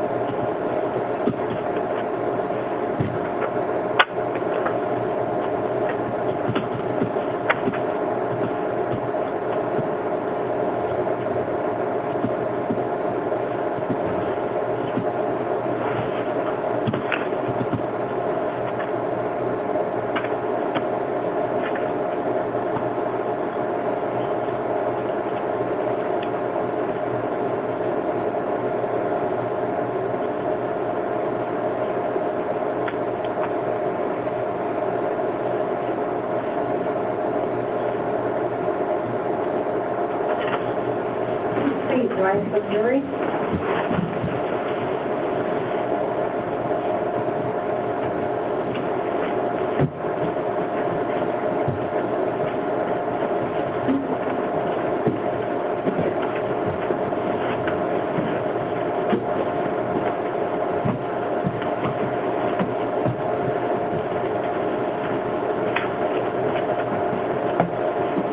Thank you. Please be seated. I think I've mentioned before, trials are not always predictable, and so there'll be some starts and stops that we don't anticipate. I apologize for that, but we're ready to proceed at this point. Ma'am, would you please raise your right hand? Do you solemnly swear or affirm that the testimony you will give in this case now before this court will be the truth, and nothing but the truth? Thank you. You can be seated. And if you can please state and spell your first and last name for the record. My name is Nadia Jones, Nadiajones. Good morning, Ms. Jones. How long have you lived in Alaska? I've lived in Alaska for about 10 years, but I've been in Anchorage since 2019. And what type of work do you generally do for a living? I work in restaurants. I've had various positions. In the last 5 years or so, I've been in management positions in restaurants. Did you used to work at Bread and Brew? I did. What kind of restaurant is Bread and Brew? It's like a grilled cheese shop with like extras on the side, like burgers and salads and things like that. And where is it in Anchorage? Midtownish, Tudor, and in between Old Seward and Lake Otis. And what did you do when you worked at Bread and Brew? I was a general manager. And what time period did you work at Bread and Brew?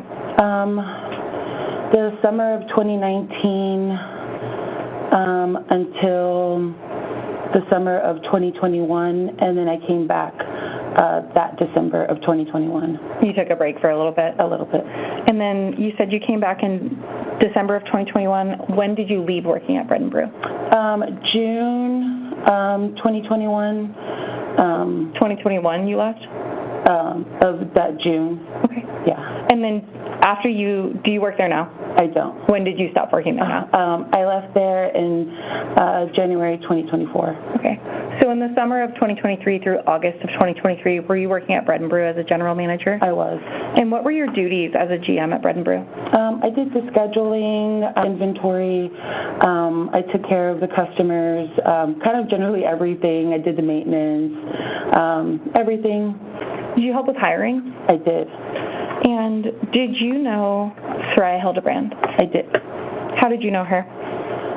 She applied to work with us, and she got the position to work.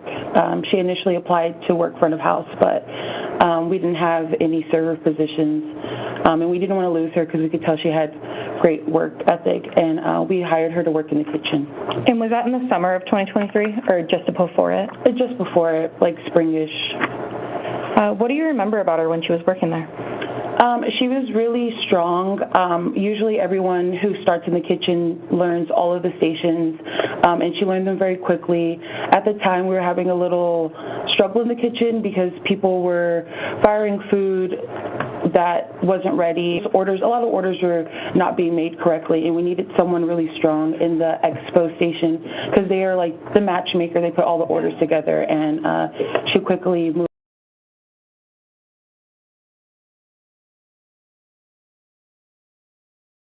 up the line to Expo.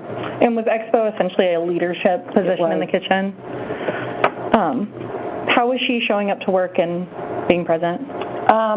She showed up on time every day. We asked for the chefs to show up at 10:30. We opened at 11, but we wanted everyone to get their stuff put away, their chef coats on and ready to work, and be on the line by at least 10:45 so that we got things rolling by the time it was time to open. Yeah. And did she work there through August of 2023?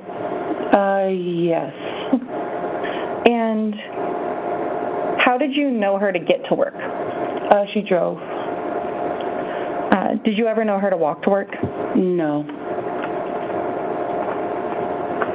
And went to work Sunday, August 6th of 2023? Yes.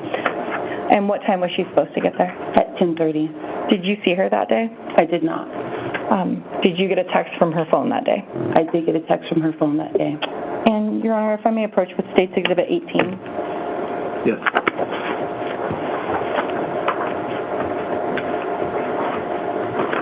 Ms. Jones, do you recognize that text thread? I do. And what is that text thread?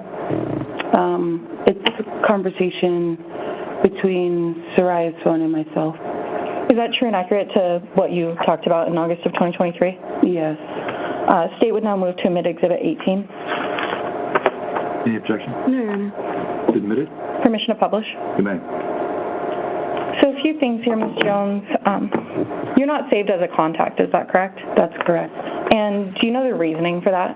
Objection.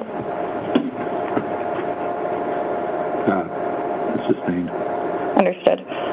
Did you recently get a work phone just prior to that? Yes, I did. So So did the workers at Bread and Brew used to text your personal phone? They did. And what did you do when you got a work phone?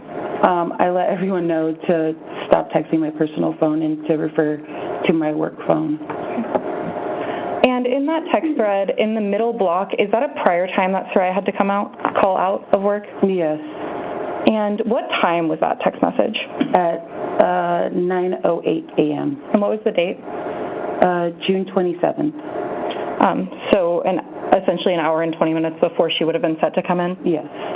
And then the further text thread, that was Sunday, August 6th, is that correct? Yes. And what time did you receive that message? At 10:44 a.m. What did she say? Hey, this is Saria. I can't make it into work today. I went to Jimmy's last night, and I'm pretty sure I got food from it. I'm so sorry. I would have called Craig, but I don't have his number saved. Sorry. And who is Craig? Craig is the owner of Bread and Brew. And when someone had to call out, what was the policy at Bread and Brew? That they had to contact Craig because he was more the enforcer than I was.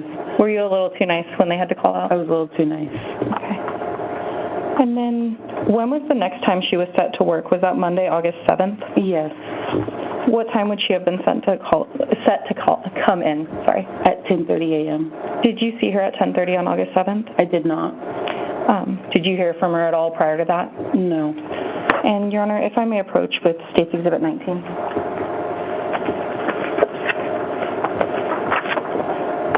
Do you recognize that? I do. And what is that a photo of? It's a text to Saria's phone from my work phone. And is that true and accurate? Yes. Your Honor, move to State's Exhibit 19. Any objection? No, Your Honor. Submitted. Permission to publish? You may. Thank you. Is that the first time you had texted Saria off of your new work phone? Yes. And can you tell what were you saved as? Nadia, new phone. What time did you send that message? At 11:18. And do you recall what you were doing that morning? Yeah, it's just me and the owner, so I did all of the inventory and other things, and I was running a little late this morning. And when I got in, I noticed one of the girls was setting up 2 stations, which is odd. And I thought someone was just running a little late. I really didn't have a moment to check to see who was here or not. And then when things finally settled, I realized that she was actually working 2 stations versus setting up. And then she let me know that Saria wasn't at work. And is that when you reached out? Yes. Did you ever speak with Saria Hildabrand again? No, I didn't. Have you ever have you ever spoken in person with the defendant, Zarrius Hildabrand? No, I haven't. Those are all my questions at this time. Thank you, Your Honor. Any questions? No, Your Honor, thank you. Thank you for your testimony. Please sit down.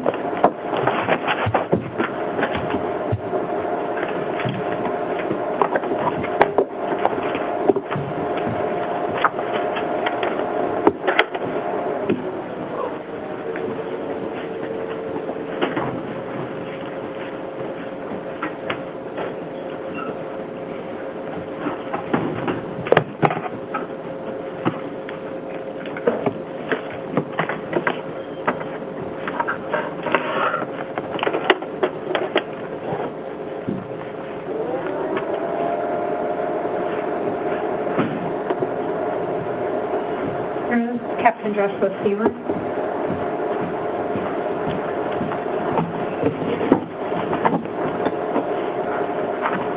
Good morning, Captain. Before you have a seat, could you please raise your right hand? Madam Clerk? You solemnly swear or affirm that the testimony you give in this case now before the court will be the truth, the whole truth, and nothing but the truth. I do. Thank you. You may be seated. And if you can please state and spell your first and last name for the record. Joshua Thielen, JOSHUATHIELEN.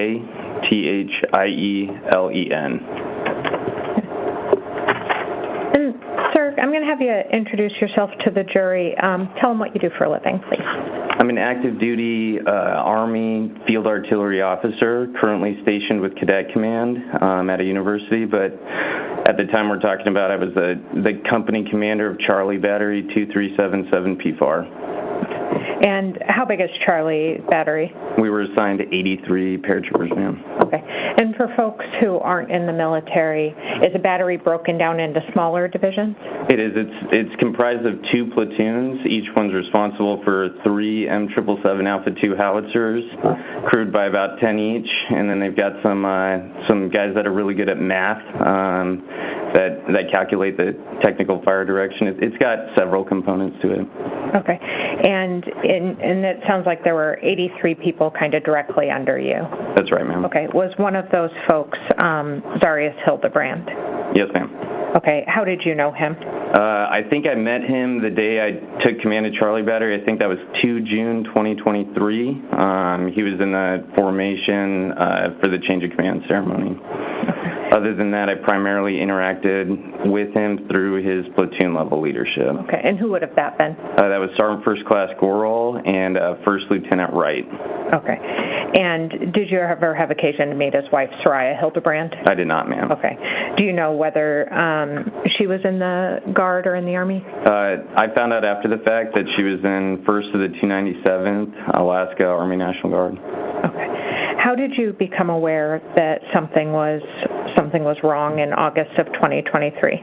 So on Monday the 9th, I believe it was, I got a phone call from my First Sergeant McWilliams, and he stated that he had kind of an odd situation going on. Okay. So did you hear from McWilliams about her being about Saria being missing? I did. Okay. And you believe that was on the Monday? I believe so. It was Monday evening at about 8 p.m. that he called me, ma'am. Okay. And Monday would have been the 7th? That's correct. Okay. And based on that call, what did you do?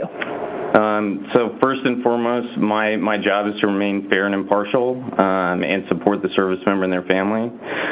So I offered support that evening. My first sergeant said he didn't want any visitors that evening, and he being Mr. Hildabrand? That's correct. Okay. So I set a meeting for him first thing the following morning, which would have been Tuesday. Yes, ma'am. Okay. And Tuesday the 8th, did you meet with Mr. Hildabrand, or did somebody I did. Okay. And how did that meeting go? I offered support. I said, hey, I don't serve in a legal capacity. I don't serve as an investigator. But how can I help support you, is what I said. Okay. And does the military have, I guess this is to some degree an unusual situation, but some kind of protocol for folks going through difficult situations? Yes, ma'am. What did you do according to that? So I asked him how we could help support. He said he didn't really need much, but he had made a missing poster. So we published that through the Family Readiness Group. Mass blast email to all the spouses of our service members so they could publish, and then we offered further support. But. Okay. And when you say further support, is there any kind of psychological or mental health help that you all offer? Yes, ma'am. I think I got him evaluated by a mental health provider 2 times, once on Wednesday and once on Thursday. Okay, and is that just a quick protocol to make sure? It's not an in-depth evaluation, fair to say? I believe so, ma'am. Okay. It's more to prevent any potential harm? Yes, ma'am. Okay. Harm to himself? Yes, ma'am. That's primarily the focus. Okay. And at some point, did you arrange or get notice that a search was being arranged? Yes. So Tuesday evening, the 8th, I again sat with Specialist Hildabrand because I felt as though there was more we could be doing. And I said, hey, how can I support you? And that evening he said, well, my mother-in-law has asked me if we could get search dogs out there. So I said, hey, I'll call anybody. I'm here to support. Give me your case number and I'll call APD and just see if I can help. So I established communications with APD. I think I initially talked to Lieutenant Cross, and then she referred me to Detective Clark. Detective Clark said, hey, we're going to go... Overruled. Detective Clark said, I kind of gave him the same message. Hey, I've got 83 people. We're here to help. I had already been given permission by my commander to support the service member and cancel training for the time being. And Detective Clark said, hey, we're going to go search Campbell Creek Park. Can you guys come do Hands Across America and help us do that? So we met him sometime the evening of Tuesday and conducted a search of that park. Okay. At this point, had you done what's called a serious incident report? I did. So on Monday night, I consulted our serious incident report criteria, and a missing spouse was not, it didn't meet criteria, but I felt it merited reporting. So I did submit a serious incident report either early Tuesday morning or late Monday evening. If, speaking about the search, if I can approach, I'm going to show you what I have marked for identification in State's Exhibit 46. If the Alpine Apartments are right here, do you recognize that area of town? I do. Okay. And can you see on that map where your search was conducted generally? Absolutely. Okay, and is that a fair and accurate representation of that area? That is.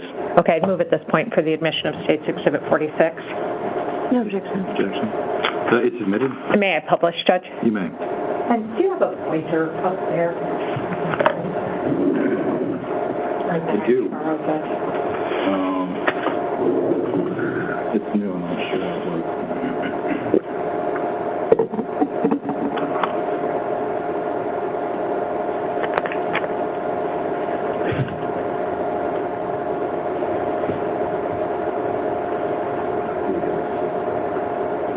If you push this red dot spot, is there?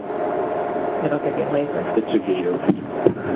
Can you show the jury on that map essentially where the defendant's apartment building was? I think it was, I think it was right there, ma'am. Okay. If memory serves. And what area did this group of 83 people plus the police department search? So this north-northwest, south-southeast running, it looks like an airstrip. I positioned myself about right here, and we spread out from here all the way down here, and we moved east, kind of in a line. I know we hit some fences around here, if I remember right, so we kind of had to break people off, but we essentially searched this entire block, and then my first sergeant and I kind of walked through here. We then searched this area, and if memory serves, I kind of walked this street with Detective Clark, and we ended up kind of taking an interest in this area, but by then our investigative leads, Detective Clark, was like, I think we've kind of culminated. Okay. And did you have any interaction with the Mr. Hildabrand during that time? I did. So when I pulled up, I kind of met him right here with Detective Clark, and then I saw him here. He was kind of interacting with people around this area, and then I did talk to him after the search was over as well. Okay, and when you said you were interacting with him in that area, is that like an access road? It is. Okay, on the edge of the woods? Yes, ma'am. Okay, and did he,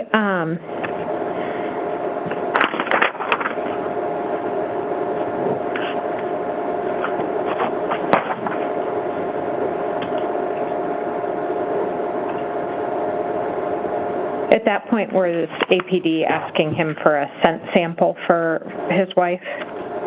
Not through me at that time. They kind of reached out to me and asked if there was appetite for... Okay. Did you become part of that at some point, trying to get a scent sample? I think the following day, Detective Clark, I think he reached out to me because I could always get a hold of Specialist Hildabrand, but he said, hey, we've got... Objection. Did you do anything to get a scent sample? I asked Specialist Hildabrand, while I had Detective Clark on the other line, if he would provide a scent sample. And did he agree to that? No, he did not. And You were, and was that in your office? It was, ma'am. Okay, and did you have any conversation with Mr. Hildabrand in the woods there, going through kind of some homeless camps? I did. So I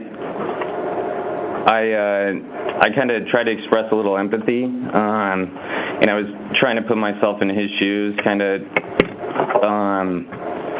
imagining if my own wife is missing, and the side of the disorder and individuals in what I believed was various states of drug addiction made me incredibly nervous.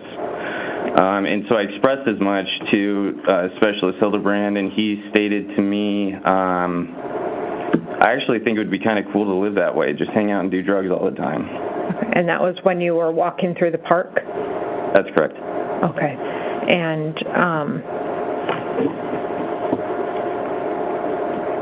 did you offer him a place to stay on base?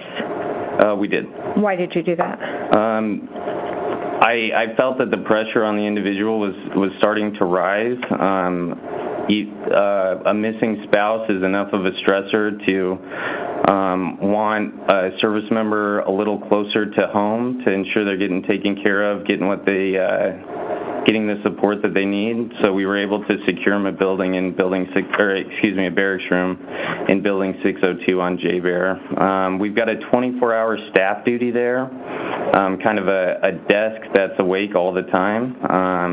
And I provided instructions to that staff duty to kind of check in on Specialist Hildabrand every 2 hours to just ensure that nothing has developed in such a way that would require my action to provide more support. Okay. And was he required to stay on base? No. Okay. But did you have somebody checking in on him regularly? I did. Okay. And how often was that person reporting to you? Every 2 hours. Okay. And that was beginning when? Beginning Wednesday night, I believe. Okay. And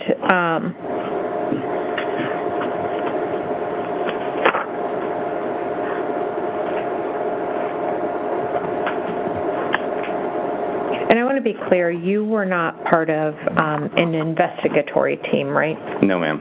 Okay, your job is, he's in your chain of command, is to support the soldier. Absolutely. Maintain accountability of the soldier and responsible for his welfare and the welfare of his family as well.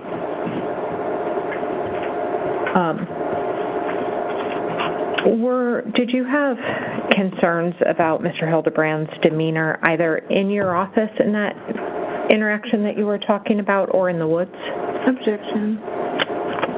Could you restate that question? When you were in the woods, you said, you were kind of going through the camps that were concerning to you, especially thinking, somebody might be missing in that area. How was his demeanor during that time? His demeanor was jovial, is the best way I can describe it. He was making conversation. I kind of spoke about the joke he made to me, and it was, I know individuals process grief differently, but what I observed was he was comfortable. Okay. And what about in the meeting in your office? Which meeting, ma'am?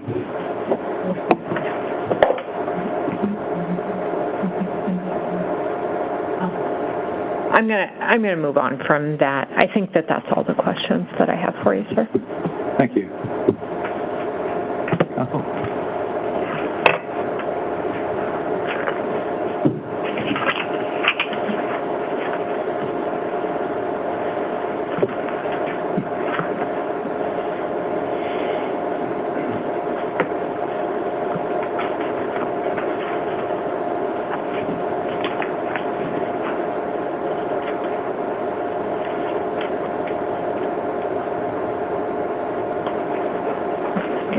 Yes, Your Honor, I just needed a second to get my...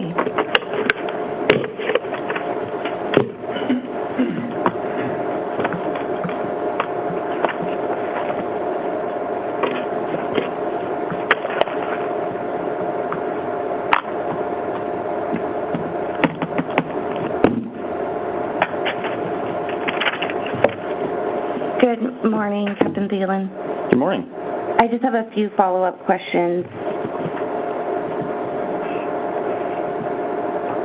So fair to say your interaction with Mr. Hildabrand was limited during the time that you served as the commander of his battery, correct? That's correct. I took him in on 2 June. We went to the field for 3 weeks following that, and then I believe this was 1 week after we returned after.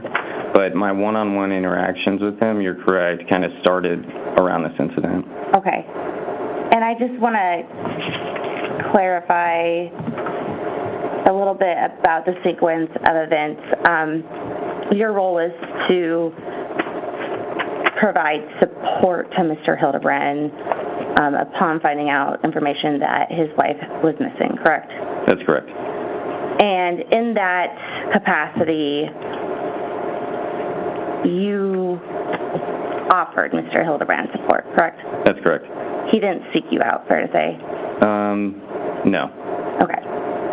And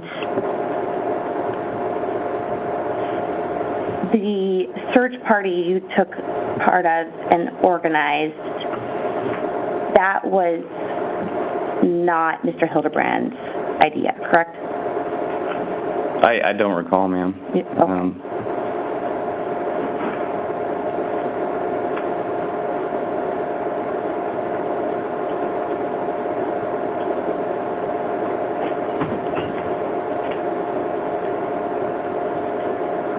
Okay, thank you. I don't have any further questions. Thank you. Any redirect? No, thank you, Judge. All right, thank you, Captain.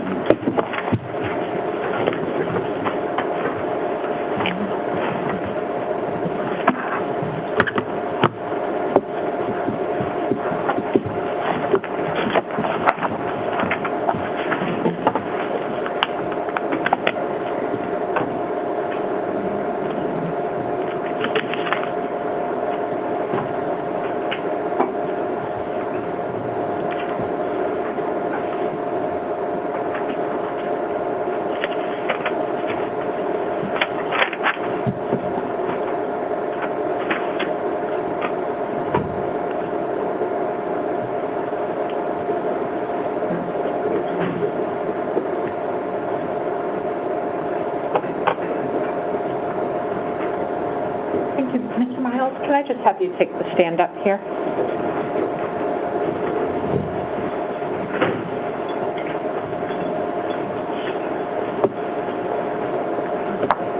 Good morning, sir.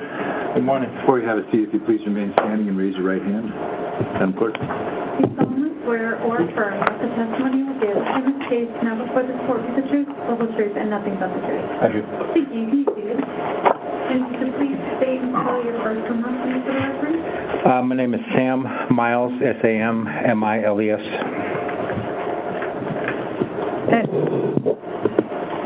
Good morning, Mr. Miles. Good morning. Can I have you introduce yourself to the jury, tell them what you do for a living? My name is Sam Miles. I'm the operation manager for A1 Lawn and Landscaping. And how long have you done that work? I have been with A1 Lawn and Landscaping for 11 or 12 years. And what does A1 Lawn and Landscaping do? It sounds obvious, but tell the people, Sure. please. We do all facets of landscaping work, from mowing lawns, trimming trees and shrubs, plant bed maintenance. At any given time, we probably have between 7 and 9 landscaped, like tree, retaining wall, paver patios, that type of work where we're doing hardscape installs, and then we have between 7 and 9 lawn maintenance crews on the ground, depending on the day of the week. Okay. And do you have a contract with the municipality to do some work in parks around Anchorage? We do. We do have get a call occasionally from municipality Anchorage Parks and Recs to do garbage cleanup. Most of the time, it's vacated homeless encampments. Okay. And were you doing that kind of work on August 10th, 2023? Yes. Okay. How big of a crew did you have out there? I believe it was a 3-man or 4-man crew. I don't think that particular project was very large. Okay. And it sounds like it was some camp abatement that was happening? Correct. Okay. And what does that process look like? So in this type of work, often we're assigned, sometimes I just get a pin dot, say, from Google Maps by text, say, hey, go to this place, clean up this area. Most of the times, we'll meet with one of the representatives for Parks and Rec. He will walk me through the woods and give us guidelines, and many times we literally say, okay, I want you to clean, or I would be told, clean from this tree to that tree over there, go that way until you get to a tree over there. And then when we schedule the work to bring the crew out, I'll do the same thing with the crew, from this tree to that tree over there, this area gets cleaned. I'm going to show you what's been marked and admitted as State's Exhibit 46.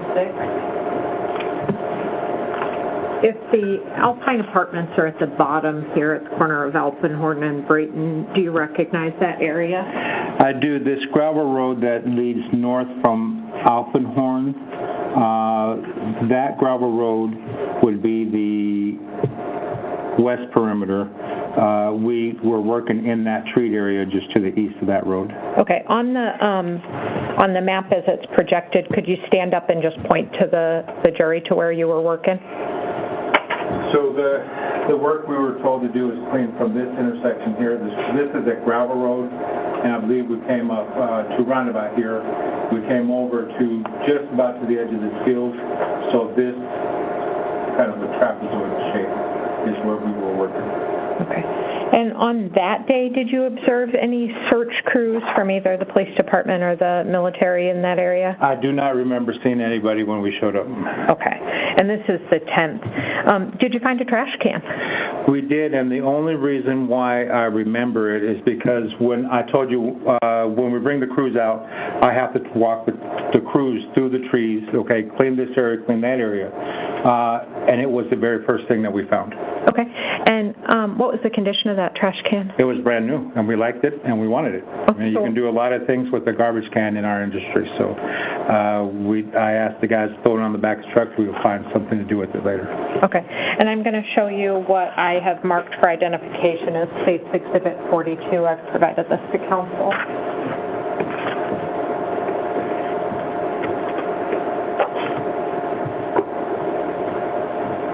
I'm sorry, what was the 42, Judge? I have repurposed that number. I told Madam Clerk. Okay, thank you. And what is State's Exhibit 42? What is that a photo of? Oh, that is one of our company trucks, and that would be the garbage can that we found. Okay. Fair and accurate as to where you put it that day? Correct. Okay. I'd move at this point for the admission of 42. No objection. Submitted. Okay. And I'm just going to pass this to the jury if the court doesn't mind publish it this way. You may. Pass it around. And then while they're doing that, can you stand up and point on the map to where that trash can was located? When we pulled up to the work, our company, we parked along this road as far off the road as we could. That can was found somewhere right in this general area on the gravel road. Okay. And if I give you a Sharpie, I'm looking for a D. Do you have a red or a... Okay. I'm going to give you a black Sharpie. Can I have you just put your initials as to where that trash can was found on the exhibit itself?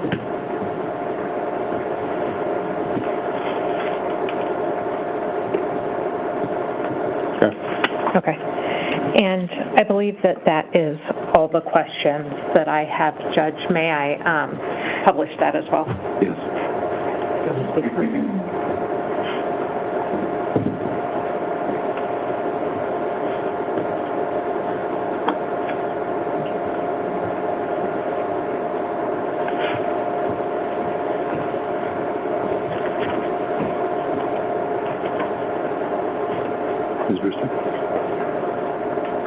Thank you, Judge. I don't have any cross-examination for this witness. Okay.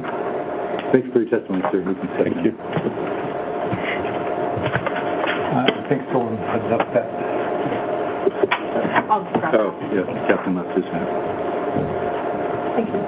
Thank you.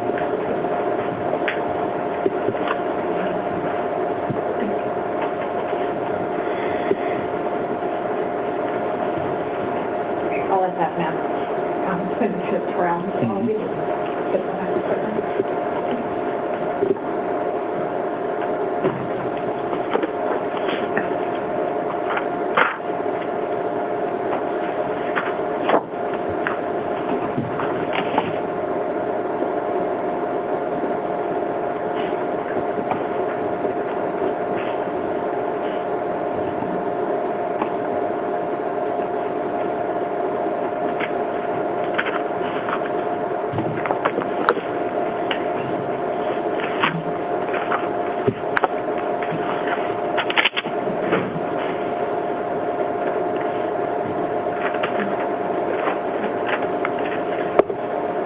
Sir, I know this is Ethan Pembeck.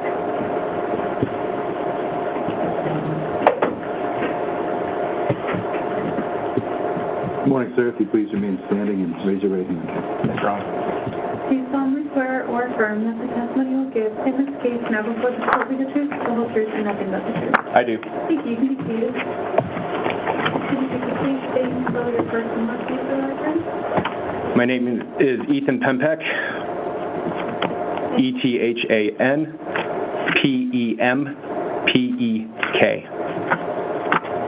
And sir, can I have you introduce yourself to the jury, tell them what you do for a living? Of course, ma'am. My name is Ethan Pembeck. I'm a supervisory special agent for the Department of Army Criminal Investigation Division. And how long have you done that work? I am going on 9 years, so 9 going on 10 years. Okay, and what is we've heard the Criminal Investigation Division referred to as CID in this trial. Is that what it stands for, Criminal Investigation Division? Yes, ma'am. Okay, and what exactly do you do in that division? So the Army Criminal Investigation Division is an independent felony law enforcement agency within the Army. So we conduct independent investigations as well as conduct executive protection for senior leaders of the United States Army and the Department of War. Okay, and what is your position within that division? So my role within the division, currently I'm stationed here at J-Bear, Alaska. I am the supervisor of the J-Bear CID office, and I conduct investigations, manage, and supervise a small team of CID special agents conducting felony investigations, death investigations, and protection missions, ma'am. Okay. And how did your office become involved in the case involving Zarrius Hildabrand? Our office got involved, ma'am, based off of a notification from Major Julnada Jackson. He is a Army National Guard Provost Marshal position, and he's also part-time APD as well. Okay. And why would the Guard be involved? The Guard was involved due to Saria's status. Okay. And what date and time did you become involved? Like, what date was that? I believe we became involved on August 9th. Okay. And who's, after getting contacted by Saria Hildabrand's chain of command, who did you first contact? After getting in contact with Saria's chain of command? Yeah. We got in contact with the Anchorage Police Department. Okay. And is that Detective Troy Clark who's sitting here? Yes. Okay. And based on that, was CID engaging in what I'll call a parallel investigation? You could say that, ma'am. Okay. Did you all speak with Mr. Hildabrand? We did. Without telling me what he said, did he provide you his phone? Yes. Okay. And did you speak with Meredith Barney, Saria's mom? Yes. Okay. Did she provide you Saria's phone and laptop? Yes. Okay. What did you do with all three of those devices? With Zarrius's and Saria's cell phones, I conducted a digital forensic extraction of those devices, and then we triaged the laptop of Saria's and looked through it manually, ma'am. Okay.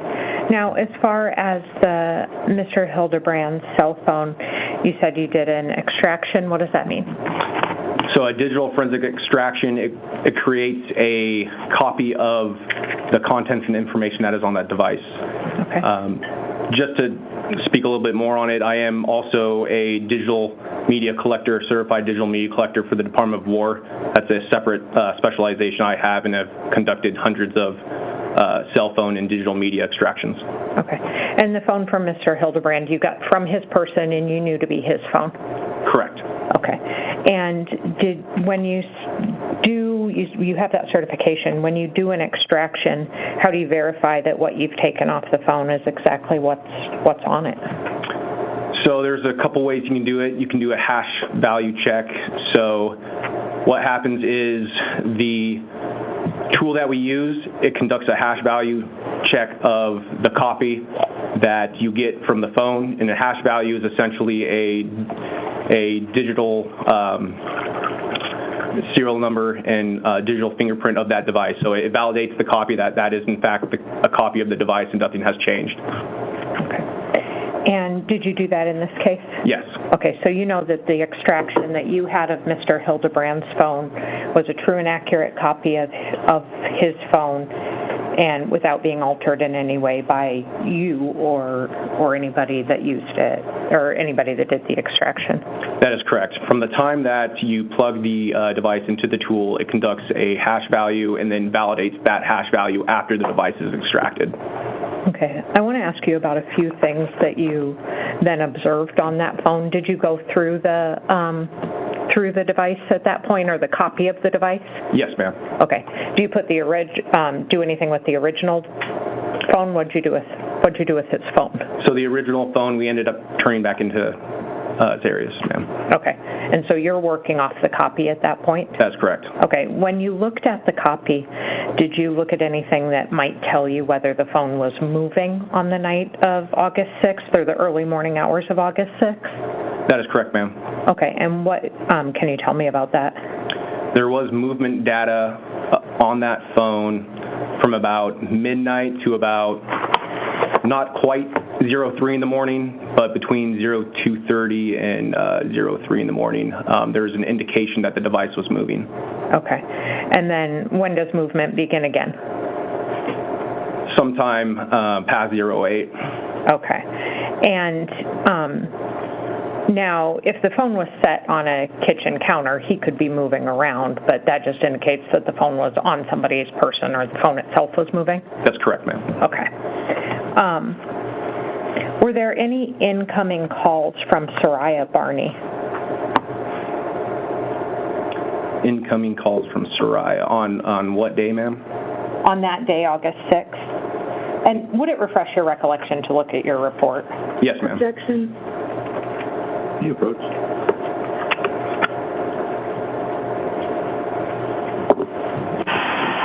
So he wants to look at, he wants to get his memory refreshed to see if there were any incoming calls from Saria, and that was objected to.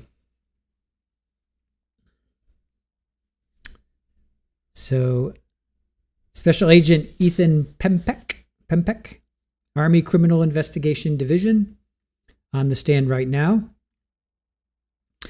We also heard from Sam Miles. He's the landscaper that found the trash can. We heard from Joshua Thielen. He was Zarrius's commander. And then we heard from Nadia Jones, who was the manager at Bread and Brew.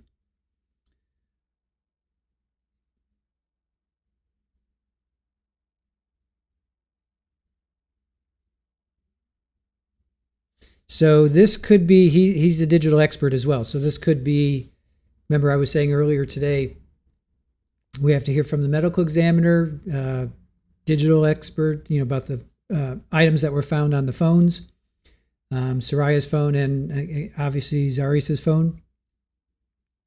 So maybe he's doing Zarrius's for sure.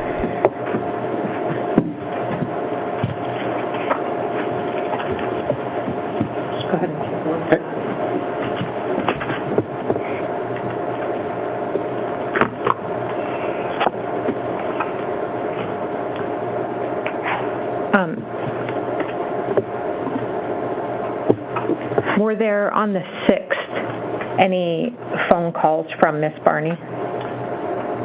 It appears that on the 6th, there was a phone call outgoing to... Or, I'm sorry, to Miss Barney. To Miss Barney, correct. And what time was that phone call? 0914. Okay. And was that from Mr. Hildebrand's phone? That would have been from his phone. Okay. And did he conduct any searches that morning on his phone? Objection, may we approach? Yes, ma'am.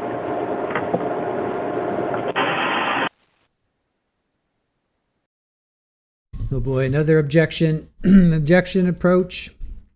So phone call to Saria, and then now they're objecting to any searches that were done.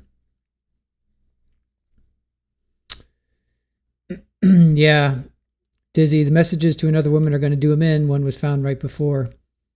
That's what they're saying. Thank you for that, Grampy. Appreciate that.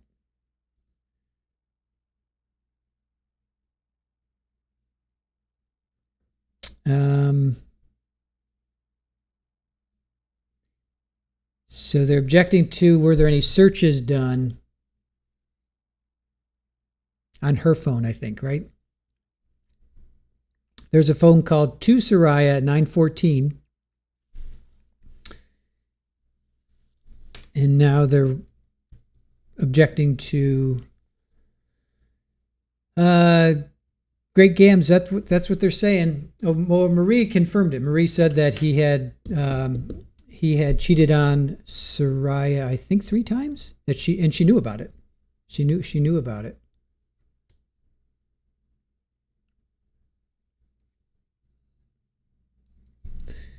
Kaylee, let's see.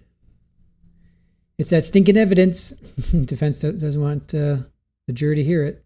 Yep.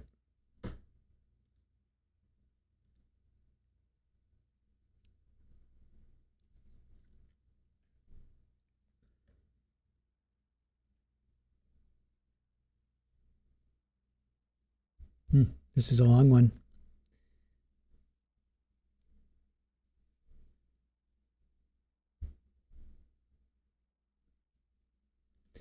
Yeah, Grampy, that's what we heard in openings. Openings was between 2:12 and 2:24, Saria found evidence of him cheating on her.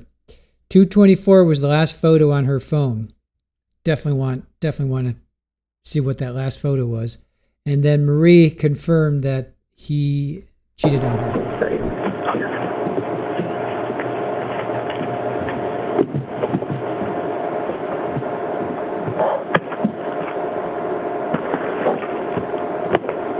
On that morning, the morning of the 6th, were there any Google searches conducted on Mr. Hildebrand's phone? Yes. Approximately what time?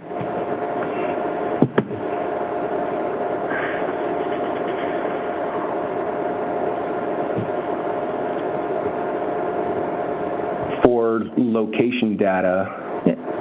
Right. Go ahead.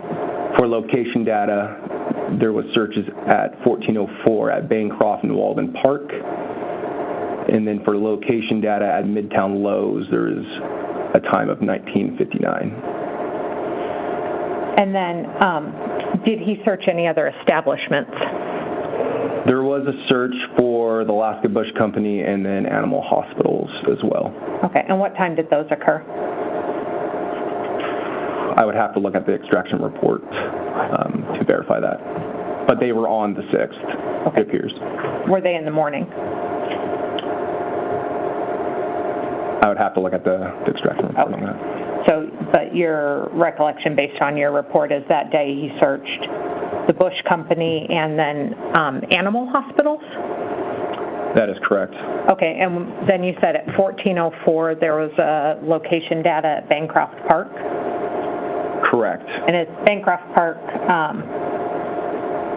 next to or synonymous with Waldron Park?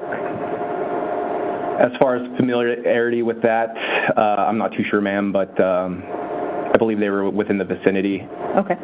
And when you say location data, what does that mean? The location data, he either searched for that using a maps application, and typed it in and potentially created a route to those locations. Okay. And so 1404 is Bancroft Park, and then 1959 you said was what location? Midtown Lowe's. Okay. And did you provide that information specifically about the Midtown Lowe's to the Anchorage Police Department? I did. Okay.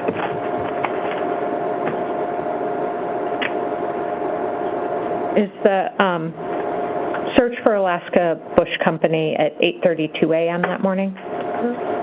Possible, ma'am. Possible. You'd have to look at the... I'd have to look at the report, yeah. Okay. In addition to providing that information about the search for Lowe's to the Anchorage Police Department, did you also provide the Celebrate report to them? I did. Okay. In its entirety? Yes. Okay. And would you expect that they would go through it with more of a fine-tooth comb? Right. Okay. And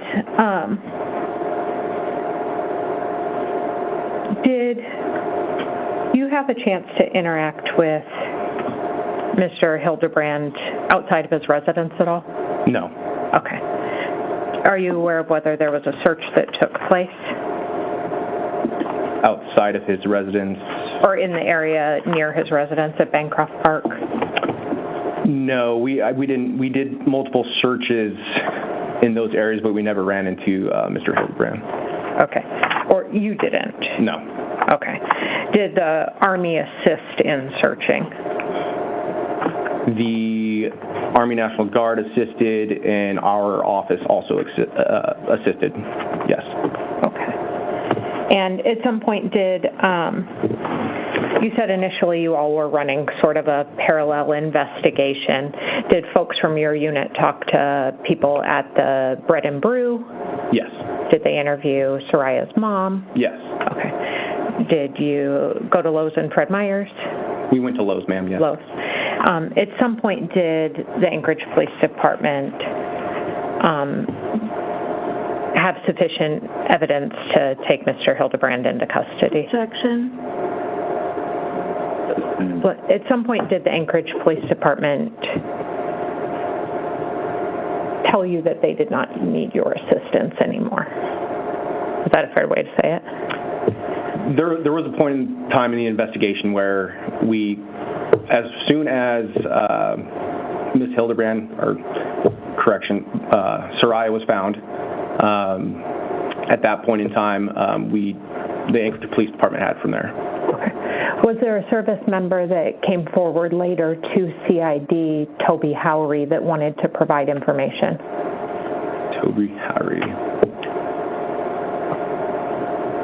Off the top of my head, ma'am, that name, I would have to look at the investigation. Okay. Was Brent Davison an investigator that worked for you? Yes, he was the primary. Okay. And if somebody came forward later, would Mr. Davison have been the one to do that interview? That's correct. Okay. Overruled. I think that's all the questions that I have for you.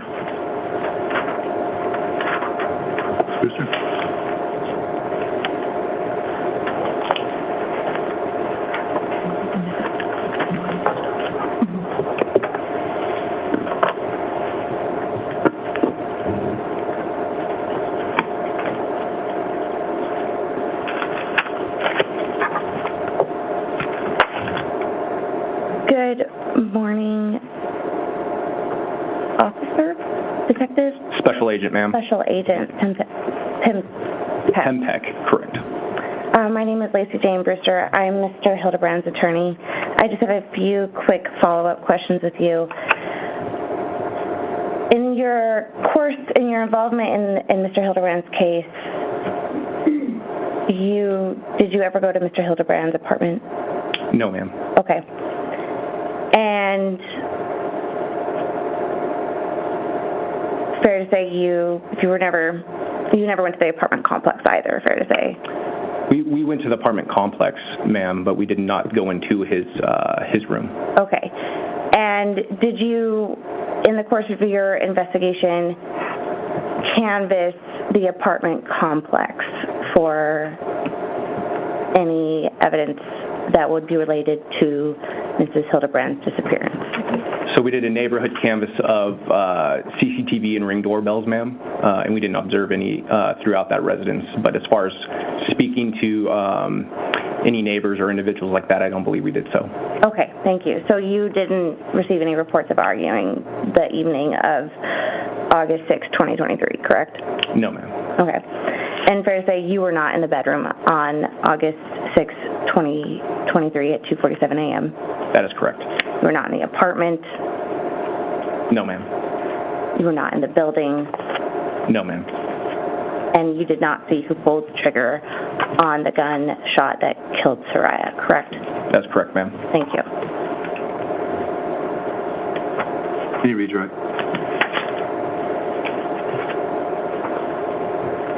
Just briefly, when you say you canvassed the apartments, did you all look for video? We did, ma'am. And was that successful? No, ma'am. After we conducted the canvasses, we also spoke to the manager there, and he indicated that the cameras were not functioning. Okay. That's the only question I have. Right. Thank you. Please step down, sir. Thanks, sir.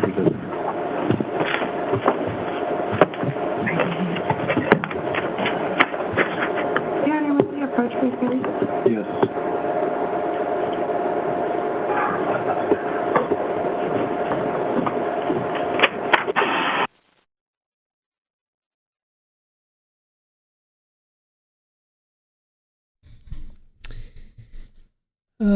These questions of, were you there? You didn't see who pulled the trigger that night. I mean, it's kind of silly. Kind of silly. That line of questioning. Okay, there's Super Bowl. Okay. Stuff sorted out there. All right. Honey Badger sending Sundays.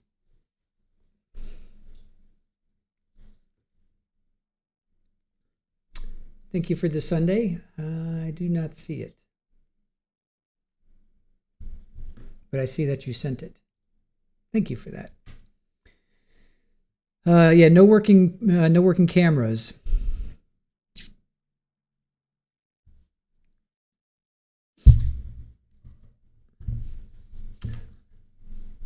Let's see. They go to 8:30 to 1:30. Yeah. Don't they go to 1:30? I'm forgetting now. Is it 1:30 or 12:30? I think it's 1:30 they go to. I forget now. We're going to take a break. We'll have you folks back as soon as we're ready to start up again. It should be 15 minutes here. I do anticipate that this will be a fairly short break. Please don't discuss the case yet, and we'll have you back there in a few.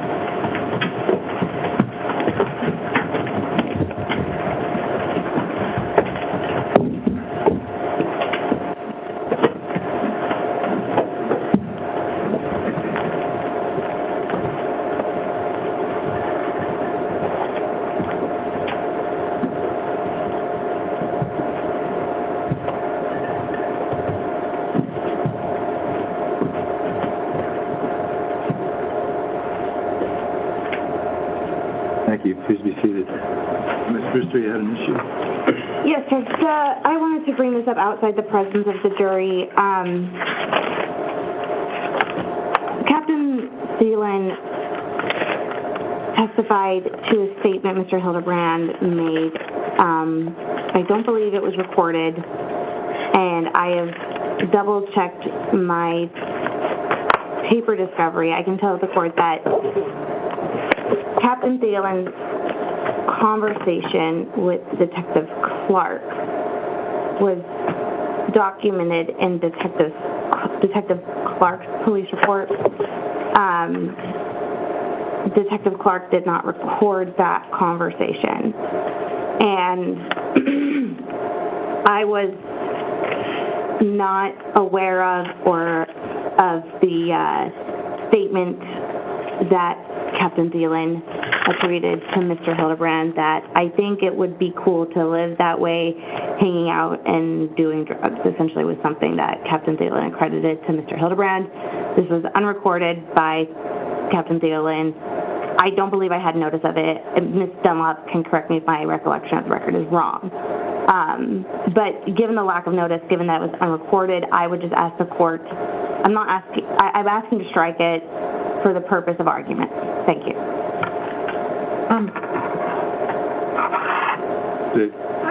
I'm looking. I believe I sent Ms. Brewster an email. It was a paraphrase of that.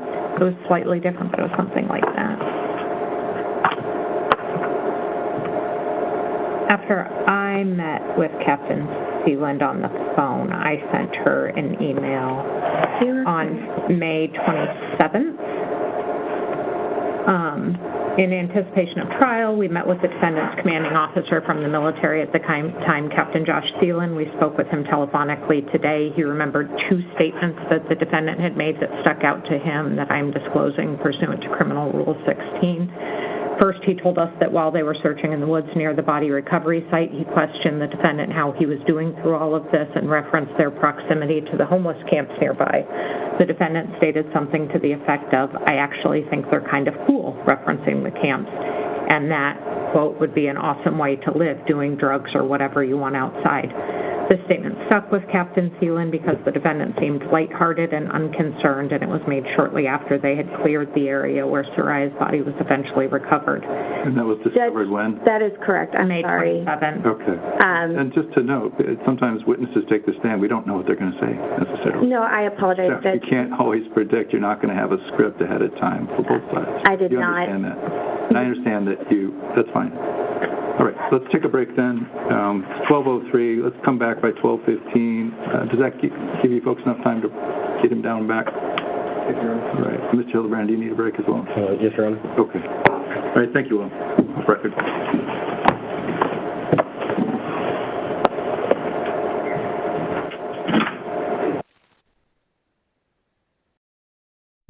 All right, and they are going to take another break. Let's see here.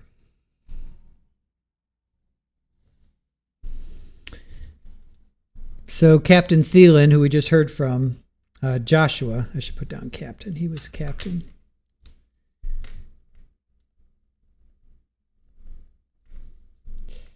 Captain Joshua Thielen, he's Zarrius's commander. Apparently, when they were searching, they are kind of going near this homeless encampment, and Zarrius says it would be a cool way to live, doing substances and living outside. And apparently, that's very, very close to where this drain pipe was, and ultimately Saria's body was found there. So, an odd thing to say. Odd thing to say. All right, Dizzy. I knew that'd bite him. Who says something like that? Especially when you're like, especially when it's really, really close to where your spouse's body is found. All right, let's see. Let's go through what we've seen. We've got about 10 minutes or so, they said, 15 minutes, 10, 15 minutes. So Nadia Jones, manager of Bread and Brew, she hired Saria spring of 2023. She said Saria was strong in the sense of that she was a good leader. She was like a good leader.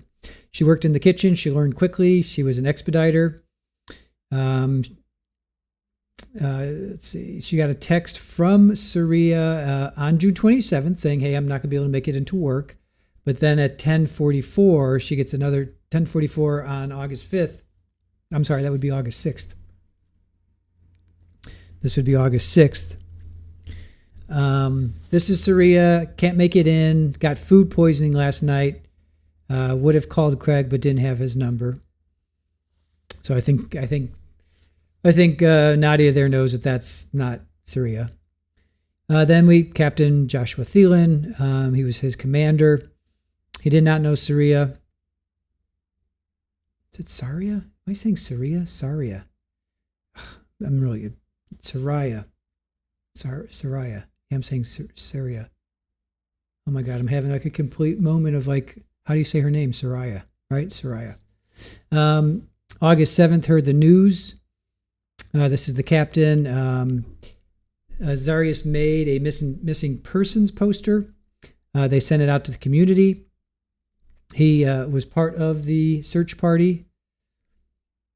Tried to empathize with him when they were walking through the park, saw various stages of substance abuse people using. And this is when Zarrius said it would be cool to hang out and just do. Houdini. No. It's going to bite you. Keep on moving. Come on, keep on moving. Good girl. Keep on moving. There you go.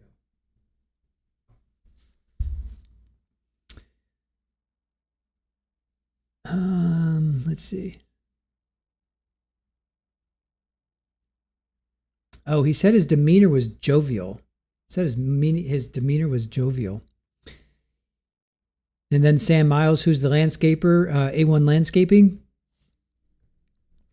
They found a trash can. I don't know if there was I know you guys were asking, I don't know if there was a top on or not. They said something, I kind of remember something about a tote earlier. Somebody testified to a tote. I don't have it in my notes. I thought but a trash can is not a tote. So I don't know if there was a lid on it or not. I would assume there would be, but I mean, if he's using it, I would have to think there'd be a lid on it. And then Special Agent Ethan Pempek, Army Criminal Investigations Division, CID. He's the supervisor. He got involved August 9th. He's also a digital expert, and that's what we're talking about now. Is he extracted Zarrius's phone. There was movement on the phone midnight to about 3. There was movement again around 8. So that means from 3 to 8, his phone didn't move, which is interesting. There were some searches. There was a search to Bancroft Park and Midtown Lowe's, an animal hospital, and then the Alaskan Bush Company, which is a gentleman's club. And Cross, you didn't see who pulled the trigger that night, did you? Nope. Redirect, the cameras weren't functioning. And then now defense wanted to ask to strike the statement that it would be cool to hang out.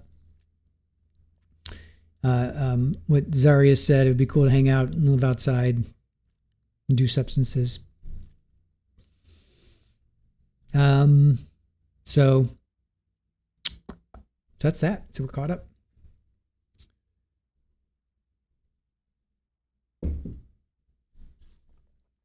Alaska is still cold in the summer. Yeah, let's see. This was August. August temperature in Alaska. Temperatures in Alaska in August typically range from the mid-40s to the upper 60s, depending on the region. So let's look up Anchorage.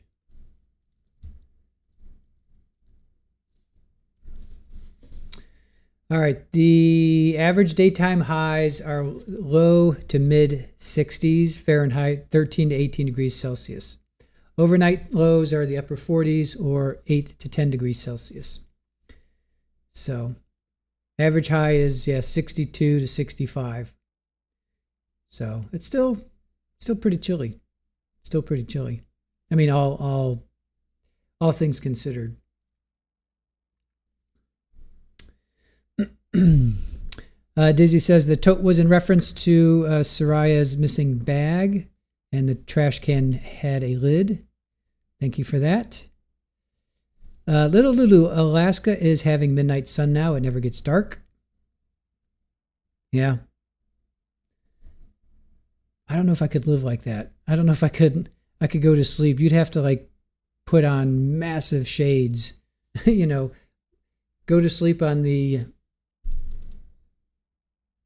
like, I don't know. You'd have to put massive shades on your windows.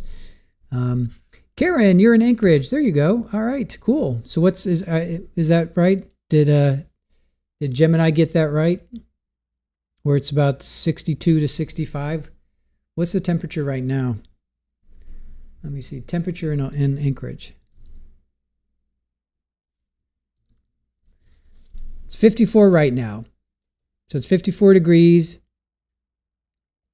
Your high is going to be at 1 a.m. 1 a.m. is going to be your high at 65. All right, that's not too bad. Yeah, you have night out shades. Yeah, I don't know if I could do that. I mean, more power to you, but I definitely have a cicada rhythm where I love the time of day right now because I wake up at like 6:30, 6:45, and the sun's just coming up, and I can really time waking up. Well, there you go. Thank you, Aaron, for weather in Anchorage. Appreciate that. And yeah, Aaron had cousins who lived there, and they had tinfoil. They would put tinfoil on their windows. So the weather right now is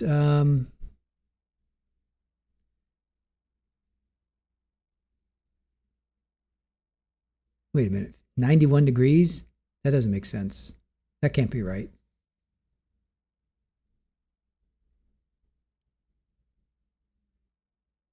Feels like 81? No, that can't be right. There's no way it's 91 degrees. Yeah, that's not right. That's not right. Okay, hold on. All right. So you got 55. Yeah, I'm showing 54 here. Let's try this weather again.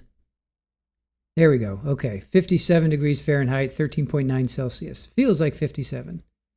All right. That's closer. Thank you for that. The blackout blinds, yeah, for sure.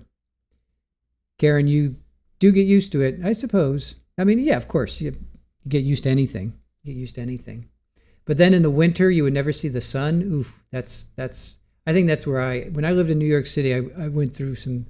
I discovered, I didn't realize what it was, but seasonal disorder, depression, whatever it is, you know, when you don't see the sun for weeks on end. I didn't know what it was back then, but I'm like, oh man, this really sucks. I realized that I really miss the sun. I really miss the sun. I miss seeing blue skies and seeing the sunshine, you know, in January and February. And in New York and in Cleveland, it's just like gray for months on end. Karen, it was almost 70 a few days ago. Nice. Aussie, gotta love the tinfoil. Your head would be cold without it. Karen, Fairbanks is a lot hotter. Gotcha. I have to admit, I really do not know Alaska that well. Like, where's Fairbanks in compared to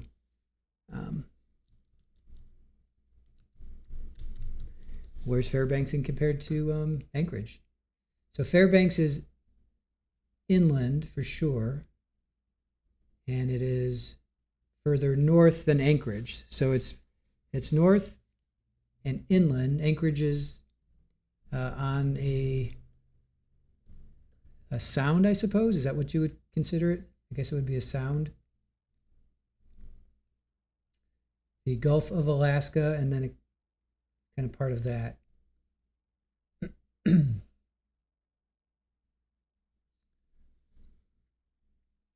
Yeah, I see that. Yeah, I see it's up north and a little bit to the east. It's interesting that it's further north and yet it's warmer. I guess because it's inland. I guess the water keeps it cooler. Dizzy, yeah, I have to have my son.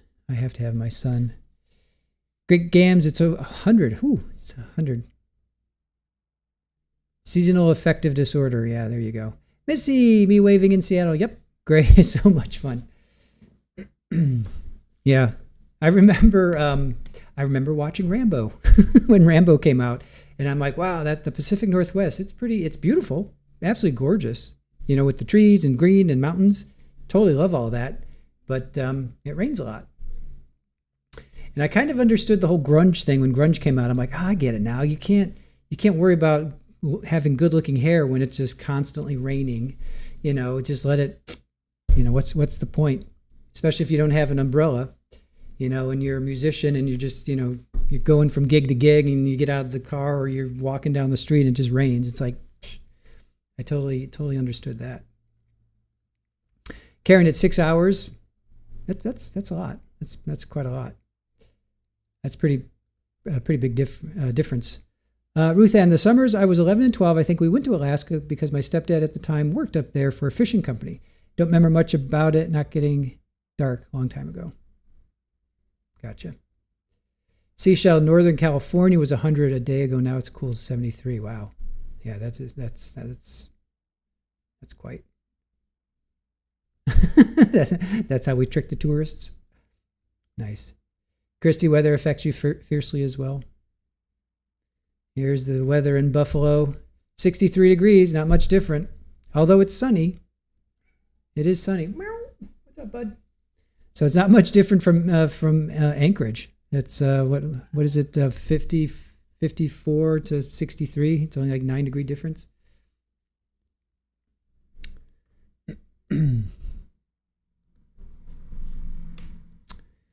Jane, so he didn't take his phone with him to move her. Apparently, I think he may have done it. Then I don't think he did it that night. I don't know. What do you guys think? I don't think he did it that night. I think he did it the next night, Sunday night. I'm sorry, Monday night. No, hold on a sec. So I think he did it Sunday night because nobody heard from her. Nobody came over until that Monday. So I think I'm not 100% sure he moved her on that moment that he did it when it was still dark. It was like 3-4 o'clock in the morning. I'm thinking he may have waited. I think he may have waited.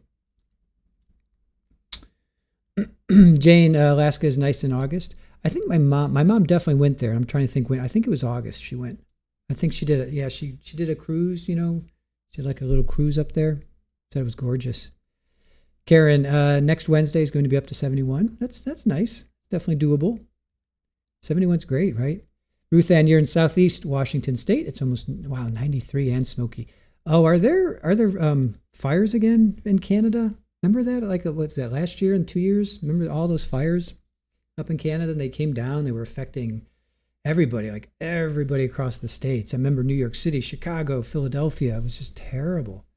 Terrible, terrible, terrible. Seashell agrees. Aussie, I think he would have too sick to. He would have been too sick to do it that night. Yeah.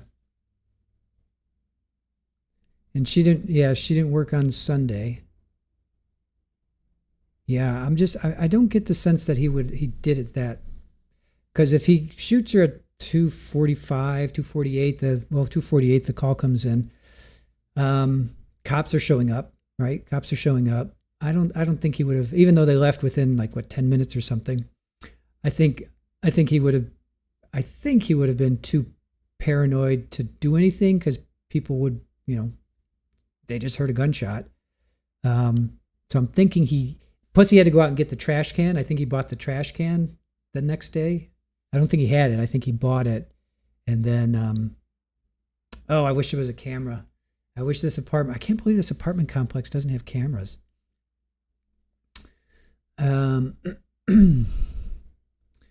Yeah, Barry, when the smoke from the fires got to Connecticut, horrible. Yeah, it's just miserable. I remember seeing footage from Philadelphia and I think even DC, New York City, Boston. It was looked like Mars because it was so red, it was just so red.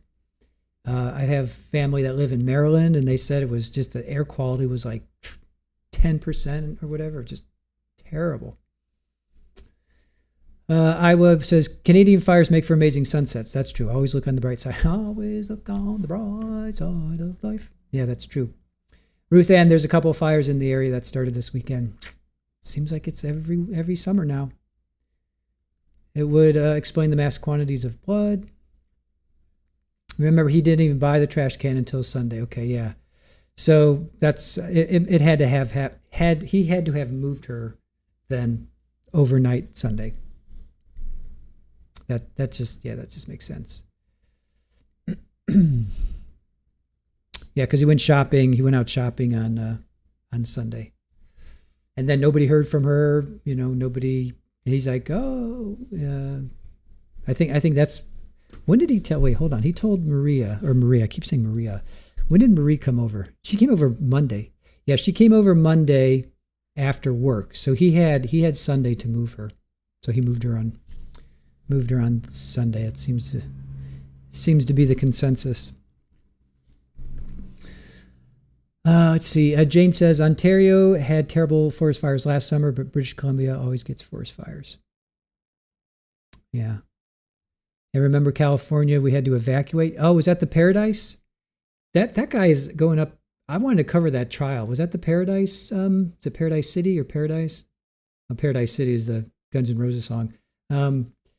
I saw that guy who started that fire. He's from Florida, I think, and he's going on trial. But it's a federal trial. I wanted to cover that, but it's not going to be streamed.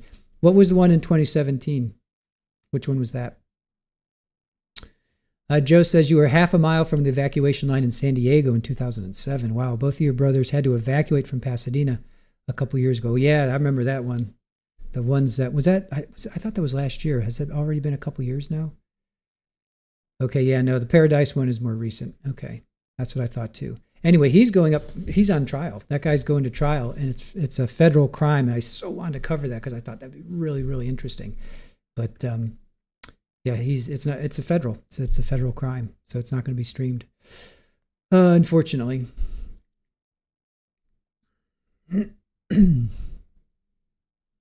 Barry says these defense postures, Walsh, Hildabrand, where I did X, Y, and not Z, in addition to being 0 for 2 and working, are hard when I want to. If. Oh, we're back. Hold on. Oops.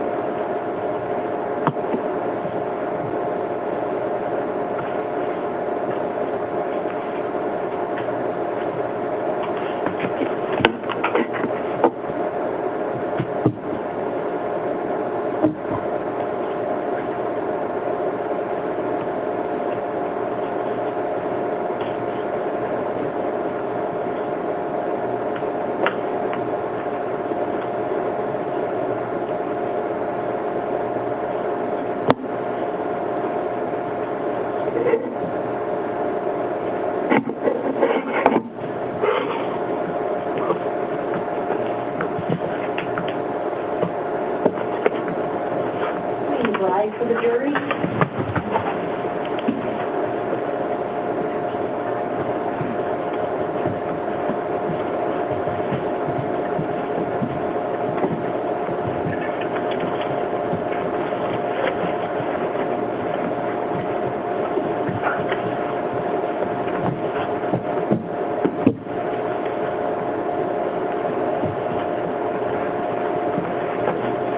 Thank you. Please be seated. you please stand and raise your right hand? Absolutely. And put. Do you solemnly swear or affirm that the testimony you give in this case now before this court is the truth, the whole truth, and nothing but the truth? Yes. Please, you can speak. And if you could please state and spell your first and last name, Sergeant? My name is Toby Howery, spelled T-O-B-Y-H-O-W-R-Y. And Mr. Howery, can you introduce yourself to the jury? Tell them who you are, where do you work? My name is Toby Howery. I am a local apprentice electrician working for Raven Electric. Okay. And how long have you done electrician work? I started in October. Of this year? Or 2026? Or 25? Yes, ma'am. And what did you do before that? I was in the U.S. Army. And for how long? 5 years. And where were you stationed? I was stationed here on J-Bear and down in Fort Drum, New York. And what years were you at J-Bear? The very beginning of 21 till about I think it was 2024, the beginning of 2024. And in 2023, did you have occasion to know Zarrius Hildabrand? Yes, I did. How did you know him? I was his team leader / sergeant. Okay, and what does that mean? For a bit there, I was his comrade in a section or squad, and then later on I got promoted to sergeant, becoming a team leader, and then I was placed as a sergeant above Mr. Hildabrand. Okay. Did you know him very well? I would say yes. Okay. Did you know his wife? Yes. And did you spend time with them outside of work? Yes. Okay. Did you have observations about their relationship? Yes. What did you think about it? Or what observations did you make? They seemed happy. I didn't see any really issues besides some things that were said. Normal relationship issues. I wouldn't make anything crazy. Okay. Nothing outside the norm? Okay. How did you find out when his wife had gone missing? It was that Monday morning of the week. Dalen Gates mentioned to me outside of the building 681 in the parking lot. Okay. And was Mr. Hildabrand at work that day? I don't recall. Okay. And if Mr. Gates mentioned to you at the morning, would it have been Monday or Tuesday? It would have been a Monday. Okay. How positive are you about that? Very. Okay. And did you interact with Mr. Hildabrand that day? I think so, yes. I'm pretty sure. We Okay. had a, yes. In what context? I think we talked. I think it's when the search party was going on that afternoon. Okay. So the day that the search party went on, that's the day that you talked to him? Yes. Where did you speak with him? Outside in the parking lot at the search party. Okay. Did you assist in that search party? Yes, I did. Okay. What was your conversation with Mr. Hildabrand like? Just trying to comfort him, just saying we're going to find her. It's going to be, everything's going to be okay. Everything's going to work out. We're going to do what we can. Okay.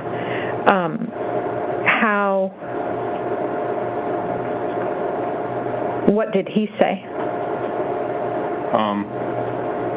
I don't recall for word that what he was saying that day. He was just saying, pretty much just saying, just crying about it, just saying we're just kind of recalling the situation, saying what happened. Okay. Was this a conversation that happened in a vehicle? No, it's something out. We were in the parking lot outside of his apartment. Okay. Did you ever have a conversation with him in his vehicle? Yes, I did. Okay. When did that occur? I don't recall the day specifically, but it was when I was taking him to his behavioral health appointment. Okay. And did the military set up a few of those for him? Yes. Okay. And were you, as his first sergeant, tasked with kind of watching him or keeping care of him? Yes. Okay. He wasn't required to be with you full time? No. Okay. But you're touching base with him regularly? Yeah, I would stay with him, drive him to his appointments, make sure if he needed anything, I was there for him as an NCO. Okay. And when the conversation in the car happened, you said that was on the way to a behavioral health appointment? Yes, it was. And what did he say to you in the car? He kind of broke down crying, saying that he was starting to remember more, and that he was very drunk that night.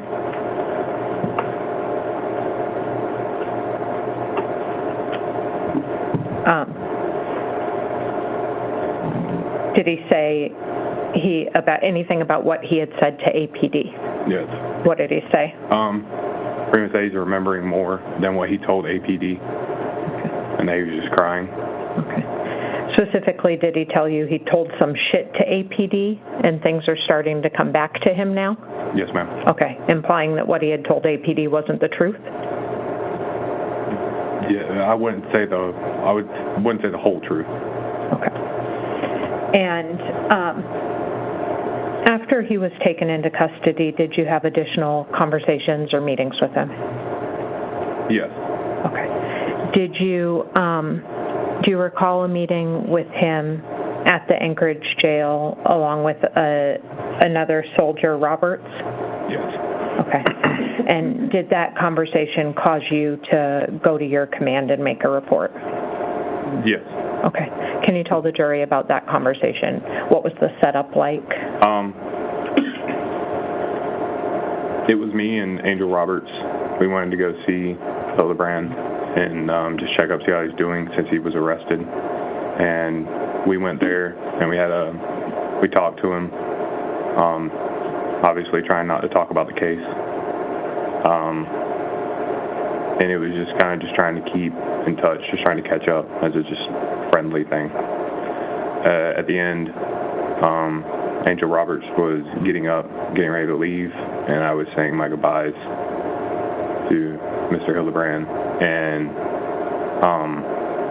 Roberts was gone, and the last thing he said was, I asked him if he wanted to say anything to anybody outside, and he said no, but I hope this thing isn't recording because I did what I did. And what was his demeanor like when he said that to you? It's kind of plain. It's kind of like just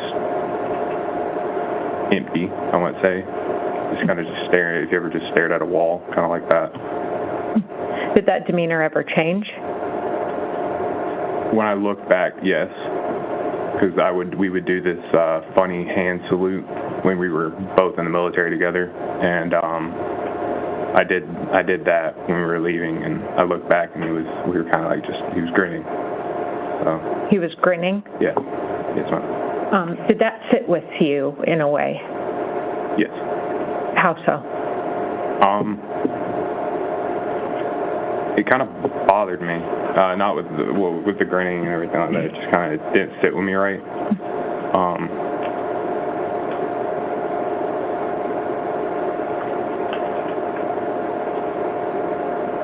Could you rephrase the question? I apologize. Did his facial expression and the words that he said, I did what I did, I hope this isn't recording, I did what I did that bother you enough to bring it to your command? Yes. Okay. And Mr. Howery, is this difficult for you? A little bit. Okay. You were close friends with Mr. Hildabrand? Yes. You continued to have a relationship with him even after he was taken into custody? Yes. Why is that? I don't hate him. But you thought that statement and that behavior was significant enough that you should tell somebody about it? Yeah. I don't hate him. I hate his sin. I'll say that. Okay. That's all that I have for you, sir.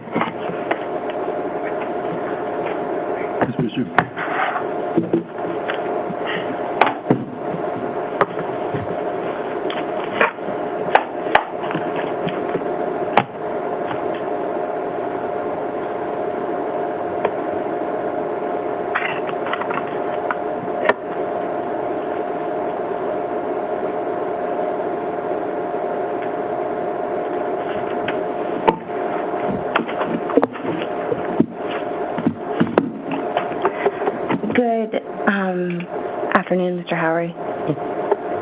My name is Lacey Jane Brewster. I'm Mr. Hildabrand's attorney. I just have some follow-up questions. Absolutely. So you talked with Ms. Dunlop about a conversation that you had with Mr. Hildabrand starting, was it Wednesday after his 21st birthday in a car? I knew it was the following week after his 21st birthday. I don't recall the exact day. Okay. But you recall the day you found out that Saria went missing, correct? Yes. And the conversation you had with Mr. Hildabrand in the car, that was later on. It's not the same day. And you found out on a Monday, correct? And so the conversation happened on Wednesday after that Monday, correct? That I talked to him in the conversation in the car, yes. Okay. And in that conversation, Mr. Hildabrand was crying, correct? Yes. And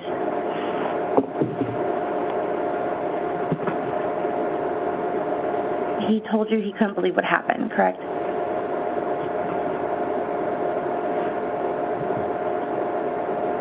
Yes. Yes. And the exact statement he made to you was, I'm not going to lie, I was plastered that night, but told some shit to APT, and things are starting to come back to me now. Correct? Yes, coming back and remember, yes. Okay. Did he say remember or come back? I don't recall. Okay. Do you recall when you made this report to an official that you talked with Ms. Dunlop about back in 2023? Yes. And would it refresh your recollection to see a summary of that report, of the report that you made? Yes. Okay.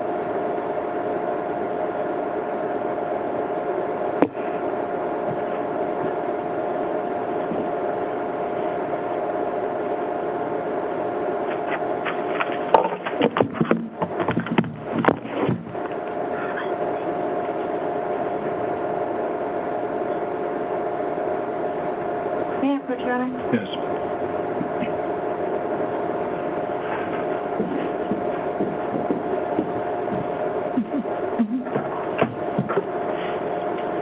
I direct you to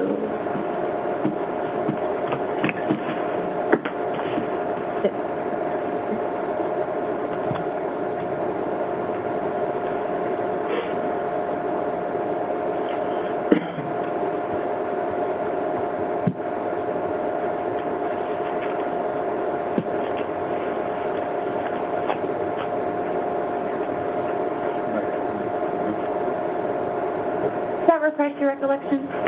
Okay, thank you.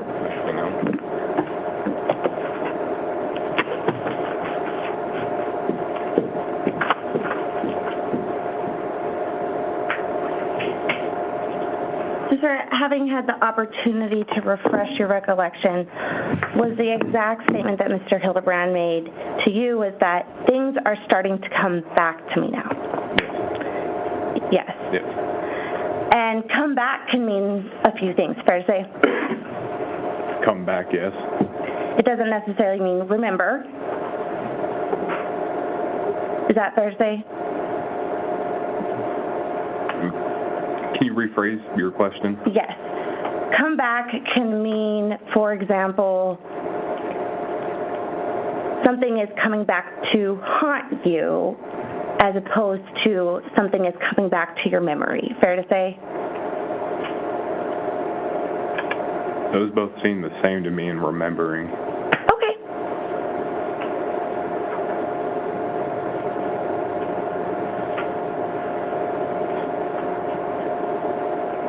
And do you recall what day you met with Mr. Hildabrand when he was in custody?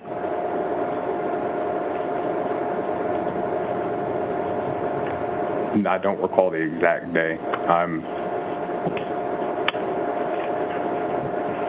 It was the following Friday. Okay. And do you recall, for example, what you were wearing that day? Yes. Okay. Do you recall what the person you were with was wearing? No. Okay. And how long did you speak with Mr. Hildabrand? An hour. An hour. Do you recall every word from that conversation? Not every single word, no. Okay. And what you recall is the statement, "I did what I did." Yes. Okay. And no one else was there when he told you that, correct? Yes, because Roberts was walking away and the prisoner guard was coming to handcuff Mr. Hildabrand to go back to wherever he came from. Okay. And was this over the phone or was it? It was over the prison phone system, so it was like in person with glass, but they have phones on the left that you could talk. That's how you talk to them through the glass. Was he on the phone when he made the statement, or was he off the phone? He was on the phone. And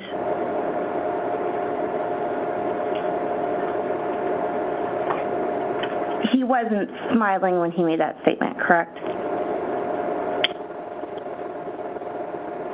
While I was making it, no. Thank you.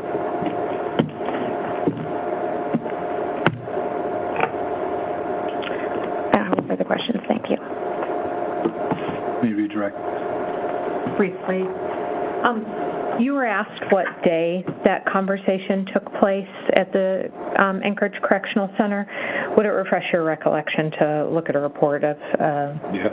the conversation you had? Yes.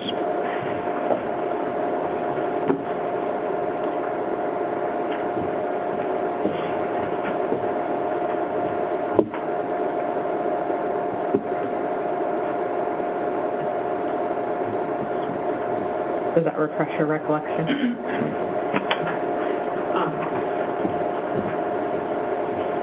When do you believe that conversation was? August 25th. Okay. Now, the conversation at the Correctional Center is August 25th, 2023? Yeah. Okay. And so then the conversation in the car where he told you that things are coming back to him, was that after he had already told you a different version of events?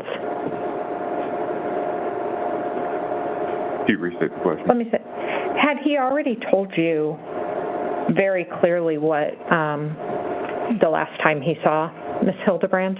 Yes. Okay. And what did he tell you, the first time that he told you that Miss Hildabrand went missing?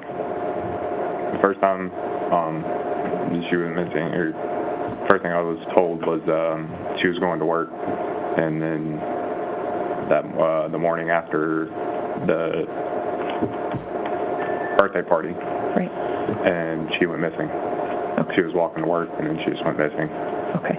Did he say if she had her phone with her? He said that she didn't have her phone with her at all. Okay.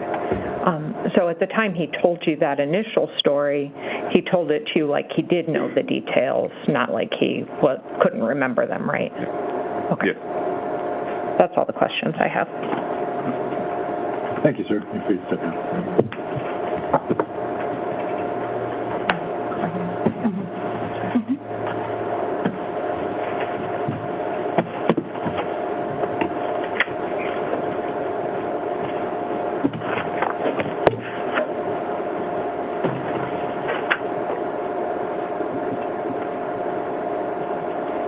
I assume, but all of our witnesses from today are released from their subpoena?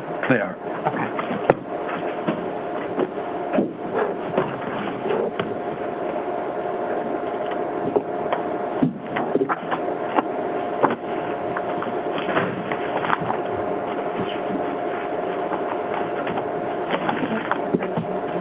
Thank you. And Your Honor, this is Ms. Veronica Corella.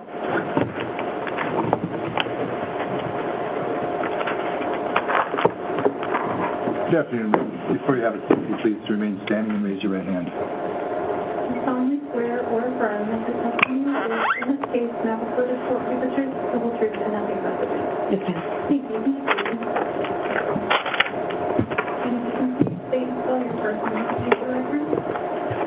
Veronica Carella, VERONICA KARELLA.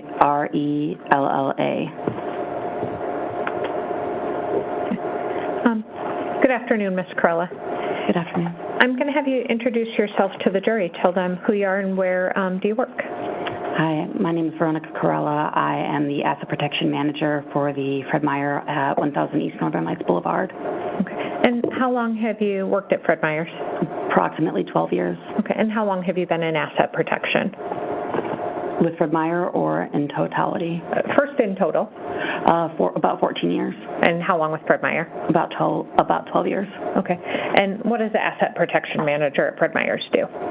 My job is to train new hires, asset protection specialists to detect and apprehend shoplifters. My job is to detect and apprehend internal theft, as well as assist in shrink reduction throughout the store. So making sure that we are getting product properly rotated and out of the store before it expires, so that we're not selling expired product and we're not losing out on the product. I also assist in doing video review for cases where there's stolen credit cards that have been used, or loyalty abuse, things like that. Okay. On August 9th, 2023, were you contacted by a detective, Jeff Elby, and asked to do some digging related to this case? Yes, ma'am. Okay. On August 9th, what information did Detective Elby provide you? Objection. Detective Elby requested data regarding loyalty cards for an adult male named Zarrius Hildabrand and an adult female with the same last name. Okay. That's fine. And how do you go about looking up that information for him?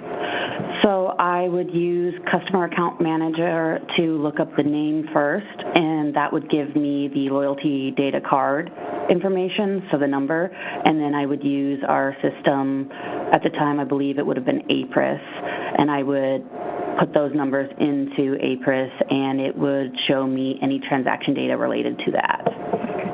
Doing that search on behalf of Detective Elby, did you come up with 3 transactions that Mr. Hildebrand's loyalty card had effectuated on August 6th, 2023? Yes, ma'am. Okay. I'm going to approach with what I have marked for identification and provided to counsel as State's Exhibits 33, 36, and 39. Go ahead and take a look at those.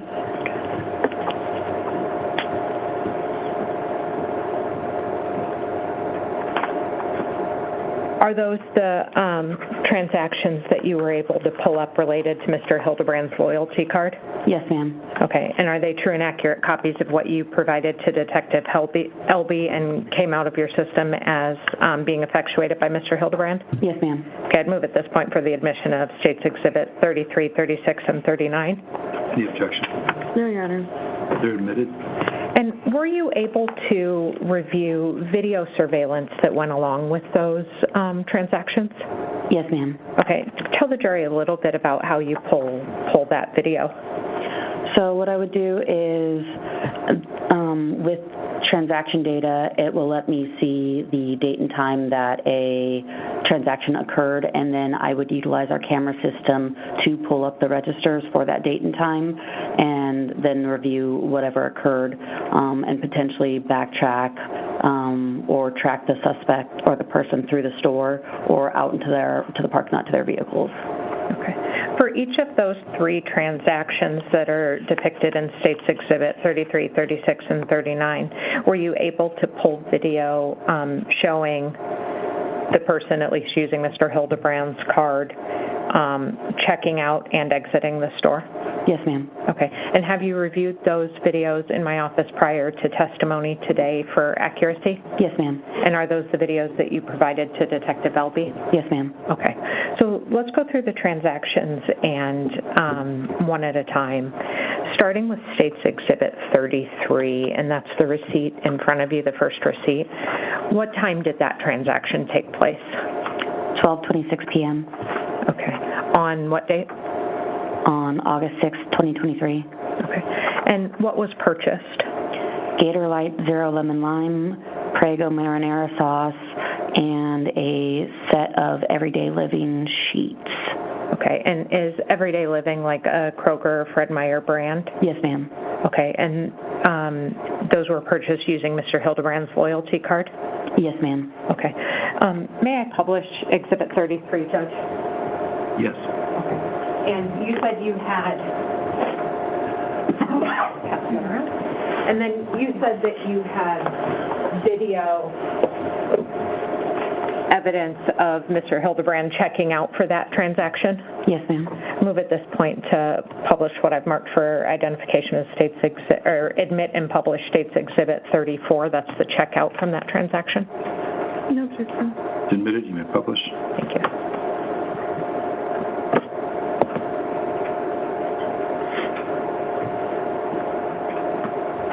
And where's the checkout video located? Where's the video camera located for the checkout?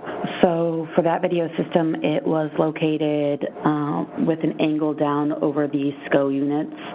It's dependent on the register. If it's a check lane register, it would be top down over the cashier portion. But for the SCO units, self-checkout units, it would be kind of angled down looking and capturing the entire bank. Okay. And so if you look behind you at 12:26 p.m., is that the register bank? Yes, ma'am. Okay. Go ahead and hit play, Ms. Hurley.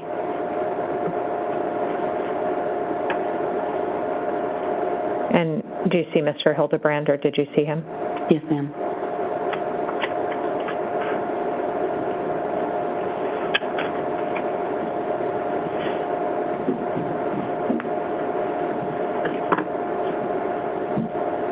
Is that him there? Yes, ma'am. That's the Gator Light that he just scanned right there. And are those the sheets? Yes, ma'am.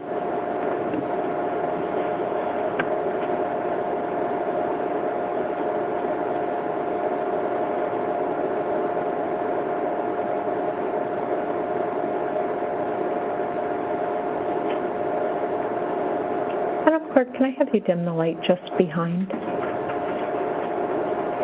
Perfect, thank you.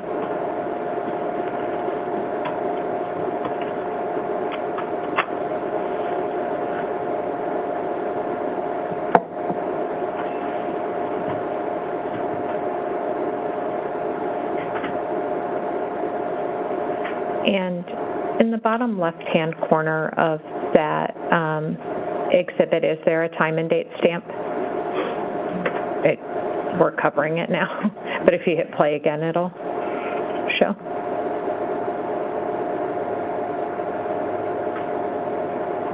Is there a time? Yes, ma'am. Okay, and what is the time and date? It says August 6, 2023 at 12:26 p.m. Okay. And now you said you were able to capture a video image of him exiting the store subsequent to that transaction? Yes, ma'am. Okay, I'd move for the admission and publication of States Exhibit 35. Any objection? No objection. It's admitted. You may publish.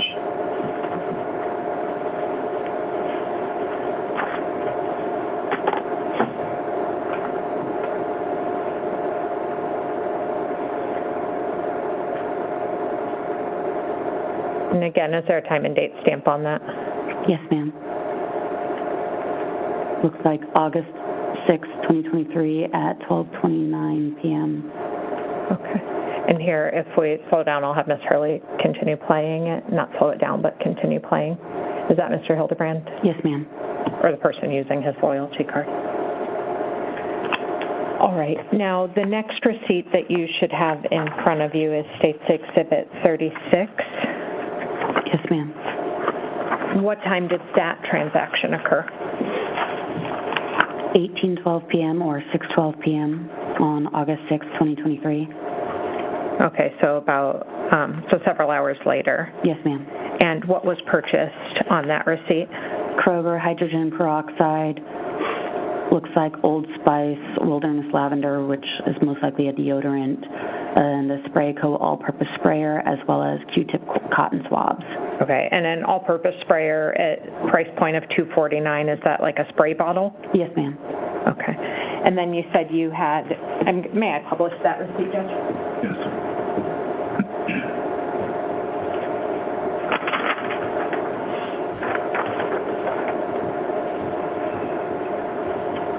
And do you have similar video at the register and exit of that transaction? Yes, ma'am. Okay, I'd move at this point for the admission and publication of States Exhibit 37 and 38. No objection. 37 and 38 are admitted. You may publish.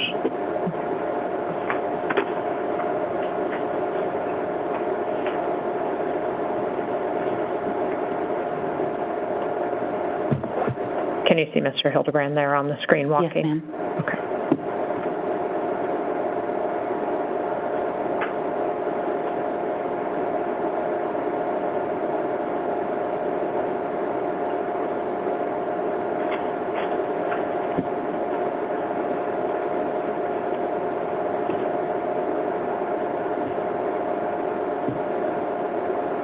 Is he no longer wearing the hat he was wearing before? Correct. Okay, and has he changed into long pants as opposed to the shorts he was wearing before? Correct.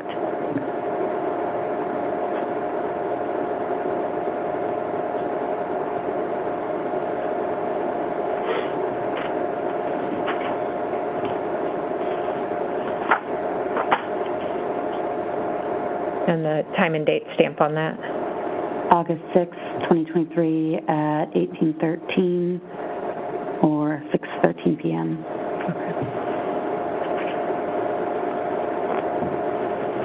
And then in just a moment, we'll move to the exit video, which is States Exhibit 38.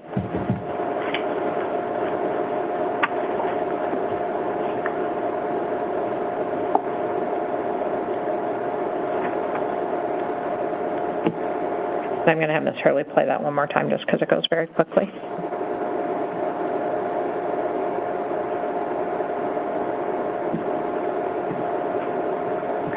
And now the last exhibit, or the last transaction, States Exhibit 39. What time did that transaction take place? 2200 or 10 p.m. Okay. On August 6, 2023. And what was purchased on that date and time? A Red Bull Yellow Edition as well as a mattress pad. Okay. And what was the grand total of that transaction? 42.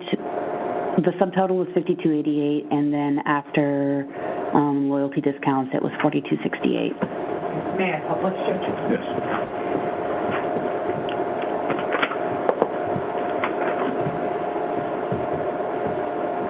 I'm sorry, which exhibit? That's 39. And then, again, do you have a checkout and exit video supporting that transaction? Yes, ma'am. Move at this point for the admission and publication of States Exhibit 40 and 41. No objection. They're admitted. You may publish.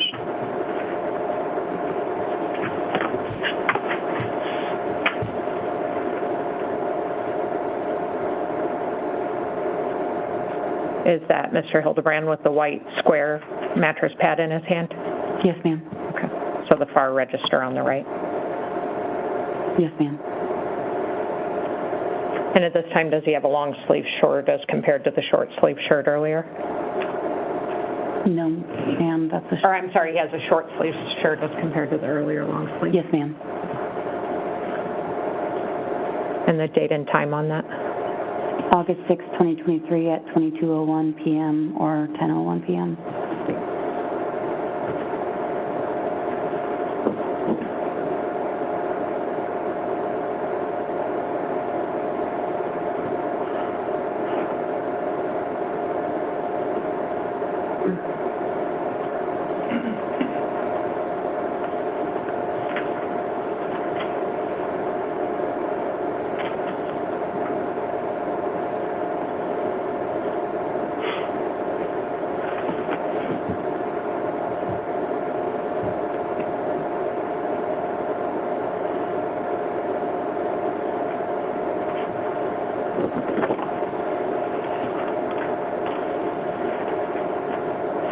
Did that item appear to have a special security tag on it?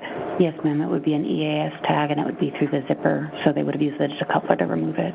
Okay, and it looks like that was taken off by an asset or by a register clerk? Yes, ma'am. Okay. And then the final exhibit, States Exhibit 41, is that exit video?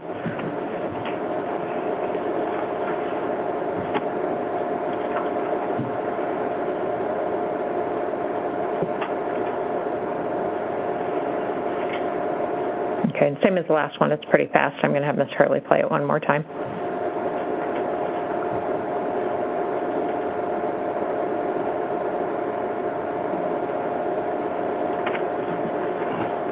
That's all the questions I have for you, ma'am. Thank you. Thank you. So nothing, or excuse me, Ms. Brewster, any questions? Thank you, you're all right. I have any questions for this witness? Thank you, ma'am. Thank you, sir.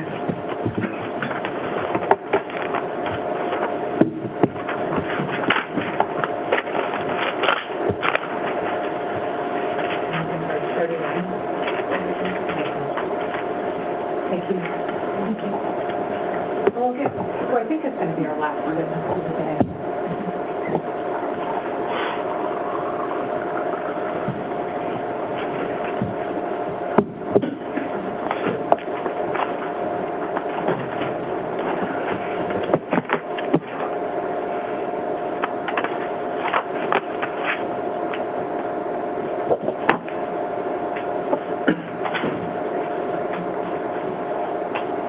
Your Honor, this is Emmanuel Miller.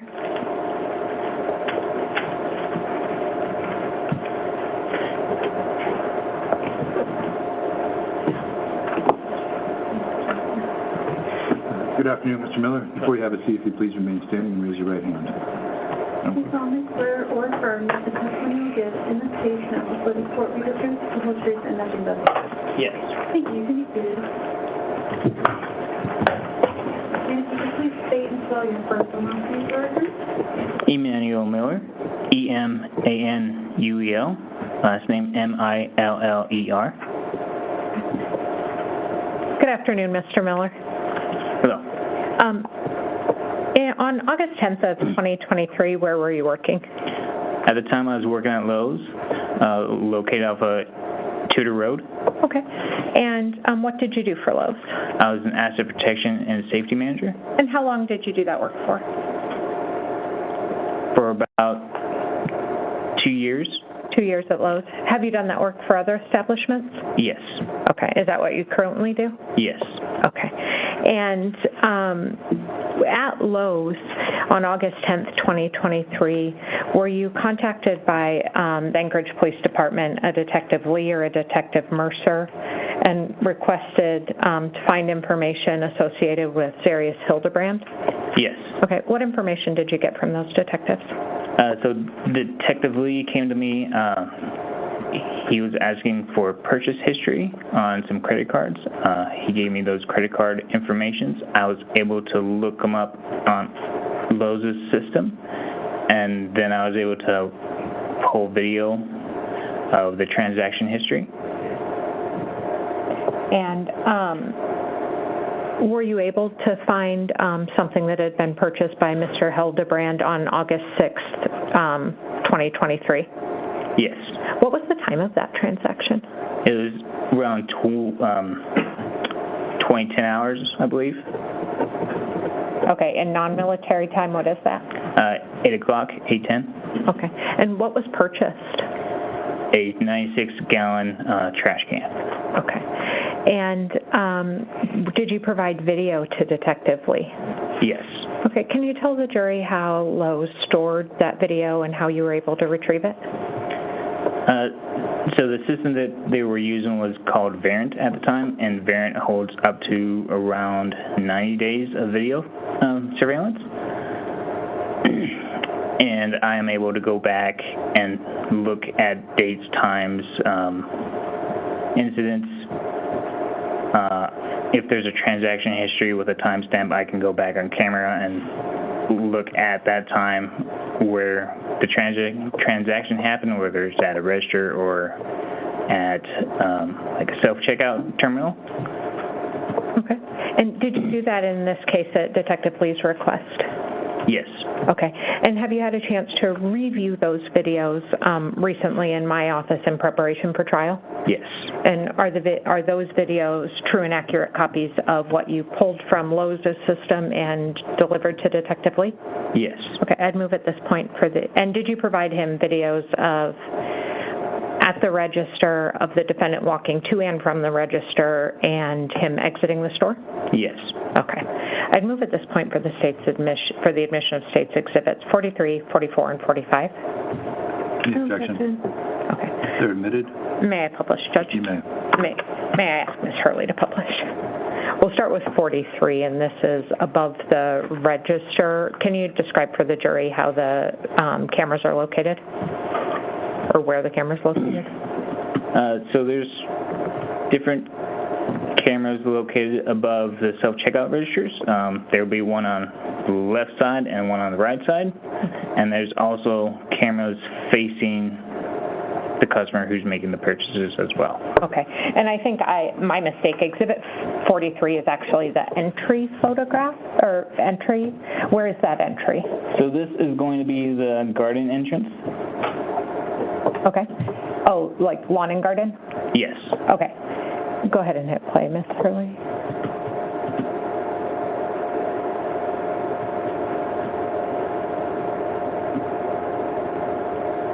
And is that Mr. Hildabrand?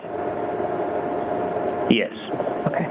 And then let's go to Exhibit 44, which is the checkout, and you've described where that is? Yes.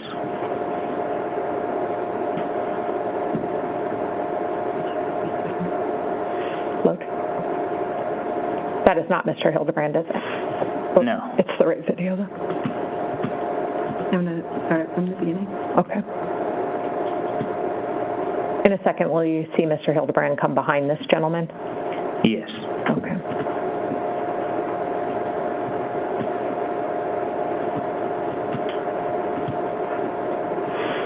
And is that him coming up behind? Yes.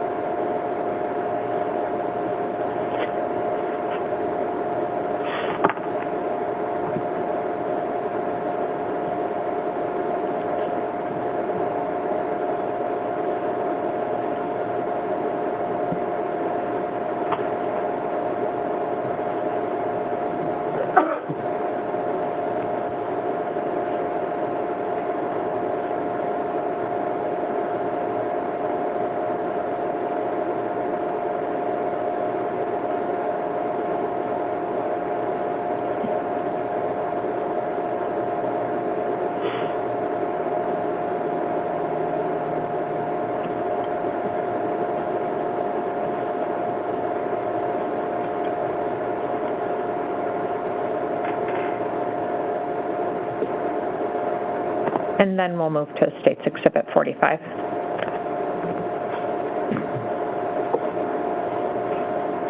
Is this the same entrance that he came in? Yes. Okay, so now you see him from the rear? Is that? Yes. Okay, go ahead and hit play.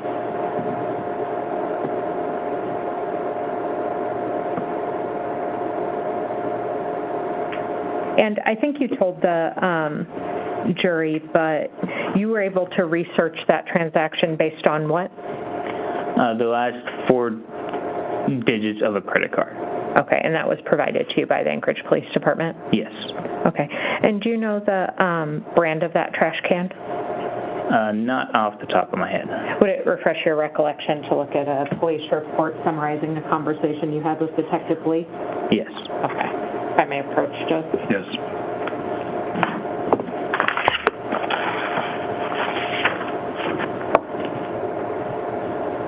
Go ahead and then read that to yourself and tell me if it refreshes your recollection. Yes. Did that refresh your recollection? Yes. What was the brand on that trash can? Toter. And did you also take Detective Lee to where that trash can was sold in the store, the aisle? Yes. Okay. And does that aisle also contain mop buckets? Or did In it the at the general area, yes, I believe the mop bucket is, if I remember correctly, it's like another aisle down. Okay. Was there a mop bucket in that area that piqued Detective Lee's interest? Yes. Okay. That's all the questions I have for you.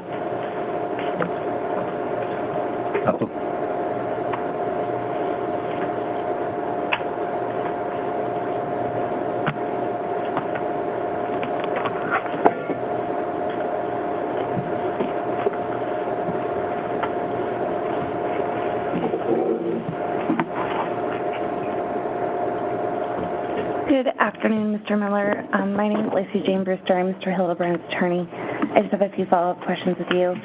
Were you able to associate any receipts with the transaction that we saw on the state's exhibits 43, 44, and 45? I'm sorry, can you repeat that? Were there any receipts? Yes. Okay. Do you have those today? I do not have any copies of any of this, the video or receipts on me with me at all. Okay. Were you asked to preserve the receipts? Yes. They were put in a file given to detectives at the time of them asking. Okay. And but you don't have them with you today? No. And the videos we saw, exhibit 43, 44, 45, was there a timestamp on those videos?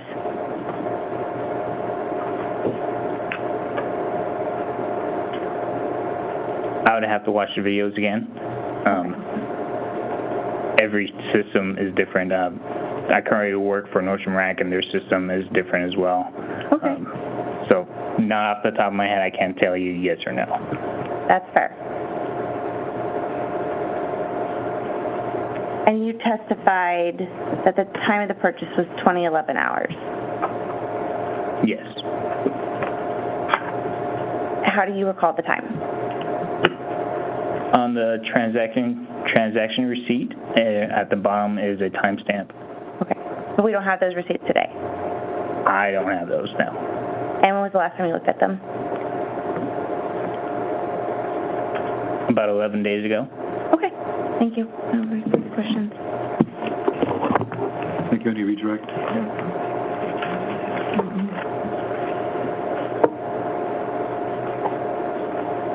You didn't review a receipt when you met with me, did you?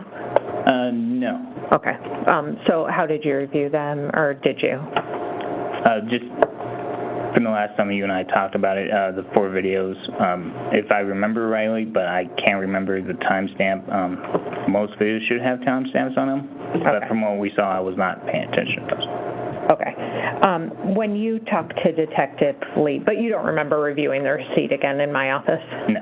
Okay, but you did review those videos? Yes. And those videos are fair and accurate copies of what you pulled off Lowe's system? Yes. Okay. And do you rely on your memory of what you told Detective Lee back on August 10th? Yes. Okay. So he questioned you on August 10th, and you were looking for a transaction that occurred on August 6th. Is that correct? Yes. Okay. And you believe you told him it was 2011 hours? Yes.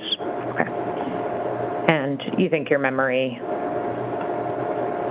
back on August 10th when you were talking to Detective Lee would have been the most accurate? Yes. Overruled. That's all the questions I have for you. All right. Thank you, sir. You're free to step down. Thank you. I think I heard you indicate this is your last. This is the last witness I have for today, Judge. All right, so we're going to break today. It's a little bit early. We did take a break that was unexpected, but I am told by the parties that we are on schedule, if not ahead of schedule at this point. So we're moving through this quicker than anticipated. So I hope you don't get too discouraged by those breaks. I ask that you be back here tomorrow morning at 8:30. Thank you all very much for being here on time today. Please do not do any research, discuss the case, look on the internet, watch any of the coverage, and we'll see you back here tomorrow morning at 8:30. Thank you.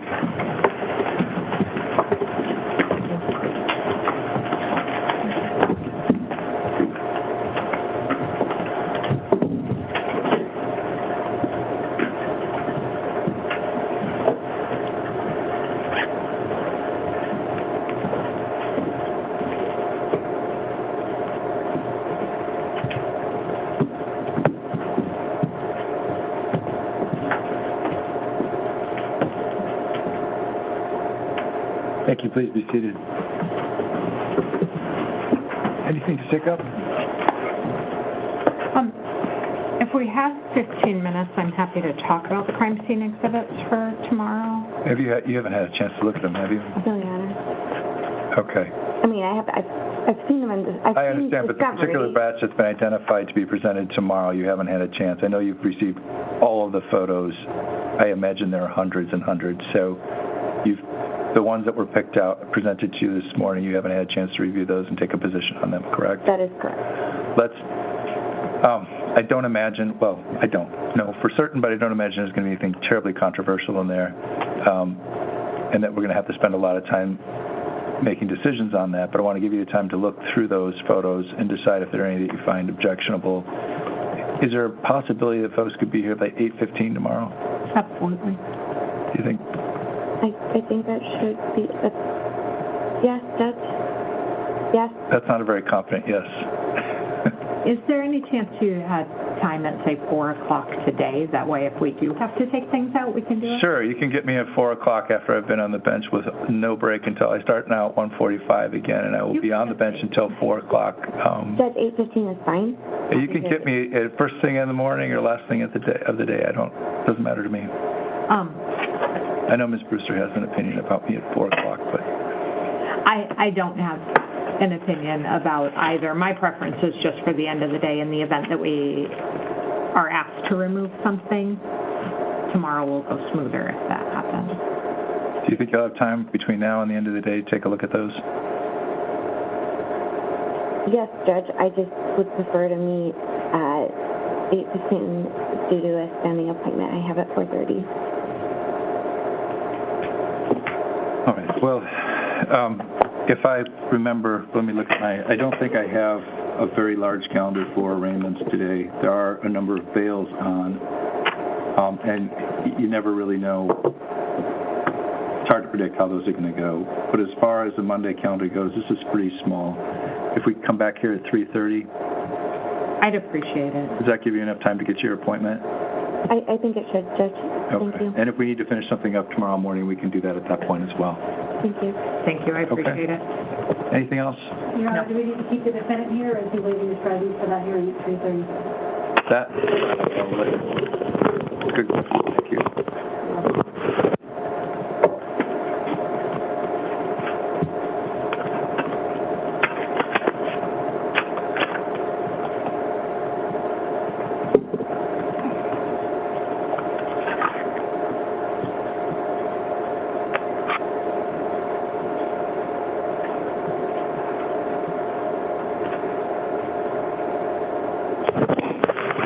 Your Honor, Mr. Hildabrand will waive his presence for that hearing. All right. Very good.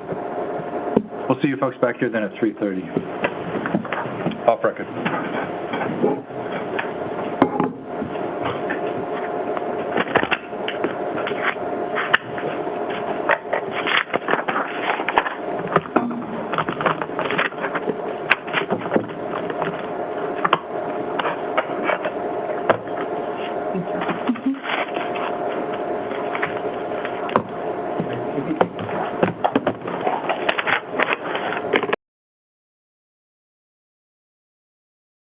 All right, so they are going to reconvene at 3:30 their time, which is 8:30 on the East Coast, just to go over some crime scene photos. We will not show that live. If anything is shown, we'll pick up on that tomorrow. But what I do want to do is tomorrow I'll show, I'm hoping that the camera angle from Newton Ward shows that video that they were just showing. So I want to show that those last two witnesses. I'll play those tomorrow so we can see Zarrius's purchases at Fred Meyer and Lowe's. All right. So just to conclude today, it was Veronica Corella and Emmanuel Miller. They were both asset protection supervisors, managers. One was at Veronica's at Fred Meyer. Emmanuel is at Lowe's. So at Fred Meyer, he purchased, with his loyalty card, he purchased Gatorade Light, Prego marinara sauce and a set of sheets. Then that was at 12:26. Then at 6:12, he bought some hydrogen peroxide, some deodorant, a sprayer, and some Q-tips. I heard 6:30, but maybe that was something else. But then at 10 o'clock, he bought some Red Bull and a mattress pad. And then at Lowe's at 8 p.m., same day, this is all August 6th, he bought a 96-gallon trash can. So let's see, before that, Toby Howry, he was the team leader or sergeant for Zarrius. He knew Saria. The couple seemed happy.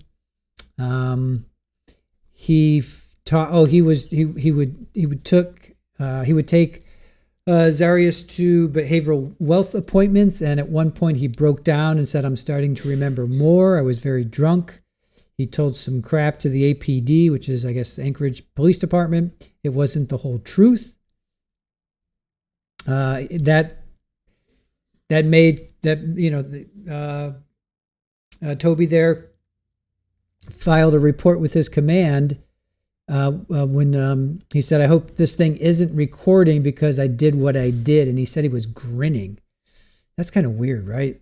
So he's grinning, and as they're walking out of there, after he's incarcerated, he says, I hope this thing isn't recording because I did what I did. He said that bothered him. He brought that to his command. He says he doesn't hate Zarrius, but he hates his sin. All right, love the sinner, hate the sin. Then he spoke the Wednesday after. That was in the car. I'm not going to lie. I was plastered that night. I told them some stuff, and things are starting to come back to me. This was under cross, and cross could mean coming back to haunt me, or it could mean that I'm starting to remember. So, all right, what are you guys talking about here? Debbie, to me, that's an acknowledgement. He meant that he did it.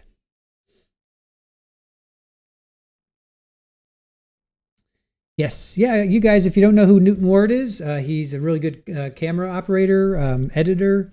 He works for Law and Crime, among others, and he's filming, recording this trial. So that's when I say we're going to go use Newton Ward's perspective. Going to jump down? Superball just jumped down. When I say we're going to use Newton Ward's perspective, that's what I mean. Tomorrow we'll go and use his camera work. Gordon, after less than 2 years, they would hardly know each other. They weren't even together for that. They got married in December of 2022, I think. Hold on. They knew each other less than a year. I mean, it was quick. They got married in December of 2022, and this happened in August 2023. So that's only 9 months. And then they met at boot camp, basic training. So they probably, I don't know when they met, maybe in August. Well, they knew each other less than a year. So they must have met in September. And then they got married in December. They were together less than a year. Oh, maybe hold on. All right. No, they probably met. Well, she says they were together less than a year and they got married. Well, anyway, in any event, it was 9 months between them getting married and this happening. So, a lot of that was long distance horse welfare. Yep, absolutely. Red flags for sure. All right, Mal, go to your soccer practice. Enjoy. They dated for approximately a year before they married, is what Mom said. I have in my notes they were together less than a year and got married in December of 2022. That's what I have. So, in any event, they didn't know each other very long, and it was only 9 months later that they're gone. She's gone, I should say. So, I guess the only silver lining is they didn't have kids.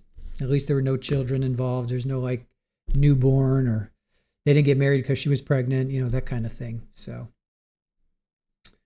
all right, you guys. So tomorrow, one more contractor. We're going to talk to one more contractor, and then we'll make a decision on the catio. Right now, we're just going to get it wrapped up, and then phase 2 will start to build. But also I want to start to build things here in the office. So you're going to see and hear them zooming all over. That's something I can handle. Just get a bunch of shelves and do that. So then we'll go on at 12. We'll go on at noon because I want to show, like I said, the testimony from today, just so we can see him checking out. We'll watch that video. So, all right, with that, let me see.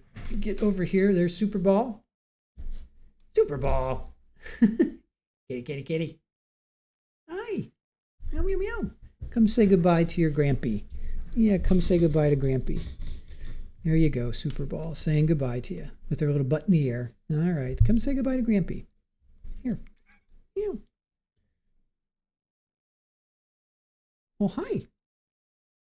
Yeah, it's a good girl. All right. Yeah, it's a good girl. Good girl. So you also heard that they were either on schedule or even ahead of schedule. So this was scheduled to last between 2 and 3 weeks. So I have a feeling I'm thinking they're already at witness number 20. I honestly at medical examiner, and we still have to find out here about her phone, Saria's phone. So I can see them wrapping up by Wednesday, and then what's the defense going to do? Is the defense going to have put on a case or not? So we'll see. All right, guys, have a great evening. Thank you, mods. Thank you. Got any cheese? Gordon, you're terrible. She's finally feeling better. Yeah, she's finally feeling better. Oh, it's a good girl. Yeah, it's a good girl. Yeah, it's a good girl. Yeah. Good girl. Yeah, it's a good girl. All right. So thank you, mods. Thank you, Aaron. Thank you, chat. Appreciate you guys spending your day with us. And take care of yourselves. Go out and do something positive for yourselves. Even if it's just to go have a piece of cheese. So have a great night, guys. I see you all saying good night to me, and I appreciate you guys. And we will see you. We'll see you tomorrow at noon Eastern. Okay. Take care. Bye.